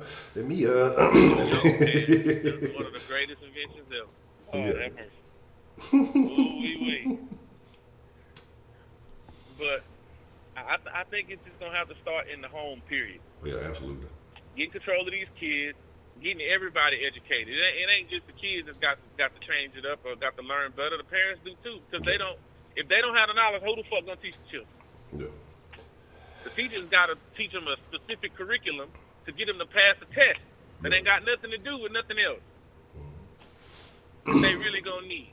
You know what I noticed that, but you know what I noticed that niggas don't do that white people do? You know that white people do? Go to seminars. You ever look at like these seminars and it'd be a 2 or 3 day thing and it'd be some shit that could really change your life and again, I'm not saying some of this little scammy shit. It'd be some scammy shit out there, but I'm talking about... And that's why. Yeah. That right there, you just answered your own question. That's why. Because niggas, here's the thing. Niggas, most likely, more than likely, not 100%, grew up in the hood. They done got scammed and schemed and fucked over before. Yeah. So, because I think about this shit like this sometimes, too. You know, my inner nigga speak up. Yeah. Why in the fuck would I go there so you could tell me about how you made money? What the fuck is in it for you to teach me how to make money the same way you did? Yeah. Wouldn't it just make it harder for you to make the same money? So I always ask that question, but I listen to them just to see what they say, to see if I get a little nugget. Like you say, sometimes you get a little nugget out of some shit. And it'll make a whole, you know, all the sense in the world to you. Yeah. So I listen to him anyway. I don't let my inner nigga just fully just take over and be like, nah, fuck that. But back to the race thing. Yeah. The problem with a lot of our people is we quit running. That's true. Cause that other video you was talking about where he had them kids in the field and the white people just kept taking steps forward and the black guys kept taking steps back. Yeah. Did you see what happened when he said go? I ain't even catch the last part of it. What happened at the very end of it? The niggas passed all the white people. Every last one of them. All the white people came in last. The niggas started from way back there, damn near in the parking lot. And when he said go, the niggas, with their pure focus on getting to that finish line, they ain't letting nothing stop them. They didn't worry about the white people getting in the way or nothing. The white people was running their own race, running as hard as they could. But you don't know until you put that effort in. Yeah. So when they got to the finish line, they turned around and looked and was like, damn. So with that, where I started from, they couldn't fuck with me. So, wouldn't that be the thing, though? Like I say, so right now, where you have all these advantages, where you have all these opportunities to take, wouldn't that be the equivalent of going full speed? Yes, but a lot of them don't know. They get discouraged because they see how far back they starting from. But all their friends or people that they associate with being successful is so far ahead of them. They get discouraged. Yeah. You know how, like, here's a damn good analogy. You know how, like, you got the passenger side of your mirror? Objects in mirror are closer than they appear. We can't even read that right. You don't know it's there. Yeah. They closer than you think they are. But you just let it get in your mind that they further away from you. When they're actually not. Or they could be. But all you got to do is put forth the effort to get there and even surpass them. It's possible. It is possible. And it's not as much holding us back as it once was. We are slowly starting to start further ahead. So, a lot of us just want, some of us, especially the ones who done made it, to acknowledge where we started from and where you started from. And the people that's way ahead is telling you, don't let that be a factor. Run your goddamn race. Yeah. And that's exactly what Prepaid was talking about. Shout out to him for that. Yeah. That make all the logical sense in the world. It just does. And you too. You say the same shit. Even though I disagree on some of the points around the shit that we starting at. Yeah, y'all be trying to just pass off all of it. Now, I understand it, but don't let it stop you. But I think, regardless of how we all see it, I think we all want the same outcome. And I think ultimately that's what it's really about. We may see different starting points or whatever else it may be, but I think we all want that same outcome. And I think if, I'm not, like I said, I never say disavow it. I think that, like you said, it's important to know your history. You'll suffer from it again. And I think that's what we got a lot of people doing, in the sense of not that it's not the same situation, but people are so focused on slavery. People are so worried, it's like they going back and reliving it every day when those things aren't necessarily occurring in the same way. You know what I'm saying? And it's like, so I think that people are putting that, like you said, that mental bubble, that shock collar on themselves, and they allow some shit that happened in history to make them think now that they still can't make it. And I think there's so many examples all around us that show that, hey, if you dedicate yourself to some shit, you can make a shake. We love fucking Denzel, but niggas don't want to listen to Denzel. You know what I'm saying? When Cosby tried to tell some shit. Morgan Freeman too. Yeah, Cosby tried to tell niggas some shit, but they want to hear that shit about Black History Month. That I was like, that makes too much sense. Like, who gives a fuck? Yeah. What about the other 11 months? How come it just can't be everybody history? Yeah. That's part of everybody history. That just ain't us. Yeah. That shit affected white folks too. Everything that happened with the black leaders and all that shit. Yeah. White people had a hand in that too. It wasn't just all black people fighting for our rights. Yeah. It wasn't. And sometimes that gets forgotten about or not talked about. Yeah. Because like man things, there are some real good white folks out there. Yeah. There really are. That'll give you the shirt off their fucking back. No matter what the fuck, where you come from, who you are, what you look like. They don't care. Yeah. There's a lot of good people out there, period. But I'm just going to stick on white folks because they get the racist shit tagged to them all the time. Yeah. So I'm not defending the racist motherfuckers. If you racist, I hope you die burn in hell. Shit like that, real simple. I don't find it hard to condemn your motherfucking ass. I don't like the Nazis back then because they was racist against the Jewish people. I wish them motherfuckers would die. Die off. Fuck you. I don't like that frame of thinking. Yeah. Because there's a bunch of ain't shit people, and they come in all different shapes, sizes, and colors. So we need to get together and eliminate all them motherfuckers. That's just how I feel about it. Yeah. I know some 6 foot German women that I question sometimes too, but that's another conversation. Oh God, don't get me started on her motherfucking ass. She make me fucking sick. That motherfucker. Heidi is she's smart and educated, but she's a really depraved individual. God damn, some of the shit she be saying, bro. I be like, God damn, Heidi, what the fuck? You see, I don't think her problem is she done been around Americans too goddamn long. You need to cut us the fuck off. Because we are not healthy for you foreign motherfuckers. We not. We'll have your mind all fucked up and thinking all this crazy ass shit. You need to leave us alone. You need to exit the den, Heidi, for your own safety. Yeah, you gotta watch out. Safety. Man, but so would you agree? Because what was said earlier was that, I mean, Prepay said it. When he said that you get a lot of black people these days who call it racism when it's just, it may be a white person that don't like it. It's not that they hate all black people, it's just they ass that they don't like. That's absolutely true. Because it's like, and I understand your frustration. I understand white people's frustration. Like, goddamn, I can't say anything and not be called a racist. Yeah. They might not understand you just because of a cultural difference. And I think cultural kind of encompasses the money deficiency in the two roles. Okay, because my culture, we grew up poor in my neighborhood. That's when we started out. You grew up in a more wealthy neighborhood. So you're not going to understand the trials and tribulations we got over here, just like I'm not going to understand the shit that you got to go through over there. So, and I'm going to use Momo in case in point. When she had that job where they would say certain things, it wasn't that they didn't care about black people. They don't fucking know. They honestly do not know. And so if you feel that you're up to it, or you feel that you want to take that responsibility to educate them, then you do your thing. If you feel like you don't want to say nothing, just let the motherfuckers live in stupidity and, ignorance, and that's fine. I get that too. You don't have to take that mantle if you don't want to. But a lot of times, and here's the privilege thing again, we have to represent a whole race of motherfuckers. We just do. White people ain't got to do that shit. That's just something that we have to be burdened with sometimes. I've had to do it myself. Because, of course, Obama was in office. Oh, yeah, I bet you love Obama. And I just looked at him. Why would you say some shit like that? I didn't have to say a word. I just looked at him. And looked at him real dumb like. And they left me the fuck alone. Yeah.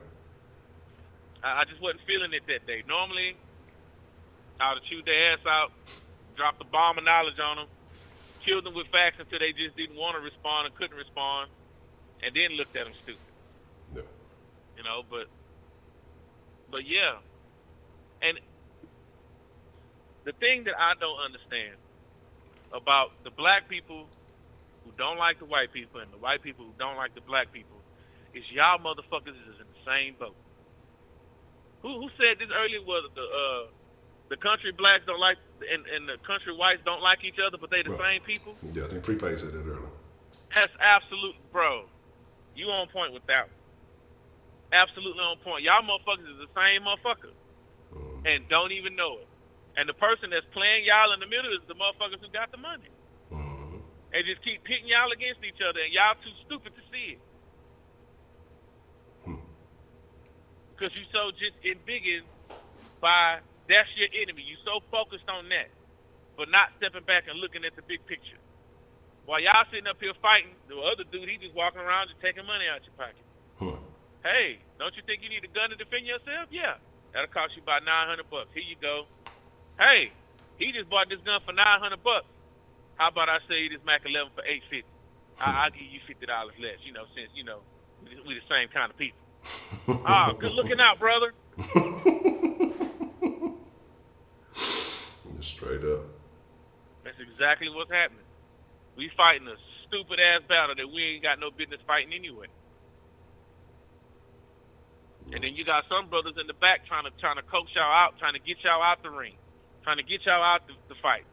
And y'all just so busy wanting to fight and dying for nothing. Yeah. Absolutely nothing. Just throwing your fucking life away. And I really hate, that's one thing I really hate to see is talented people throw their shit away. Yeah. I hate that shit with a passion. You know how many of them up, man? Honcho, I'm going to tell you something. We had a tournament one time in PA. Mm-hmm. And it was the high school basketball team. I think that was the one that actually won state. Mm-hmm. The time we won state, we had a tournament in the neighborhood over there on the west side. And I played in it. Me and my little neighborhood niggas, we got our ass beat, but that's a whole other point. There was a group of niggas that live around that park, hustle around that park all their life. They put it together a team. Yeah. Do you know they thrashed them boys? Mm. And all these niggas was about the same age. Mm. So it wasn't like these were some grown niggas. Nah, these niggas was the same age. High schoolers was dropped out, didn't go out there running the street, selling dope, and amongst other things. Yeah. They thrashed them boys. I believe it wasn't even close. I It believe wasn't close. And I'm like, bruh, if we had them niggas on that team, bro, who gonna fuck with us? I believe it, nigga. I remember some niggas on the football team. These little niggas couldn't stay out of jail, but when these niggas would be free and they could play for about 3 games, these niggas come in and be by far the coldest nigga on the field. It was one of my partners, man. When I say this nigga should be he should be retired from the league right now. When I say still hands down the best receiver I've ever seen play, I seen this nigga drop a ball one time. Then this nigga ended up going to a little JUCO and broke every record in the JUCO. This nigga was supposed to go to, I think he was supposed to go to Florida, Oklahoma, and then on signing day, this nigga got caught slanging some shit. Somebody told on him that like the day before signing day. When I say this nigga had the best hands I've ever, like, you know, I'm talking about just doing shit ridiculous. I seen this nigga put perfect coverage. I mean, just had this nigga going step for step, just had this nigga perfectly covered. And quarterback throw this nigga the ball. When I say this man turned around and just like reached over the motherfucking DB, it looked like it was gonna be an interception. This nigga reached over this nigga and caught the ball and then just pulled it back over this nigga head, and that nigga just fell. That nigga took off, hit that on. I'm just like, this nigga did shit. We used to call this nigga Mouse. He used to do the shit like this on the regular. Just like how I won't say it's Hopkins. DeAndre Hopkins is just something else. But the next best thing that I've ever seen, and this was in the early 2000s and shit. And it's just, again, decisions. You know, this nigga end up getting jammed up, getting into some shit, and it's just like, you ain't lying. It was a couple other little niggas with this nigga little clique, and when I say these niggas was all cold, he wasn't even the best one in his little crew. When I say when these niggas would come and just, they practice for a couple of days, be the best players on the motherfucking field, man. And it was hands down, like it wasn't even close. I'm like, if I got a deal, a scholarship, like y'all niggas, them niggas was anywhere, you know what I'm saying? But the streets is what they want. That's what they needed. You know what I'm saying? They needed. That's their life, man. When I say these niggas was just cold, like I remember they used to, like you said, they would come to we used to have like little Friday night hoops at this little church. Yeah. They come in that hole, they be on the same team, nigga. They not getting off the court. It don't even matter. They not coming off the court. Like you might as well say, fuck it, well, let me get my little one run in and wait my turn. You know what I'm saying? Like they not coming off the court, nigga. And it's just like, damn, these niggas was it. And that's why I say, like, I tell people, like, I see a lot of these niggas, and I believe that there's a lot of greats that came through, but I don't believe we've seen the best athletes ever in the pros. Like, these were the niggas that did what they were supposed to. You know what I'm saying? Right. But it's always been niggas who just by far and away better, but they get caught up in their street life. You know what I'm saying? Like, and that shit is we gotta. I wish we could stop glorifying that shit. I'm like, I say shit. I don't even know, and that's why I question what is the answer. What does it take to get motherfuckers away from that shit, to get out that mentality? You know what I'm saying? But we got so many fatherless homes. We got so much shit going on where they encouraging. Well, you gonna go to the NBA. You gonna be this. You'd be surprised the number of parents encouraging their kids to sell dope. Like, you know, as much as we sit here saying this don't need to happen. Well, you know, your daddy was a dope dealer. He encouraged because he don't know no better. You know, he encouraged you in the street life if he is halfway around, if he in and out. You know, your mama, well, you got to be the man of the house now. You 13, 14 years old.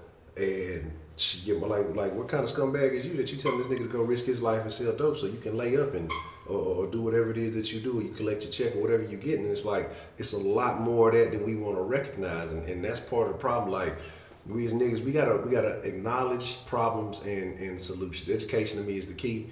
But when we start talking about this shit, you get them niggas that, oh, why we talking about black on black crime? Why we talking about this? Why we can't talk about it with the wife? And like, man, because look, you can't sit here and call white folks the devil and call them this, that, and the third, and then expect they gonna come here and save you. You expecting the devil to come say, you calling them all this, but then you expect them to turn around. It's like, to me, that's like a fucked up, ignorant way of thinking, right? Either you gonna accept some shit from them or you gonna get your own shit together. But you can't sit here like demeaning the motherfucker and then expect this motherfucker gonna reach out and want to pull you out of whatever situation you in. You know what I'm saying?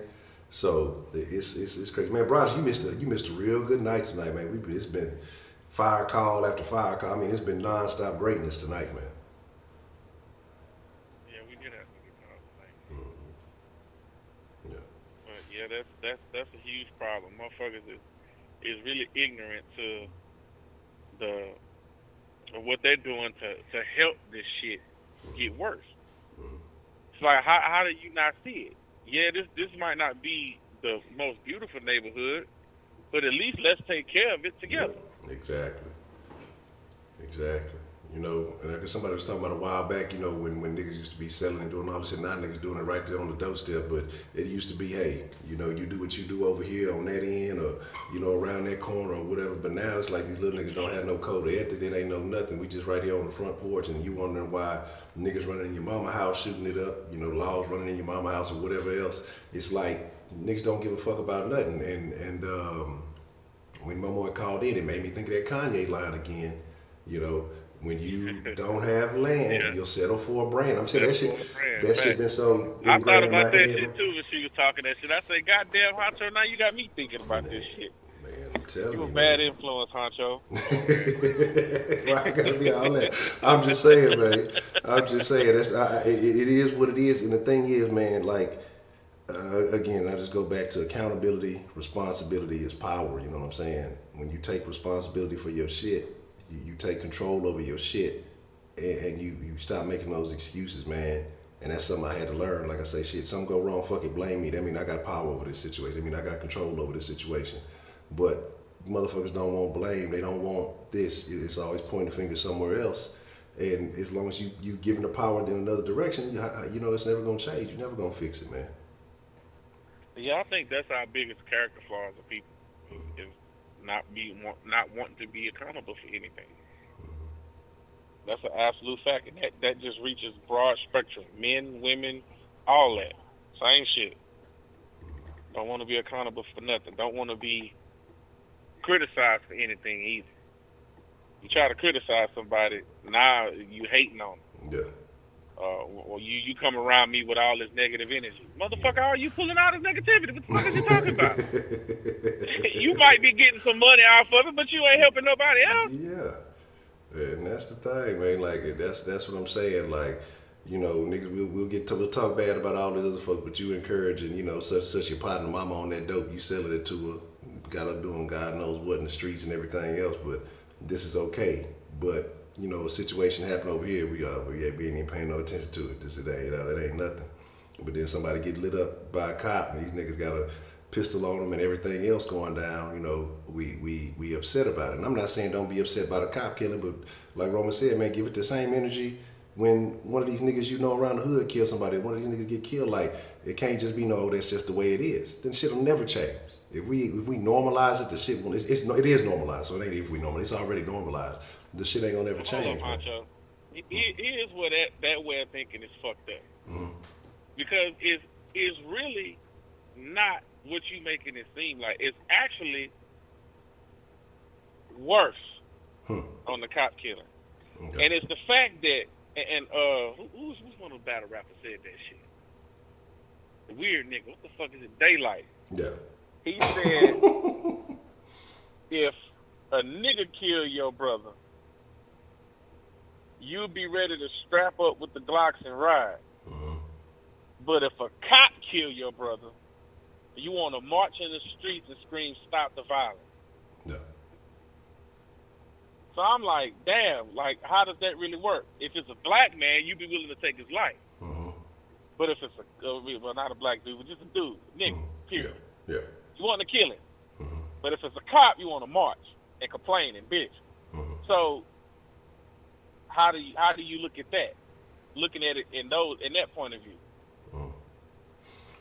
That's an interesting situation. That's an interesting situation. It is. It happens all the time. And a lot of people say, well, you know, you doing all the marching not helping, but what about when we kill each other? When we kill each other, there is some kind of justice. It might not be fair or popular, but there is some kind of justice that happens. Whether it's penitentiary or death. Yeah. One of those two is going to happen. In the other situation, there ain't no justice. So does that mean that, and as a whole, black people scared of the police. We just saw it. White folks don't give a fuck. we know that shit true. So something that stood out to me, because I think Prepaid said a while back when he was talking about, you know, red zones and things like that with the laws. So if it's an area where we continue to encourage it, so we retaliating against our own, you know, the outsiders looking in, you know, it ain't no just these niggas just killing each other. They just, because again, that when you go kill that nigga or whoever did whatever, and his partner's mad, even though they may have started the shit, and so it's going back and forth. That's how a lot of shit goes. So my thing is this, like, then it turns that area into a hot zone. It turns that area into a hot area. And then so the cops come through there, and then something else happens. The greater perception is going to be that shit. You know what I'm saying? This motherfuckers here, they wilding out over there anyway. That's what it deserves. You know, that's what happens. That's what's going down. So that public perception will never change as long as we embrace. Because again, PR, public perception, is a motherfucker. You know what I'm saying? The court of public opinion is a motherfucker. And you know, this vigilante justice and all that other stuff is like, you know, it's gonna be looked at a certain way. And again, like, I understand what you're saying. You know, okay, well, you know, some dudes have been paid for your behaviors, but you feel like a cop is getting away with it. But if that environment wasn't like that, then do you think they would get away with it the same? If this was just a regular, nice neighborhood, upscale, clean neighborhood, no dope fiends, no nothing, it's just some niggas, you know, a bunch of lawyers say it's a bunch of black, because this neighborhood's like that out there all around the country. There's small little, you know, isolated areas, but there's black neighborhoods, very nice black neighborhoods all across the country. And, you know, it's funny that there's a lot in Virginia. I didn't know that until the other day. But if you think something happened like that there, as opposed to something happening, like I saw somebody say Sunnyside is wilding out right now. So in Sunnyside, compared to one of these nice neighborhoods with gated community or something like that, do you think that it would be approached the same way, or do you think people would look at it differently? I think all of that is just subject to opinion. It really just depends on the mentality of the people involved. So if you in a white neighborhood and you acting mad niggerish, like, come on, bro. Like, I mean, come on, y'all know what I'm talking about. Yeah. But if you in a white neighborhood and you not bothering nobody and you get approached like you act mad niggerish, it's a little different. If you in the hood and you acting mad niggerish, you already know what's going to happen. Yeah. No question about it. If you in the hood, but you not mad niggerish, but you around a lot of niggerism, the niggerism spreads, you already know what's going to happen. Yeah, exactly. So the difference between those two is the mentality for the police is the same on both ends when you in the niggerish situation. But on the other side, they're going to be two different things. Because very seldom, I mean, come on now, very seldom, you get a nice white guy to patrol the neighborhood, you know what I'm saying, in the hood. They cool as shit. And most of those are the more, let's just say, broadly enlightened folk. Which means that they know more than just what they grew up with, or they grew up around, you know, lots of different races, different areas. So they got a little, like we used to say back in the day, they got a little soul in them, you know what I'm saying? Yeah.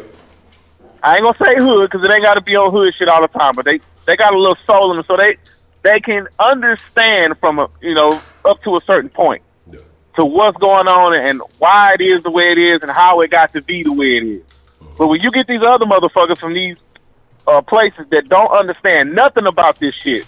They think all of it is just fucked up and bullshit, and then y'all motherfuckers is just products of y'all environment. Y'all ain't gonna never be shit. And you know, when you get that mentality in there, that shit turn volatile real quick. Because them motherfuckers don't have no love, no kind of respect, or none of that shit, and they don't have to. They don't have to have no kind of respect at all. All they got is the law on their side, and you got to do what they do, or do what they say do, or else. Yeah. That's it. That's your only option. Yeah. So then they up against a bunch of ignorant ass niggas who got this mentality. Ain't nobody finna tell me or make me do a bitch ass thing, or it's gonna be a problem. Yeah. That's a volatile situation just by the psyche of both the people involved. So it just all depends on the psyche you come in with. So, and like Prepay said, shout out to all the people that serve. I appreciate y'all very much because I couldn't do it. Yeah. I could not do it. Yeah. Shout out to all the police officers out there. I appreciate what y'all do. I probably could do it, but I don't want to. Yeah, I definitely don't. Niggas don't want to deal with niggas in the hood. I definitely don't want to have to deliberately deal with niggas. Niggas gotta go get like old buddy said, that nigga who was in the car. Oh, when Ray Ray or something over there smoking that wet, who y'all calling? You know, y'all gonna call me to come get him up out there. I ain't lying, nigga. Shit, I ain't trying to deliberately deal with no shit like that. You know what I'm saying? Yeah, my biggest thing, I don't mind dealing with the hood niggas because I know how to talk to them. Mm-hmm. But it's the motherfucking drug addicts, bro. Them motherfuckers be hyped up on these fucking drugs and shit, thinking that they invincible. Man, them motherfuckers, bro. I can't deal with people like that. A drunk motherfucker, I can't deal with them. Man, did you see the chick in California in the middle of the fucking intersection? She was gone off that shit. She talking about like she sounded like she trying to fight some bitch that wasn't even there. She was just like, that nigga tried to like, the rest of he was trying to calm her down. She was in there tripping. Well, come on, bitch. We'll square up. And it's like, she wasn't even looking in this nigga direction though. Like, she was looking like in his, but not at him. So she was just seeing, because she was like, I don't know who she was squaring up with, because it was just some weird shit. And I'm just sitting there thinking like, man, look, Jack. Man, look, ain't nobody got time for no shit like that. You got to deal with that shit on a day-to-day basis. Man, fuck that shit. I remember that video a few years ago where this motherfucker was gone off of, I don't know what the fuck he was on, but it was like 4 cops there and all of them had tasers. And all 4 of them niggas tased. This nigga didn't budge. The nigga just stood there. Yeah. And then just yanked all that shit off and ran it there. I'm like, bruh, this nigga got hit with 4 tasers, bro. And it didn't even fade him. Man. I'm like, I don't know what the fuck he on, but they need to stop making that shit. That was ridiculous. Man. That was ridiculous. Man, I seen some niggas do some shit. I seen some niggas hit a nigga up in the UK recently. This nigga was like in an office or some shit. They came in there. He's like, well, come on. They hit the nigga about 3 or 4 of them hoes. That nigga said, that's all y'all coming with? That nigga snatched them hoes out and walked back into the office, like, hopped on the elevator or some shit. They ain't showed the video after that. I was like, man, look, Jack.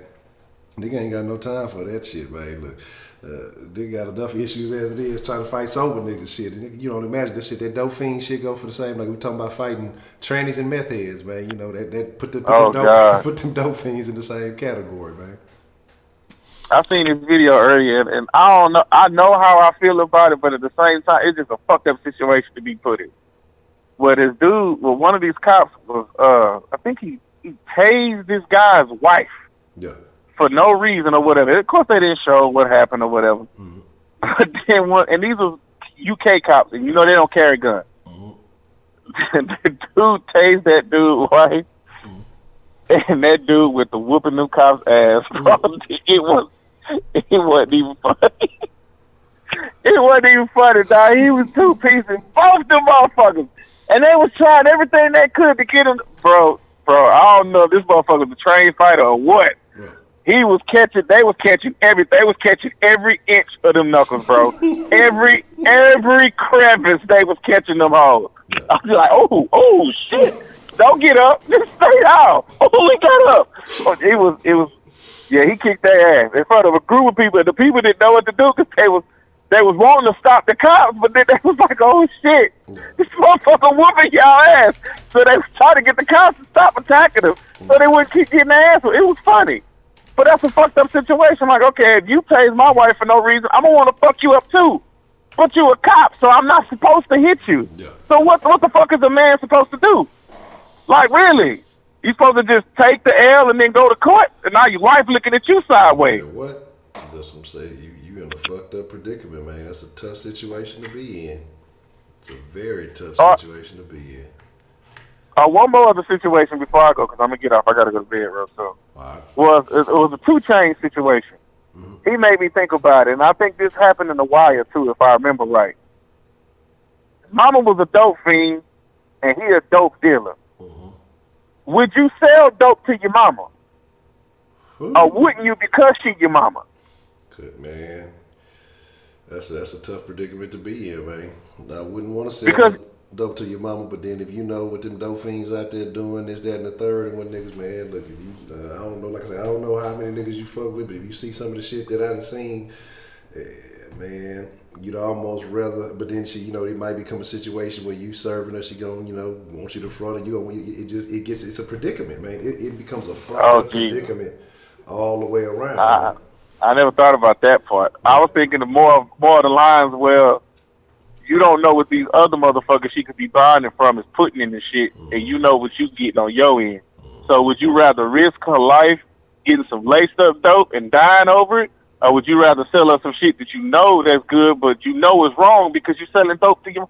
That's a fucked up situation to be put in, bro. Man, I had a partner, man, and his mom, she was on that shit. We would kick it over there sometimes, and then there'd be just little situations going on, and that nigga had a lot of shit going on, man. I think he like a Christian rapper. Now, that nigga could rap his motherfucking ass off, too.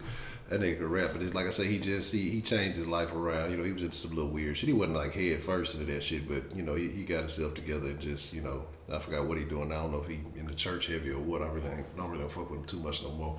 I'll tell you, I cut a lot of old people off, but but yeah, it used to be some shit, man. They used to have some. We be in there cooling, and she may be gone a couple of days. She just pop up. Say we used to crash over there because it was like having his own little house or whatever. Then sometimes she pop up and go in that room with her 2 or 3 little partners, and it'd be a whole little party or whatever going on. And then we just like, yeah, hey, man, we gonna catch you later, man. We gonna fuck with you later on, man. You know what I'm saying? So.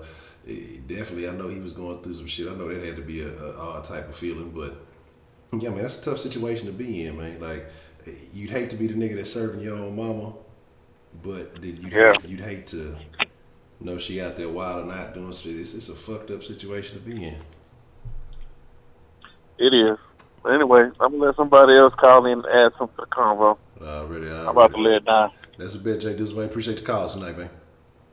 Yeah, y'all don't worry about T-Charla. She well taken care of. Already in the back of the Cadillac. That's for you, DeMarcus. Bitch ass nigga. What's a bet, man? All right, man. Already. Man. Whew. A lot of stuff. A lot of great conversations tonight from all angles, from all sides. You know what I'm saying? And hey, Master P was the, well, I won't say the originator, but shit, Master P was the motherfucking man, And niggas ain't want to give Master P the credit. He was doing all that shit before it was cool to do all that shit. That nigga was trying to do the electricity company. This nigga Master P hooped, had the shoes, had the record label independent, had the phones. This nigga had all kind of motherfuckers. This nigga Master P had his hands in every motherfucking thing. The movie business, like. He was doing all that shit before it was cool. I know niggas love to say them. The New York niggas originated all this, that, and the third. That nigga Master P had his hands in everything, man. What's the motherfucking deal, man? Who we got calling into the den this evening? Hello? Hello. What's up, man? It's Bredo. Bredo, what's the motherfucker? what you on? You on some good over there, Bredo, man? Yeah, man. I was hitting my shit, bro. Man, hit that 2 times for your boy, man. What's on your mind, though, Bredo? Yeah, hell yeah, that was for you, man, for you. And even for fucking Jay Dizzle, even though he was saying some shit about white people. It's all right. So what's on your mind, man? Hey, but that whole race relationship, I think it's pretty good between us. I mean, I'm not going to say where I used to work, but at my work it was very, because I just recently quit my job, but I worked in a place and it was very diverse. And there was no fucking racism. You know, you don't see it. It's not like how they try to portray it, you know what I mean? But I want to say the media tries to make it look like it's worse than it is, though. And I'm sure, like, in certain areas it might be. But, I mean, for the most part, everybody gets along peacefully. But they want, it's because of the government. Really, they want there to be this the hatred between us, because that's what separates us. Because if we all team up, then we can fight against the banks and the oil companies that fucking control our fucking goddamn lives and the Federal Reserves. But that's a whole different story. But yeah, well, not really. I mean, yeah, I guess. But yeah, they anyways. But everybody was talking about that rich dad, poor dad. And it was really fucking weird, though, because I was just thinking about that guy. What was the author's name? Robert Kiyosaki. Yeah, Robert Kiyosaki. Yeah, exactly. It was really crazy because I recently, and it had nothing to do, it was right before this happened, I wanted to talk about that, something about that he said, too. And he had to do with, this is going to trip you guys the fuck out, man, but I think it's genius. Because it's true. What he said was the school systems is actually teaching people to be poor. The school system will never teach you about money. The school system was designed to teach you to be an employee or a doctor or a lawyer or a specialist, but never about money.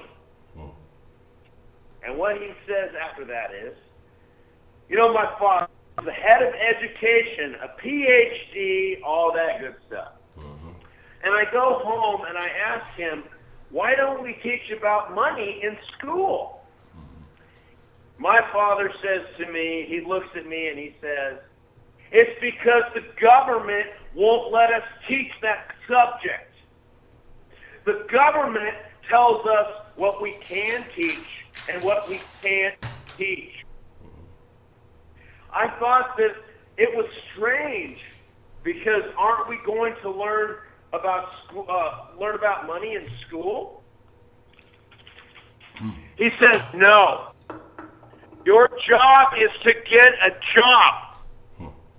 Poverty is being passed on. It's taught in your families. And the middle class is taught in families. People right now who are sitting at home, who are struggling financially, or who are worried about money, who are unhappy that they're making, or maybe they're unhappy because they're making a lot of money, but they are, it was because you were taught that. Your super ego, you know, get a job, work hard, you'll never be rich, or the rich are evil. Being poor is passed down genetically. The moment I pay you, you start thinking like an employee. And that's the trap. Entrepreneurs, they work for free.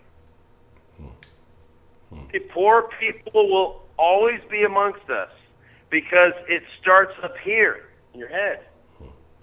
It's in their words. And their words because their words become flesh. But when they say, I can't afford it, or I can't do that, or I can't do that, or it's because... Oh, sorry. God damn it. Anyways. And then he says, sorry, it got all blurry right there. But he says, I meet so many people who say, I can't afford it. You think I'm made of money? That's why they're poor. Because poor people say, I can't afford it. I can't do that. I don't have that. Because it's an escape. It's easy to say I can't afford it, or I'm tired, or I can't go to the gym. But you could go to the gym, but no, I can't. The truth is you're too lazy to go to the gym. When you say I can't afford that, your mind shuts down, and you become what you say. People say, I don't care about money, when then money doesn't care about you. You become words become flesh. And Einstein says, imagination is more important than knowledge, but knowledge empowers imagination. And what people lack say that knowledge. one more time for him. Say that one more time for him. Huh? Say that Einstein quote one more time for him. Imagination is more important than knowledge, but knowledge empowers imagination. Sorry, the reason I'm reading it is because it's all scrambly right now. Okay. I'm sorry about that. But hold on.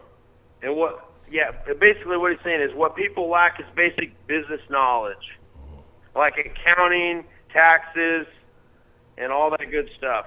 Taxes, debt.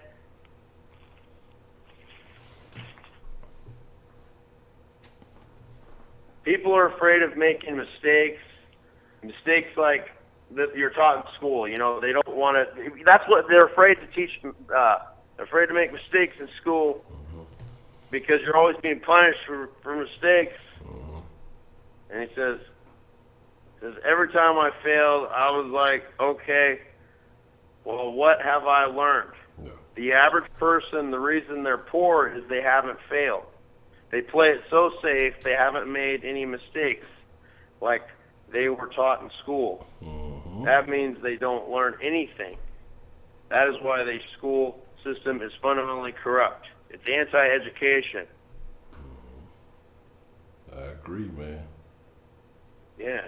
And I think what most people do, they let their parents or their families talk them out of life. We're so afraid of failing, but failing is how we succeed. Most people only want to be right. They only want to be positive. Well, you can't have that. That is not reality. I agree. People who are afraid of making mistakes, like they teach in school, they never actually grow because there is no good and there is good, there is bad, there is right, there is wrong, there is up, there is down.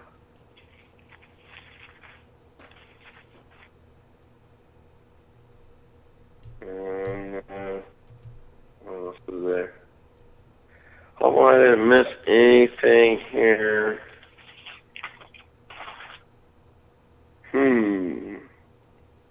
me see here. I might have missed something. If I did, man, sorry, I'm just not the right frame of mind right now. That's all good, man. It's all good. Now you dropped some good nuggets, My man. bad. I'm reading off of a really bad thing, and I just can't really make out what it's saying, and it's just kind of fucked up, Honcho. You know what I mean? That's all good. Sorry about that, man. Okay. But I mean, it makes sense though, doesn't it? Yeah. And that's what I'm saying. I think that's the part of the problem is like you just said, you know, as far as in education in school, you know, you're not taught to learn from your mistakes. I was just, I've been listening to some things the last couple of days, and there was this one that's called Mindset, and I forgot the little subtitle of it, but it was just basically talking about, you know, people who limit themselves because, again, like I said, you know, you don't want to fail, so they'll reach a wall, they'll reach that ceiling because they're afraid of failing, and so they'll limit themselves. But the people who grow, the people who actually prosper, develop, and live better lives are the people who fail and learn from that mistake and say, okay, well, I made this mistake, now how do I, you know, fix this? It was another thing I was looking at the other day. It was called the 5 elements of critical thinking or effective thinking, something like that. And basically it was just saying, it was also talking about failure. And, you know, it's a guy, he's like a math teacher who wrote the book, and he was just saying that, you know, I encourage you to fail 10 times because every time you fail, you learn what you did wrong. And it helps you, you know, understand how to do things correctly when you see the mistakes that you made. You may not get it right every time, but then you start learning how to think about things in a different manner, and then you improve, you know, and then you it's a whole bunch of shit to it, but it basically it's on the premise of failing and using it as a benefit instead of getting punished for getting it wrong. you know, you work off your mistakes and then you improve, you know. I like it, Honcho. It makes sense. I think it's some very good advice. I like it a lot, man. Already. Well, that's a bet, man. Anything else Hey, you want to talk but, you know, it's crazy, though. I was going to say about the whole, hey, hold on. I got something real important to say real quick, Honcho. All right, what you got? You were talking about the Avengers, all right? And you were supposed to make a video about that. I heard you. Oh, yeah, and I yeah. said, oh, hoping you're going to make the Avengers. Like, you got to make it, man. I got you. Oh, my God. But, yeah, make that. If you, I mean, I don't want to tell you what to do because I know it's your show, but I hope you make it tomorrow because I'm fucking sick, bro. Just be like, the PC culture of Avengers or some shit like that. A lot of virtue signaling into Avengers, but, you know, we definitely going to talk about that. There's a few things that stood out, just like that line I was talking about. There's a few other things that definitely stood out in that movie to me. Like I said, to me, I know a lot of people loved it, and it's funny. I'm glad you mentioned that because I wanted to talk about that along the lines with somebody that talked about Black Panther earlier. But I definitely will talk. You know about what's really crazy though about it? What's that? Is a Honcho. And this scene, I completely forgot until somebody online brought it up, and I was like, "Oh yeah, that was a really fucking creepy, goddamn fucking scene." Was what was it? And I don't mean to be bashing the gay community, but I know exactly what you're talking about, and that's one of the things. I know, bro. It's like, what the fuck was this shit, man? And this dude was sitting in there, and I was like, hold on, what's going on here? Yeah, a lot of people missed that shit. A lot of people. We ain't gonna drop it though, because I think it's some folks who hadn't seen it, but a lot of people missed it. I was with my old lady. I was like, man, I didn't care. She's like, what? I didn't even catch that. That's what I say. Exactly. I know. Yeah, me too, man. I'm like, what the fuck was that? I was listening to it. And this dude was like, he's like, hey, you know, so I thought they were like at an AA meeting or something. I'm going to describe it to your audience. I thought they were like at an AA meeting or some shit. And it's like with Captain America and a bunch of dudes. And he's like, well, you know, so I went on a date with this guy yesterday, you know, and yeah, me and him were real liking each other. And I think we're going out again. Yeah, me and this man. Yeah. Me and him. You know, he says it like 15 times, so we know it's a dude. Yeah. But, you know, I was watching that fucking goddamn scene, and at first I was like, wait, did he say it was a dude? Yeah, man. I was like, at first I was like, wait, did he? No, he's. And then I see Captain America, and there's nothing but guys around him, and I'm like, why the fuck is Captain America in this, like, gay orgy? Like, where's these you know, like, what the fuck is going on? That scene made no sense to me. Man, you know, Honcho? Yeah, they deliberately pushed that out. That's what I say. There's a couple of scenes that they just really pushed out there to let everybody know that they was woke, you know. And I caught that, and I was just like, what the fuck? You know what I'm saying? Because I think by the time that scene came out, you know, because we went to the little spot where you can eat in the theater and shit, my little pulled pork sandwich that came out and shit, I was eating myself like, hold on, wait, what the fuck? You know, I know I ain't tripping out there. Man, come on, Jack. You know, so my old lady, she must have been in the dips and chips or something. She must not have been paying attention. Goddamn chips, you know, they crunch loud, so maybe she ain't here. I don't know, but man. But you know, it's really you want to know? God damn it! You want to know what's fucking hella creepy though, Honcho? Check this out, bro. What's that? Imagine. I mean, I know us adults enjoy seeing the Avengers. But imagine how many little kids, like 2 or 3 year old, 1 year old kids. Okay, here's the thing. Imagine how many 1 year old kids are going to be seeing that shit, 2 year old kids. Because it's almost like, and I mean, I have nothing against homosexuality. I have nothing against that. But I think the fact that it's being pushed in a kid's movie, and it's a kid's movie. Come on, we all got to agree. Kids are going to see it. It's a family movie if you want to be generous, but it's a kid's movie in general. Yeah. If you're a kid, you want to see Batman or all that shit, Superman, you know. It's a kid's movie. Because they're pushing pedophilia to kids, you know what I mean? Homosexuality to kids, dude. Yeah. And that's why that was in the movie, dude. Yeah. Fucking hell yeah, dude. That's fucking disgusting shit, bro. I don't mean to say hell yeah like that. I'm just saying, you know what I mean? I mean, hell yeah, like they're pushing it. I don't mean like, God damn it, you know what I mean? But anyway, yeah, dude. It's fucking, there's something that's going on. There's definitely some government involvement in this, and we'll find out, Honcho. I'm going to have to do some investigating, and I will definitely call you back to find out my findings, okay? All right, that's a bet, man. I appreciate that, brother. All right, have a good one. All Bye-bye. right, you too, man. Man, yeah, there was definitely some very peculiar scenes that they definitely forced into that movie. You know what I'm saying? But we'll talk about it. We'll definitely talk about it.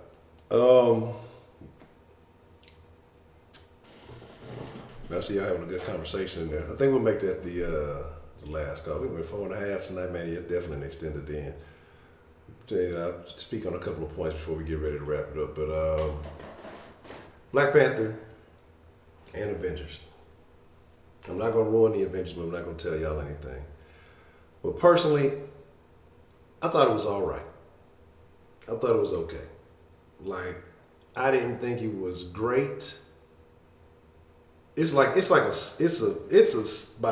2-minute scene, maybe a minute and a half. It's not overwhelming. Like I said, if you ain't paying attention, you probably wouldn't notice it. But if you're a person who pays attention to details and you're observing when you watch movies, man, it's a couple little scenes. It's like, that's the only scene like that. But there's 2 or 3 other little things that happen in the movie. I'm going to talk about it in the video tomorrow. I don't have spoilers in, so you may not want to watch it. But, you know, yeah, it's long, but the thing about it is that you don't even really realize. Like, I'll give them that, though. They kept it to the point where it was entertaining enough to where you didn't realize you were in that bitch for 3 hours. You know what I'm saying? Man, I don't know. Like I said, I didn't, you know, I caught the majority of the movies, you know, to follow along. Like, I didn't see Ant-Man, and it was 1 or 2. Like, I didn't watch Captain Marvel or any of that shit. You know what I'm saying? But yeah, I ain't gonna lie, it was. It was just like they threw a couple of they just threw too many scenes in there for me to. It's like they were forcing some shit, you know. The little I ain't gonna say too much because, like I said, people ain't seen it, but it was all right. Like just like I wasn't on the Black Panther was the greatest this is gonna bring us together movie. It was cool. It was cool. You know what I'm saying? And then, like I say, what they did, the way they brought everything together, I respected. It was cool what they did in the Avengers, but I didn't fucking, yeah, that's what I'm saying. Like I say, the whole deal about just, look, man, like I told you, I root for the bad guy. All I'm gonna say is, that nigga Thanos was a bad motherfucker. I don't care what nobody say. I don't care about none of the rest of the shit. Thanos was a bad motherfucker. You know what I'm saying? So, that motherfucker was the truth. I don't care what nobody say. That motherfucker there, man, that nigga wasn't sweating them niggas. That nigga say, look, that nigga say, go ahead and do that for me. You know what I'm saying? That nigga posted up on the Avengers, man. You know what I'm saying? Like, that's a real nigga right there. Thanos was a real nigga, man. Look, that nigga posted up on the Avengers and wasn't even tripping. All right. You know what I'm saying? Yeah, they posted up and them niggas was still shook, man. Well, man, it was, I don't know, man. You know, I don't know. You gonna do it? Nah, nigga, you gonna do it. That nigga Thanos, and didn't even dropping gems the whole time. But my thing is this, though. So all that stuff was cool, man. You know what I'm saying? I don't do exactly. You know what I'm saying? You give D-Boy a little bit of vocabulary. That's that nigga right there, man. But like I said, it was a cool movie. It was a cool movie. You know what I'm saying? I just didn't get super emotional in it or nothing like that. You know what I'm saying? I understand the whole deal. It was just a few things that they did to sell to the folks that they needed to sell to, that to make sure that they touched all the bases. They made sure they touched all the proper PC bases in that movie. So, you know, it is what it is. Oh man, look, you know, they had to make sure they couldn't hit them with the Oscar so white hashtag this year. You know what I'm talking about? That shit there. You know, they had to make sure they appease all the proper fans. They don't want to get tweeted about. Fuck that shit. So here's the deal. Thanos means death in Greek. Okay. But yeah, man, like that's what I'm saying. Look, and I'm gonna talk about that. I'm gonna talk about all that shit because you peep how that turned out. But Yeah, man, tonight was a great fucking den.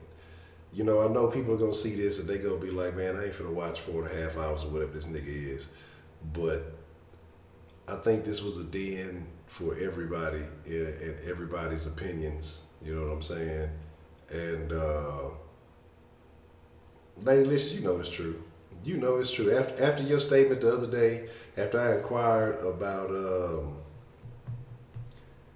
if that situation would have been a transformer, you was like, shit, you had the best of both worlds. You solidified it right there. I don't think no other lady in the den would have said no shit like that. You know what I'm saying? So, you know, there's that. I mean, like, so are you gonna deny? Can you deny that, Miss Lady Licious? Let's keep it real. I know you're gonna keep it real with me. I know you're gonna keep it exactly. See, look, that's what I'm talking about. But you know what I'm saying. So here's the deal, man. I fucks with y'all, man. Super tough. Whether y'all agree, whether you disagree, you know what I'm saying. Everybody's entitled to their own opinion. Everybody's had their own experiences. I can only somebody finna get busted up with the wrench. She finna get she gonna get hit with the motherfucking. She gonna hit you on the head at the cruise and toss your ass over. All I'm saying.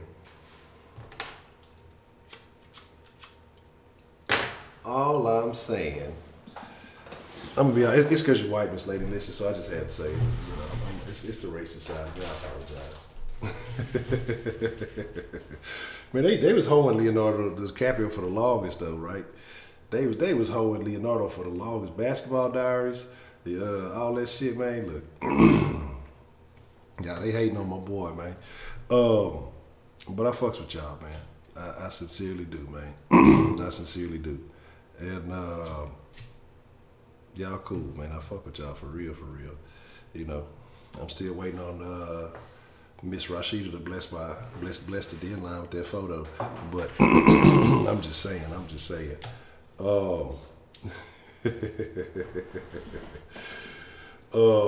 with that being said, man, I just want to say thank y'all again, you know, for spitting y'all knowledge, dropping y'all's thoughts and stuff. You know, you LOL, and I'm serious. I'm joking, but I'm serious. You know, shit, you know what I'm talking about. Nah, but I fucks with y'all, man. I appreciate y'all for real. For real. Like I said, we come in here, we chop it up, but I soak up a lot of game too. You know, I'm gonna spit my thoughts out there, but I soak up a lot of game from y'all too. And I just want to say I appreciate it. I love seeing how other perspectives feel. I like seeing how other people feel, how they think, you know. And, you know, it is what it is. Denzel played a bunch of cops. Like, Denzel played a cop like in 50 fucking movies. But hey, Jack, you know what I'm saying? I think that y'all, I mean, these calls tonight were epic. And, you know, sometimes you gotta say fuck that 5-minute rule because it was just too much good shit that was being said tonight. You know what I'm saying? And the party was the party. The party is when I learned that all the white actors were different. Cause like I said, I watch movies and shit, but I just, you know, I don't really be paying attention to Hollywood motherfuckers. Like I couldn't name the difference. Like Matt Damon and Leonardo DiCaprio was like the same nigga for a few years before I learned the difference, man. You know what I'm saying? But man, like I said, the calls tonight was so fire, man. And like I say, I think that as this shit grows and as it goes, man, I just feel like the world needs these conversations. Look, we fuck around and get too big, you know. Google ain't gonna want the world to hear this shit because we be talking too much real shit for them. See, let me say 45-year-olds race relations have never been bad. They've never been this bad in your lifetime. When I was a kid, we didn't even think about it. Ed, mind me asking, what race are you, Ed? You know, Ed is always a good name. Shutter Island. I want to say I saw Shutter Island. I just don't remember that bitch because the name sounds super familiar, man. But yeah, like Matt Damon Leonardo DiCaprio, and it was one other one. They was all like the same dude to me for like 5 or 6 years, babe. Know what I'm talking about? Said perspectives are formed from your environment experience, and experience no one can truly be wrong. Exactly, man. And that's really what it is. And that's why, you know, we can all spit our perspectives and be genuine. But I think, you know, even though some of us may see it from different angles, some of us see it from the same angle, some of us see the same solution, even though we may see different things we all want the same outcome. You know what I'm talking about? Like we all want the same outcome. And how we get there, I don't fucking know, you know, because there's so many things that were covered tonight. You know, it's a lot of work that needs to be done. You know, as far as, especially in the black community, it's a lot of work that needs to be done. I think classism is a very big situation. Yeah, I was fucking with Blood Diamond. Blood Diamond was cool. Man, look, I fuck with Fresh Prince. But Martin was my shit over Fresh Prince, man. Like, I fuck with Fresh Prince. You know what I'm talking about? We might get a little lighthearted tomorrow. We gonna talk about something a little bit more lighthearted tomorrow. We were here tonight, but I fuck with Fresh Prince, but Martin was that shit, man. You know what I'm saying? Honestly, I don't think there was nothing ever like Martin. I don't think there was nothing like it. Like, Jamie Foxx tried it, and the Jamie Foxx show was cool. Had everybody was doing that shit. But he had his little things. He hit him with the thing. He had the little, you know, hit Braxton with the shit. You say black TV in general? All right, that's a BET. We can talk about that. But my thing is, did we ever see? I know when the Kush Den, I know in the Kush Den we talked about best black actors. You know what I'm saying? And we took like a vote, some shit like that. We talked about black actors because we had talked about Wesley, Will, Jamie, and I think Denzel. They each had a category, but this was in the old Kush Den, and we were talking about, like I say, I think Jamie was like the most versatile actor. The most slept on was like Wesley, because Wesley did a bunch of shit. Like I think most talented was Jamie. I think Wesley might have got most versatile or something like that. Denzel got like I forgot what we said Denzel had,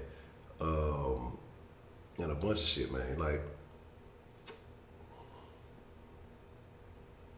we did best TV moms and dads. Okay, I'm gonna have to break some shit back. I'm gonna say Jamie Foxx, Uncle Dream was married to Al Helen, Jamie married Fancy. Where Brother Pops married to Shaw to marry her mom. Okay. Black TV. Oh man. Yeah, once all the motherfuckers got, once they all got married, it was game over, huh? I didn't even think about that shit. Shit. Martin went away when, you know, that was on Gina. Martin went away when they got married, right? When they finally got married, they tried to pull off some shit that Martin had accidentally married Pam or some shit like that. Remember that last little season? So when they actually got married, shit, yeah, they got rid of them too, huh? Shit. Don't could touch Carol Brady shit. She had a bunch of motherfuckers guarding her. She had a whole fucking line guarding all them damn kids. That's tough. And you had said something too when you talked about, you know, with Barack and niggas going to college. It had me thinking, like, do we got to put niggas back in college on TV? Because remember, Different World had niggas actually going to college and shit because niggas copy what they see on television. You know what I'm saying? Shit, I heard some rumors. They were just talking about some shit that Gene and old buddy supposed to be splitting up because he was beating on her or some shit like that.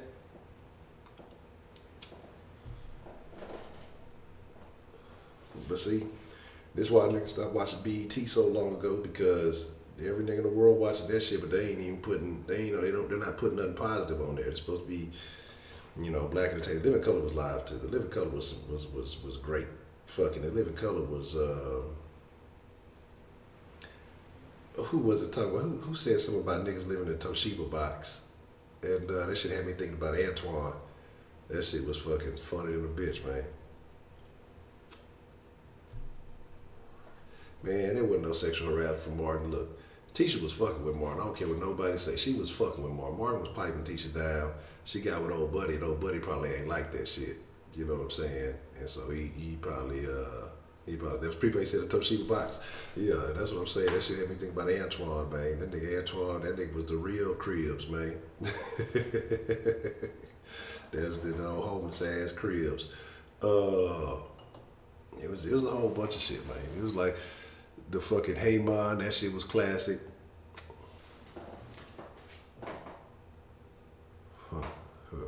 Yeah. They got rid of, you know what's a dope show that nobody talks about? Slept on show that nobody talks about anymore. Rock. When the last time you heard a motherfucker talk about Rock?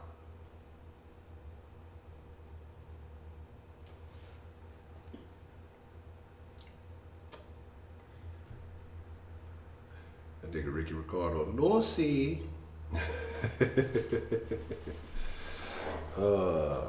Rock was dope.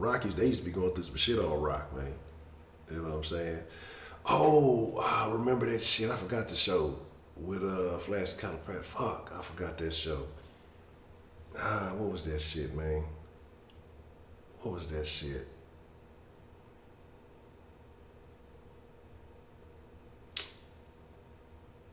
Damn.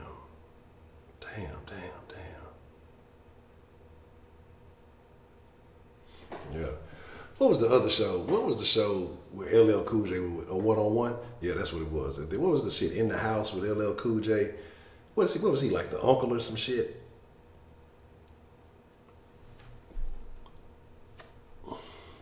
Shit, Rock was on some real shit. Rock was on some shit, some real life shit, man.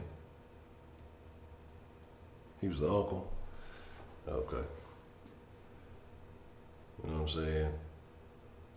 In the House? Okay. Hanging with Mr. Cooper was cool. You know what used to kill me, man? It's like you see all these family-friendly ass shows, right? But then, like, the niggas they have and shit. But when you see these niggas do stand-up and shit, these motherfuckers be ruthless, right? These motherfuckers be cussing they motherfucking ass off and doing all that. But you see them on TV, like, oh, these old square-ass niggas. But then when them niggas do their own stand-ups and they be really having their own little specials and shit, them motherfuckers, you know what I'm saying? Them motherfuckers be going in, man. The Parkers, yeah, that shit there. The Parker started that shit. Single mama shit, tripping off a man, you know what I'm saying? Professor Ogilvy, that nigga was suspect as hell, you know what I'm saying? Like all that off the wall shit, man. Yeah, and that's what I'm saying. Now these niggas with this fucking reality TV and parents letting them watch, oh, it ain't hurting the man. Fuck that. That shit is terrible. Terrible for kids, man. So yeah, that's what they do. Why is that? Like, why is it that all the dads get shit on? Like, I ain't gonna lie, man. When I was little, nigga was watching, I used to fuck with some Married with Children Super Tough. You know what I'm saying? That used to be my shit. Even the race relations in Married with Children was cool. Shit, I don't like best buddy. Well, he would always be cool with the neighbor, whatever nigga was next door. But shit, his best partner was the nigga was old buddy, Griff. Was that his name? Griff or something like that? The nigga he used to sell shoes with or whatever, man. You know what I'm talking about? That was Al partner, man. You know what I'm talking about? Yeah, Griff was cool to the bitch. Him and Al used to be getting it in, man. But now, what you see is like, the moms are still like Peg, you know, they can still talk shit to the daddies and do all this shit. But now, if a man was on TV talking like Al used to do to Peg, or how he used to talk to them hoes in the shoe store, man, they would yank that shit off TV so motherfucking fast, dog. You'd never know the shit came on air. It would be one episode and that shit would be off. You know what I'm talking about? Who is it? Marlon got a show, that Marlon show, where he's basically like, he's like an internet dude, but he just broke up with his wife. So they just recently got divorced, but they like co-parenting and a bunch of shit. You know what I'm saying? It's like it's a bunch of shit. Just the way shit is now, it's super different, man. It's super different. You know what I mean? Oh, Raymond, I watched a couple episodes of Raymond, but yeah, I remember her being a bitch, man. You know what I'm saying? Peter Griffin, yeah, that's what I'm saying. And again, they that's how they fucking indoctrinate you. That's how they infiltrate you. You know what I'm saying? Like, you know, they tell you the motherfucker's supposed to go to work, make a bunch of money, and he dumb. You know what I'm saying? And again, that's what they selling y'all. We're gonna have to talk about it. It's definitely gonna be a good conversation to talk. Let me jot this shit down, man. We're gonna talk about how that might be tomorrow conversation. It'll be a good conversation. We can talk about some seriousness, but we can definitely dig deep into it, man. How TV is impacting us.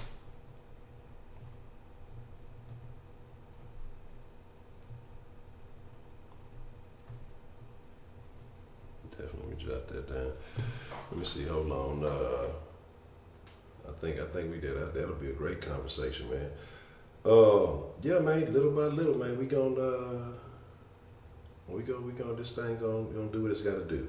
I think the way the den works, man, is I think you have people who come in here sometimes. A lot of people came in here on the Jesse thing, thinking I was gonna be a channel that's gonna straight up just bash niggas. You got a lot of black channels out there that just bash niggas just for the sake of bashing.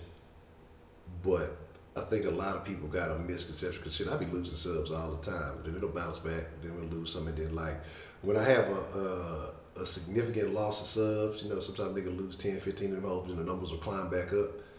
And it seems like every time that happens, like a new person comes in and just jump in the den like full speed, head first, you know what I'm saying? And I think people who really want that, who are really open to that conversation and knowing that we need to have that fucking conversation are really fucking with it. You know what I'm saying? And that's what I've noticed. You know what I'm saying? I think, like I said, I look at it more like a community than I look at it like a channel. You know what I'm talking about?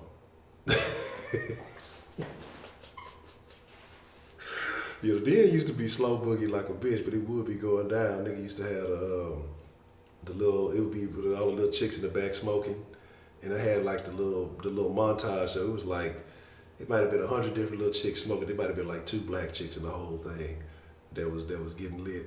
But yeah, we be in this bitch. If the den you would hit 10 people, that bitch was on fire. You know what I'm saying? That bitch was it was a great night. I remember when niggas be saying, oh, we got 13 deep one time, man. You know what I'm saying? And that shit used to be crazy. Niggas used to be this leaning sideways, lit in a bitch. You know what I'm talking about? They out of there. You know what I'm saying? So that shit really got me contemplating if I am going to engage again. You know, when I reach these goals and stuff, I can't do it like that because the content has got too good. I'll be on this bitch leaning on the phone. Forgot somebody on the phone and shit. But it would be cool, man. The den is cool. It's evolved so much, and I think it was the right decision just to chill on smoking and really start, you know, putting more focus on the content and stuff like that. And like I said, still a couple little things I want to tweak, but yeah, King of the Hill, man. King of the Hill was dope. Boomhauer was my nigga on King of the Hill. That motherfucker Boomhauer had all the hoes and didn't know what the fuck that nigga was talking about, man. You know what I'm saying? But the Jeffersons was great. You know, shit. Niggas should have been seeing Peeping Game back then. You know what I'm talking about? Oh, John Redcorn. That dude, Dale. That dude, look, that's why you know you can't trust these hoes, man. Dale was a good man. Dale was a good man out there working hard, you know, spraying them rodents and shit. You know what I'm talking about? And then fucking his wife out there cheating on him, fucking with the Indian, talking about going and get some massages and shit. You know what I'm saying? And nigga Dale's real, man. They was trying to give him the heads up on what was going down. They wasn't feeling my nigga Dale. Dale was about that life, usually, until it jumped off. When it jumped off, that nigga was out of there. Y'all talking about top 5? Top 5 dead or alive?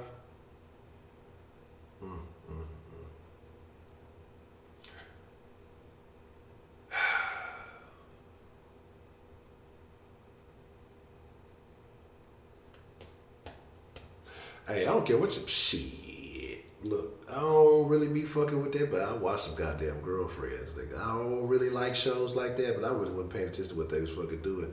It was like shit. I'm just look, let me find a group of friends like that. That nigga, what was his name? William. William was tripping, nigga. When actually William was a player. William was he low key was making some moves. I ain't mad at William. He played the sucker role for a little bit. Then he started fucking with the little short chick. I think she was the cop or whatever. And I can't lie, girlfriends was cool. That little light one, she was the one that was the freak. She would have got the business. Shit, you know what I'm saying?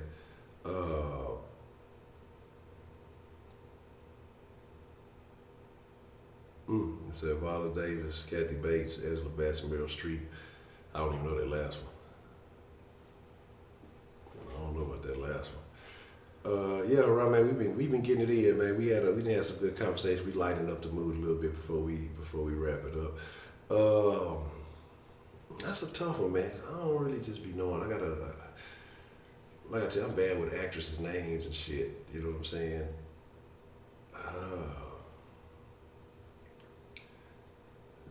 Scarlett Johansson. That's the redhead chick, right? Scarlett. That's a real name, goddamn.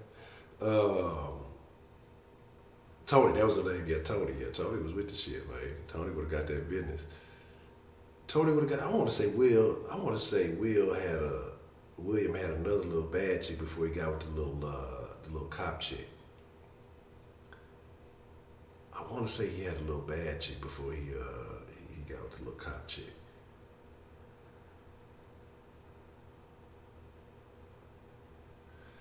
You know what I'm saying?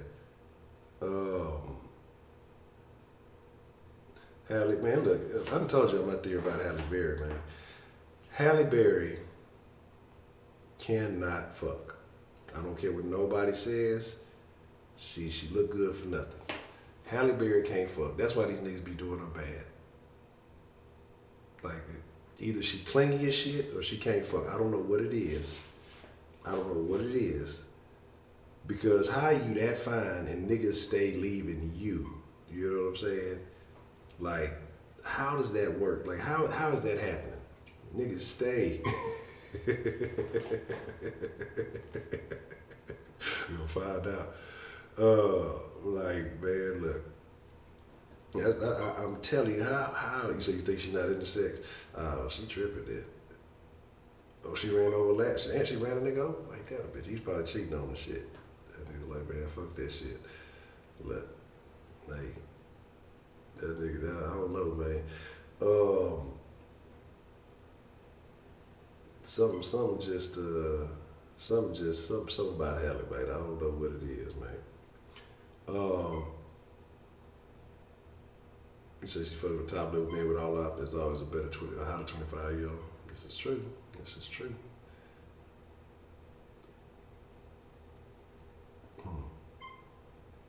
Let's see. Taraji.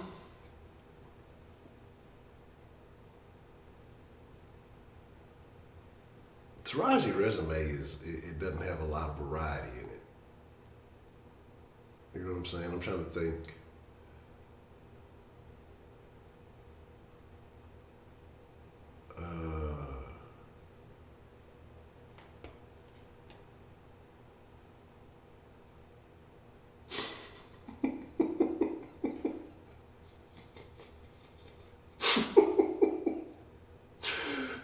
She'll always be a vet.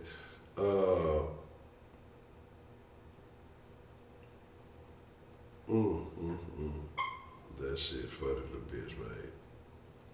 Cause I ain't never fuck with no Empire, so I don't really know, man. That's fucking hilarious. Problem here, it looked like it was gonna be bad. It's just certain, man. Oh, I know what I wanted to talk about tonight. We were talking about race relations, and I did not talk about it at all, man. Look, what happened to the man in real life was fucked up, right? What happened to the man in real life was fucked up, okay? But y'all not finna sell me that whole ass movie, the Brian Banks movie. Y'all not gonna sell me this bullshit. I'm not finna buy that bullshit. Y'all not finna sell me another one of them motherfucking stories to get a nigga into the movie theater to feel some old oppression ass shit. And then we can save this nigga here. So I'm not buying. I know the real story. Goddamn it, I'm not finna go watch the fucking Brian Banks movie.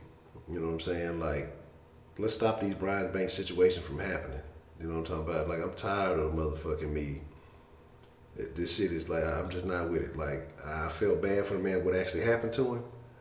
I'm not finna go watch this motherfucking movie, dog. I'm not finna go do it. It's not finna happen. Shit. I'm trying to think. In Hustle and Flow? Shit, in Hustle and Flow, didn't the white girl hold him down like the toughest? Who was? I'm trying to remember which one of them was tripping. Who he kicked out the house? He kicked one of them bitches out the house, man. You know what I'm saying? The white girl was a star. That's what I'm saying. Like I said, Hustle and Flow, I didn't get what all the praise was around it either, but I remember it did. Yeah, it had the, you know what I'm saying? Man, I'm tell you when I'm officially done. I'm gonna tell y'all when I'm officially done, man. If these motherfuckers try to fuck around and remake and set it off, I'm done, nigga. I'm done. You know what I'm saying? I'm super done. Like, that's one they better leave alone. Set It Off was a fucking classic. If they go and try to remake, and this is what Hollywood will do to you. Hollywood will try to remake that one of these motherfuckers didn't had a daughter or some shit, and she found out, you know, that her mama, they go back and get Jada or some shit, and then they gonna be like, oh, we gonna break out. They'll do some old outrageous shit. You know what I'm saying? Hey, but why y'all bullshitting? Why y'all bullshitting? Nothing's wrong with Set It Off. Set It Off was perfect as it was. You know what I'm saying? They better not remake no fucking Set It Off. Look, the daughter ain't gonna rob banks. She gonna be on, with this modern day shit, they gonna have her robbing, you know, crypto houses and shit, you know, whatever they do. Like, she gonna have her robbing some cryptocurrency shit, you know what I'm saying? That's what she gonna be on. She gonna be end up robbing little Asian niggas for cryptocurrency. That's what they gonna do. That's how Hollywood will do you. Man, look, if you wanna talk about top 10 gangsters in movies, man, Queen Latifah is in that conversation from Set It Off. I don't give a fuck what nobody talking about. Y'all can feel however y'all motherfucking want to feel. Queen Latifah played the hell out of that role, and we already knew she was dyking. So look, she didn't have to do no extra acting for that dyking part. Look, she was a real nigga in that bitch. When I said, man, Jack, what? That line, dog. Man, look, that shit was gangster. Look, I ain't even seen, what's that shit? Who was that? When they tried to make Belly 2 with the game, I ain't even seen that movie. I know she was harder than anything, that bitch, man. Yeah, that's what I hate. That's what I hate about Hollywood. Everything's a fucking remake, man. It's either a remake, or if they do remake it, it's some old, like I say, some old SJW shit. Like, what was the, how they tried to remake the Ghostbusters with the women and it didn't really do well, and so now they was trying to go back and remake it with the men, and now they mad, like Leslie Jones mad because they remaking it with dudes. Well, this is disrespectful. They didn't talk about, man, what? I let out a little single thug tear when Cleo got hit up, maybe two. Cleo kept it all the way. She was the most gangster motherfucker, dog. I'm telling you, that scene was so hard, nigga. You just can't recreate shit like this. See, now what they do these days is they try to supplement quality acting and quality, what's the word I'm looking for? They supplement it with all these fucking special effects and all this extra bullshit, you know, but it's just certain scenes that are just so fucking genuine, you know what I'm saying? That are just so fucking genuine. Oh, that's one of my favorite motherfucking scenes from any movie. Nigga, I'll just watch that part. I won't even watch the whole damn movie, but fucking, I love that movie. That's one of my favorite fucking movies. But that scene, who was that? Who did that? Who was that nigga? X? Not DMX, but who was the nigga? Hype Williams, wasn't it? Hype Williams, I think. Yeah, that scene was hard. Like, Belly was a classic. I fuck with that Belly fucking Say Jada was never your favorite. I just looked at yeah, Belly was hard. Like I watched that shit too many times. That nigga DMX played the fuck out of that shit. DMX, if DMX would have been full of that shit, DMX probably could have been a solid actor, man. He just stayed full of that shit too much. But he played the fuck out that Belly role. I'm trying to think who else. What else was a hard ass movie, man? That shit was super tough though. That shit was super tough. The drug name was the DMX weekend. Yeah, Pac was solid, man. I think honestly, had that not happened, I think Pac would have probably transitioned to an acting career. You know what I'm saying? Because that's what he was built for originally, anyway. You know, he was that Pac would have definitely. He was transitioning to an acting career anyway. But you know what I'm saying? DMX wasn't supposed to. That's fucked up. Hey, that's fucked up, babe. Man, that's fucked up. Menace was on, but I was just talking about Menace, right? But let's be realistic. Like, Menace was a cool movie. But Kane wasn't a whole ass nigga. I was talking about that shit last night, man. But Kane wasn't a whole ass nigga. Let's be realistic. Well, Kane was a whole ass nigga, man. You know what I'm talking about? Like, that nigga jacked that nigga and made that nigga order him a fucking cheeseburger, nigga. Like, come on, man. And then they got old gal pregnant. And then exactly. Kane was a whole ass nigga, man. Like, let's be for real, man.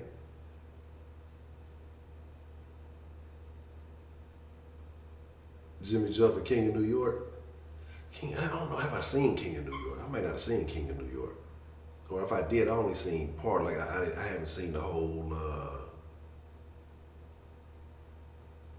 I don't think I've seen the whole, I might not have seen all of it. Yeah, straight up. Hold on, was terrible, nigga.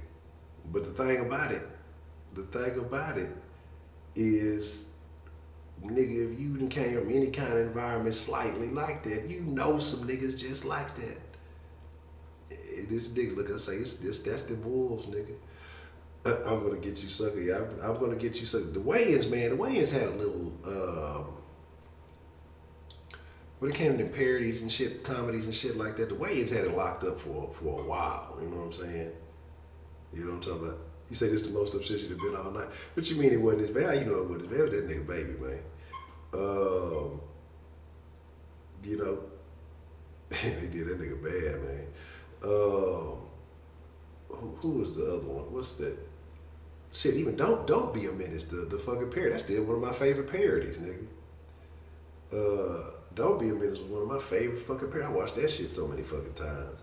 Yeah, Kane was a whole ass nigga, man.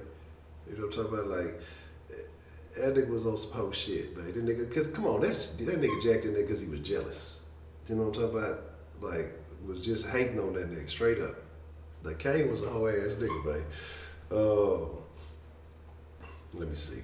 But yeah, but that's what I'm saying. They don't make, like, now, the parodies and all that shit. Oh, I forgot about that.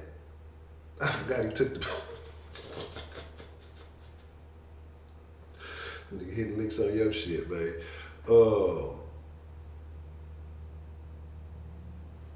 Man, look, man, hold on, watch out, man. Hold on, let me. Exactly, and that's what, man. This is what I man. 16, 17, that's what I'm trying to tell people, nigga. Like, now we glorify this shit. Like, this jacket shit is glorified now, man. Because Houston music was, niggas wasn't talking about no jacket. Niggas was hustlers. Like, in Houston, the music was about hustling. And, like, now all of a sudden, niggas on some jack and shit. Like, it's this little younger wave that came in, niggas be on drugs and niggas be jacking. Now, niggas was always on drink, so we ain't gonna act like the drug culture wasn't there. But that's what bothers me about this new shit. Like, down in H-Town, we ain't scared of no jacket. Like, jackets were considered trash, nigga. I'm saying, like, jackets were considered, like, garbage. You know what I'm saying? There wasn't no love for no motherfuckers jacking. Like, that shit wasn't cool. That shit, it was about the hustle, man. But now, niggas glorifying all this jacking shit and all this obscene shit. You know what I'm saying? Like, The shit, like, man, look, Harlem Nights was a classic. A classic. They better not try to remake that shit either, nigga. I'm gonna fight somebody. I'm sliding to Hollywood myself. I'm walking up on set, nigga. Yeah, that's what it is. That's what I say. Yes, them niggas on the office jacket. Fuck a damn thing. Niggas used to be mad. Them niggas switch house, niggas be talking shit. Them niggas with the south side niggas, fuck a damn fro. Niggas used to be, that's what I'm saying. Like, man, look. Niggas, you get rolled on for your haircut, nigga. What kind of shit like that? You grow up on a certain side, you better have a certain hairstyle. That's some whole ass shit, nigga. What if I want to be a little different? What if I want to do something different, nigga? That Southside fade was a motherfucker, man. That shit funny than a bitch. You know what I'm saying? Who was it? What was I thinking of, man? God damn it. I was just thinking about something. I forgot. I lost my fucking train of thought. Ain't that a bitch? But yeah, just talking about niggas jacking like that, it wasn't no love for that shit. You know what I'm saying? But yeah, man. Started, look. I think they trying to make them hoes cool again, man. I don't know. I remember I used to have I used to have a Miami Hurricane starter jacket when I was young, man. Yeah, man, hustle time, man. Shit. And shit just changed up, man. The game just changed the fuck up. Niggas gotta bring that shit back, but shit. You know what's super funny though? Houston is his own thing, because if you talk to a nigga from anywhere else, oh man, I don't even talk about that mark ass nigga. If you holler at a nigga from anywhere else in the country that fuck with Houston or they just came through Houston, all these niggas from Atlanta, from Cali, from New York, anywhere else, Houston is their second home. But niggas so don't want to give no love and no props to, you know, the flavor, the sauce they stole from the city. You know what I'm talking about? But yeah, hey, you ain't lying. What was that shit? It wasn't big. Was it Big Unit? What was the other one? I know they did that album here, but I think I'm trying to remember what it was. That's what I say, man. That's why I hate it. And that's really 97.9 The Box that did that shit, because Pimp was talking about that shit. You know, when Houston had that little run, Houston had a little run, man, and then they wasn't even playing Houston music, man. Ren and Stimpy was a classic. I used to watch that shit when I was there. Ren and Stimpy used to get away with some shit. You know what I'm saying? That was like a low-key Adult Swim. You know what I'm talking about? But when Houston had that little national run for a little minute, for about a year or two, almost, maybe a little over a year. Remember, y'all, look, let me hit y'all with something y'all don't remember, man. 97.9 stopped being real when they got rid of, what was that, Straight from the Streets? You know what I'm saying? Straight from the Streets was on Sunday night. You know what I'm saying? Like on Sunday night. And when that's when you would always hear the new shit. You know what I'm saying? Like when they would, like the niggas who really wasn't just out there, they would give them a little time, they give them a couple hours, they play their shit. And that's the first place a nigga heard Wanna Be a Baller. I remember that shit. I knew that shit was gonna be a hit that first time they played that hoe. You know what I'm saying? And when they played, I remember writing that shit on my motherfucking, y'all remember when you used to be in school and you used to have to put the book covers on the shit, but you turn the book covers inside out and put your own shit, be drawn on them hoes and shit. I remember that shit because I don't know if I was studying or what the fuck I was doing. I remember writing, I heard that hoe, like that first verse, I'm like, man, this hoe, that second verse, I wrote that hoe down on my motherfucking thing. It was probably about a week later, maybe 2 weeks later, everybody was singing. I was like, y'all niggas ain't on that shit. Nigga, I been on that shit.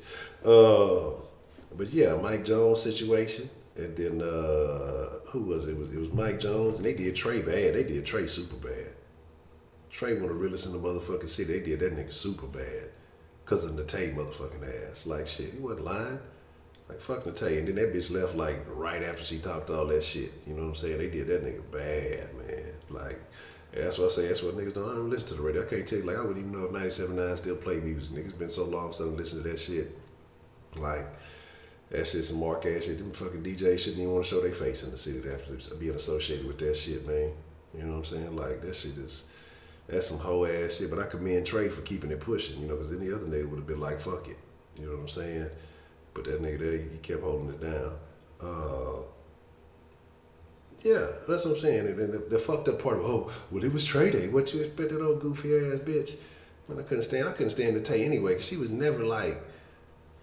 never beneficial to the show, to the fucking morning show. Like, she was just there to fucking, I don't know if she was there to cause static or what, man. It's like, come on, man. Yeah, that shit there, because motherfucker, man, that shit be just like, what I'm talking about, look. That's when 97.9 used to be real, when they used to have what was it, the Thunderstorm mix? You know what I'm saying? Like, all that shit, man. Exactly. This nigga Drake coming down and he's having a thank you Houston fucking party, because this nigga fucking, you know what I'm saying? This nigga fucking stealing all the motherfucking shit, man. Like, yeah, when you heard that little thunderstorm sound in the background, you knew it was finna go down, man. Them niggas, that's when them niggas really used to mix and shit. You know what I'm saying? I can't fuck with that shit. Got these little niggas thinking he June 27th and shit. Like, I'm like, oh, the audacity. It's like, how is this nigga is Jewish. This nigga having bar mitzvahs and shit. Like, this is what we promote? Okay. We gonna call everybody else culture vultures. But this nigga here come in and you just don't promote this nigga because he come have a little pool party in the city or whatever. That's cool. I'm not with it. I can't stand that shit. I cannot stand, like, if I hear this nigga voices, if I hear a nigga that sound like Drake on a song, man. I know for sure. I ain't mad at Jay Prince for getting his money. I know for sure. But I ain't mad at him for that. You don't get your money. Look again, if there's a market for it, I'm just not supporting that shit. You know what I'm saying? Exactly. You know what I'm saying? The niggas will ride with Drake over the Sauce Twins. And I ain't just the biggest Sauce Twins fan. You know, I like their little shit. I like their little movement, you know what I'm saying? If niggas be on some little off the wall shit, but you know, these niggas at least from the city. You know what I'm saying? But it's just like, come on, man. It's like, come on, man. Like, that nigga stole their little dance and shit. I think this shit is crazy. Chopped and Screw, yeah, I fuck with Chopped and Screw. I'll be honest, it's been a little minute since I've listened to some Screw, man. But yeah, and that's what niggas gotta get, man. You know what I'm saying? Like, that's what niggas gotta get is people gotta realize Drake was an actor before all this. What does he do now? He just acts in rhythm on beats. That's all it is. This nigga's an actor on music. You know what I'm saying? Yeah, Quartet-Bo got a couple little jams. He got a couple little jams. He got a couple little shit. That little nigga foolish too, man. Yeah, that nigga Maxwell got a couple little jams too. Them little niggas that wild, but yeah, I fuck with it. You know what I'm saying? Like I said, I ain't been on the rap super tough, but like I said, I'm gonna listen to some H-Town niggas. Like, I'm gonna see what's going on, man. I'm gonna see what's really going on. But it just is what it is. Like, it's like, how we not fucking with the city, man? But nobody want to talk about that. Nobody want to talk about Drake doing it. Nobody want to talk about how this nigga Drake steal everybody motherfucking line, dog. And Max on okay. You say put a bit in the court system. Man, Jack, I'm trying to think. Last time I was hopefully the last time, a nigga had to fuck with the county, man. Who was in that whole nigga? It was a couple niggas. A couple of them DSD1 niggas was in there. And who else was it? I was in there with a couple of DSD1 niggas. I fuck with them. But who was the other nigga? That nigga who was, I want to say, because this was the time, last time I was the time that Scarface was in that bitch. And everybody was talking about Scarface in his own locked up, man. Because I can't remember if it was some child support shit or whatever he had going on in that bitch. I'm trying to think, man. Who's that other little nigga? Was it Stunner Band? One of them other little niggas was locked up in that bitch too. I can't remember who else it was in that bitch. You know what I'm saying? Yeah. That's what I don't understand. Like, niggas in the city everybody should be eating. But at the same time, like, niggas don't put on for they shit like them Atlanta niggas do. You know what I'm saying? Like, them Atlanta niggas will eat with each other. They should know they shit trapped. They gonna help each other eat. You know what I'm saying? What happened with Bushwick, man? Nah, ain't. What happened with Bushwick Bill? Ooh, shit. Damn, it's tough. That's fucked up. Damn. Yeah, that's fucked up, man. You know what I'm saying?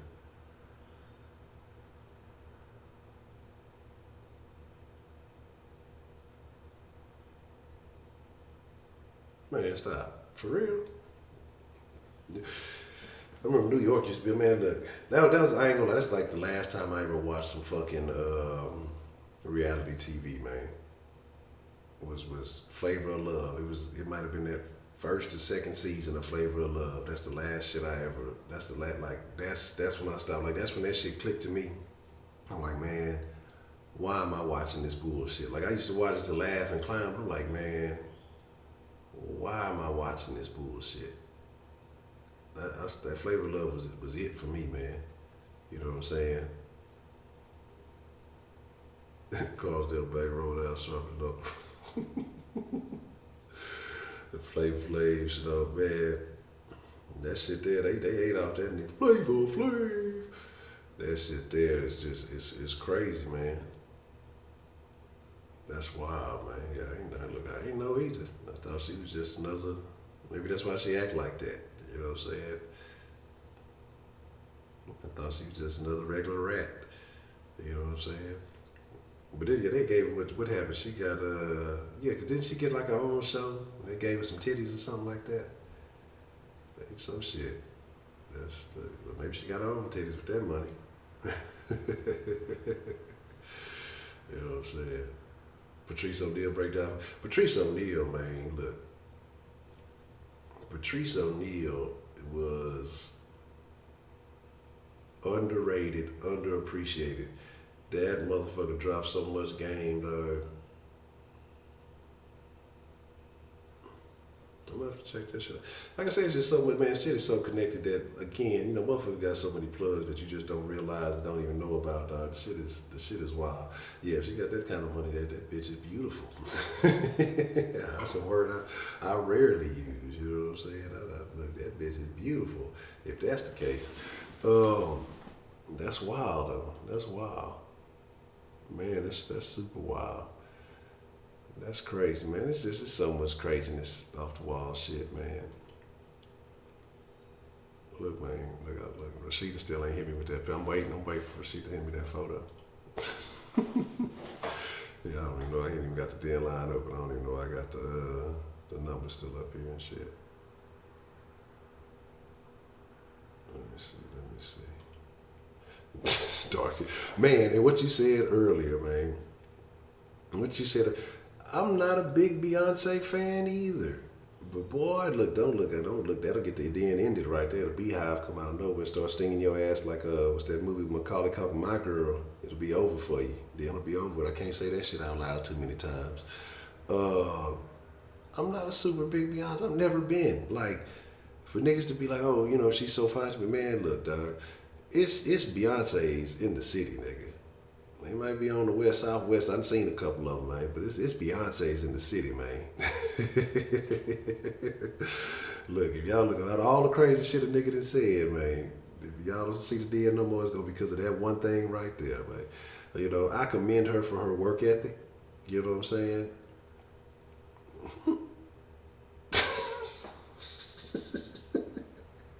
Niggas used to get mad, though. 'Cause I remember we used to argue about that shit back in high school, nigga. I was like, yeah, she cool, man. But I'm like, to me, you know, Alicia got a bit of Alicia more talented because she played, you know, she played the piano, yada, yada, yada.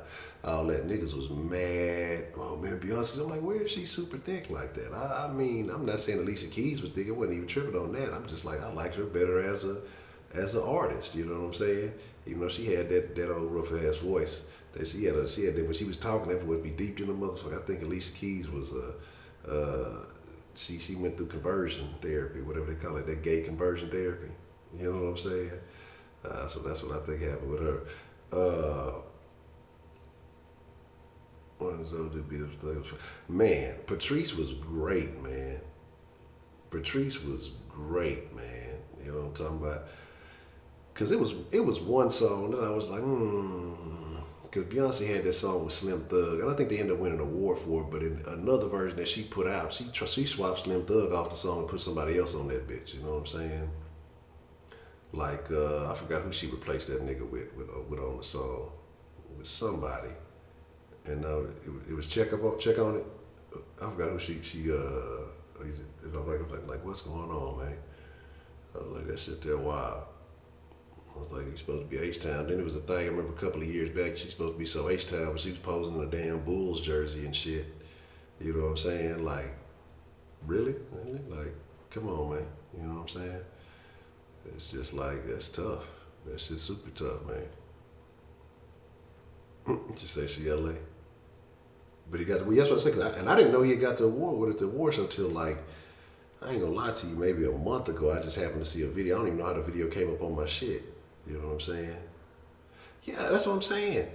Cause she wasn't fucking with, she was not fucking with H-Town like that, I promise you. And then Jay-Z dropped a couple of lines about Houston in some songs, you know what I'm saying? And then after that, you start seeing her kind of fucking with it more. So I say that's a lot of little reasons why I just don't necessarily fuck with Beyonce like that, man. You know what I'm saying? It's just shit. Yeah. Remember that was the thing. That was the style, man. You know what I'm saying? Like that was the fucking style. Like niggas was wearing motherfucking me. Big tees. Niggas had the big fucking shorts, the big ass cotton shorts and shit. You know what I'm saying? Niggas used to be, it was Air Force Ones. You know what I'm saying? Niggas, do they still make Expeditions? You know what I'm saying? I'm trying to figure. I ain't seen the Expedition in a long time, man. Niggas had 15s in the Expedition. Remember when spinning rims was the thing? Spree wells was the shit. Nigga go hit the beach and everybody got them hoes. Niggas moonwalking and shit. Like, goddamn. The world has definitely changed, man. That shit is the Valero tees, hell yeah, man. With a sign on the back that say, let's go fishing. Man, remember when Flip was hot? Flip was hot till that whole incident with Clifford. And then, you know, that message got spread in a whole way. That era allowed them niggas like Soulja Boy to come. That nigga Soulja Boy was wearing fucking clothes 5 times his size, man. Yeah, man. Florida was a different thing, man. A different thing. And fucking, it's just them niggas there. But see, niggas can't sell me that Florida car culture. You know what I'm saying? Like, niggas can't sell me Florida car culture over Houston car culture. Because, I mean, now it's been a few years, but they were not making rims that big at that time, man. You know what I'm saying? Like, that's a more recent thing. You know what I'm saying? Swangers have been around for a minute. So the H-Town car culture been holding it down. You know what I'm saying? Cali car culture been holding it down. I can't knock that. H-Town car culture been holding it down. That Florida shit is some new shit. You know what I'm saying? Like that big ass 26 and 20 donks is new shit. You know what I'm saying? Like that ain't been holding it down. I remember some chick from Washington. Man, look, if I wasn't around my partner, we was in River Oaks somewhere, you know, that's because he stayed out, like, I don't know, he had moved. We was cool. We was like cool from young. And he ended up making, I used to have a Delta 80. You know what I'm saying? This nigga ended up moving like to the River Oaks area somewhere, and I was fucking with him and some of his partners' old little international collection. I'm the only nigga there. Why this chick, man? Why this chick motherfucking me? Out of all the motherfuckers, she just come find me. Yeah, you know, down here in Washington, you know, we've been doing, man, shut your motherfucking ass up about some Washington car culture. I don't want to hear none of that shit about no motherfucking, you ain't telling me that H-Town stole nothing from no motherfucking Washington. Nigga, we ain't even know that shit was a part of the U.S. down here. We wasn't listening to shit coming out of Washington. It was like, we ain't trying to hear none of that shit. We ain't even know y'all niggas had cars, nigga. Like shit. You know what I'm saying? You know what I'm saying? So that shit there wild, man. Man. Yeah, it's some wild shit out there, though. It's some wild shit. Look, man, I said I was going to stop fucking with y'all a bit ago. Oh, man, the Cadillac. North Star, nigga. That shit was terrible too. Man, look. The Lincolns, I remember at a pot, that nigga had a clean ass Lincoln. This nigga here, man, look, we was, for some reason I had in 8th grade, they had said that I had to go to summer school. And I don't know what the fuck, they sent me a thing talking about I had to go to summer school. I went to that bitch and they was like, oh no, you ain't even supposed to be here. You know what I'm saying? I'm like, why the fuck y'all send me this shit? Because I didn't think I was, like, I know I passed all my shit, but I went. So anyway, we ended up walking, you know, leaving from that bitch. I forgot where the fuck we was going. It was a group of us, nigga. Oh, and some hoes were supposed to fight. Oh yeah, you ain't like David Taylor Cadillac. And what was the what was the expedition? The Eddie Bauer edition. And had a party song called me Eddie Bauer. But there was some hoes supposed to fight, you know, after school. So we go and follow these hoes. This nigga here came down. This nigga had some blades on his shit. This nigga was older though. He stunned for the motherfuckers. He got some niggas in the back of the car and all that. He let some little hoes ride and shit. So we going to where these hoes supposed to go fight at this park. This nigga swinging. And this nigga swung just a little too hard. And that nigga hit that curb. And they cracked that rail. That nigga was mad. That nigga made everybody get up out the slab. And all the motherfuckers, they thought they was finna be cool and get a ride. That nigga got everybody up out that bitch. It burnt off, nigga. That nigga was pissed off. I'm like, shit, that's what happened. You get for doing too much. Them hoes got to fight. It was pretty one-sided ass fight. But then, yeah. And that was one of my first experiences. No, I ain't gonna say my first, but it was a nigga, this little nigga used to lie so much, man. Now we ain't going 24 hours. We're gonna wrap it up here in a minute. This nigga used to lie so much. Say, man, you know, Slim Thug, that's my stepbrother. You know, if y'all, somebody carry my backpack, man, I'm gonna get y'all that new Swisher House tape. Like, nigga, shut your lying ass up, nigga. It's like niggas be just saying shit. Niggas, boy, like I say, you know, that's the one good thing about the internet. You can catch up on some shit real quick. You know what I'm saying? But niggas used to be lying back then. Boy, niggas had no problem selling you some wolf tickets, nigga. It was up to you to buy them hoes. But niggas used to just say some shit. I'm just like, nigga, get the fuck on, man. You know what you mean 5 hours? We already went 5.5. This week we in this bitch deep. Where you been at White Persuasion, man? What you talking about, man? You got that popping trunk with the neons in the back. Man, look. That's what I say, man. Like I said, I ain't fuck with the dog shit. Like I said, I mean, it is. Like I said, I ain't nobody before the big rims. I just see them, you know, putting them old extra big ass rims. That shit is not kosher to me. But hey, if they like it, it's cool. I ain't with all the Skittles shit on the cars, the M&M shit, like all that shit. Look, are you sponsored by these motherfuckers? You know what I'm saying? Like, come on, man. Like niggas be just putting all kind of brands on they shit. You know what I'm saying? Like, I ain't with that shit. I remember niggas used to put the Gucci fabric on the car seats. Niggas swear they got some Louis Vuitton and all that other shit. It's like, nigga,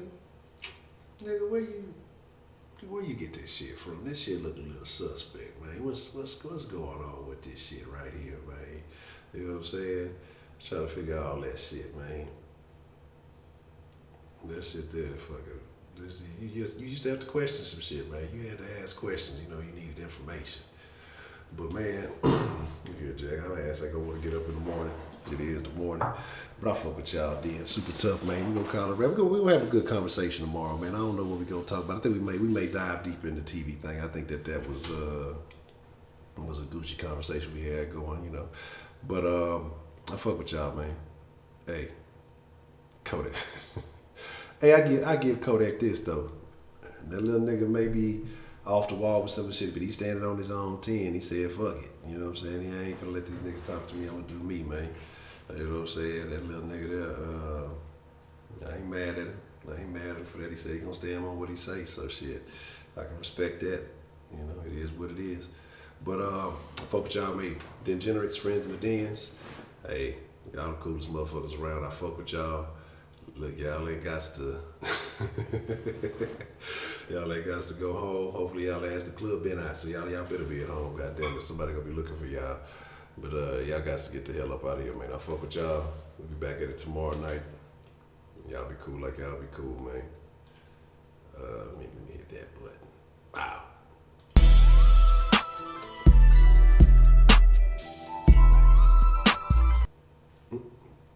Louis coming with the facts, man. Ed, man, appreciate you following through. Appreciate all y'all following through, man. It was a good one. This was live. I mean, from the beginning to the end, man. This was a great day, and this was a classic. It definitely was. I'm out.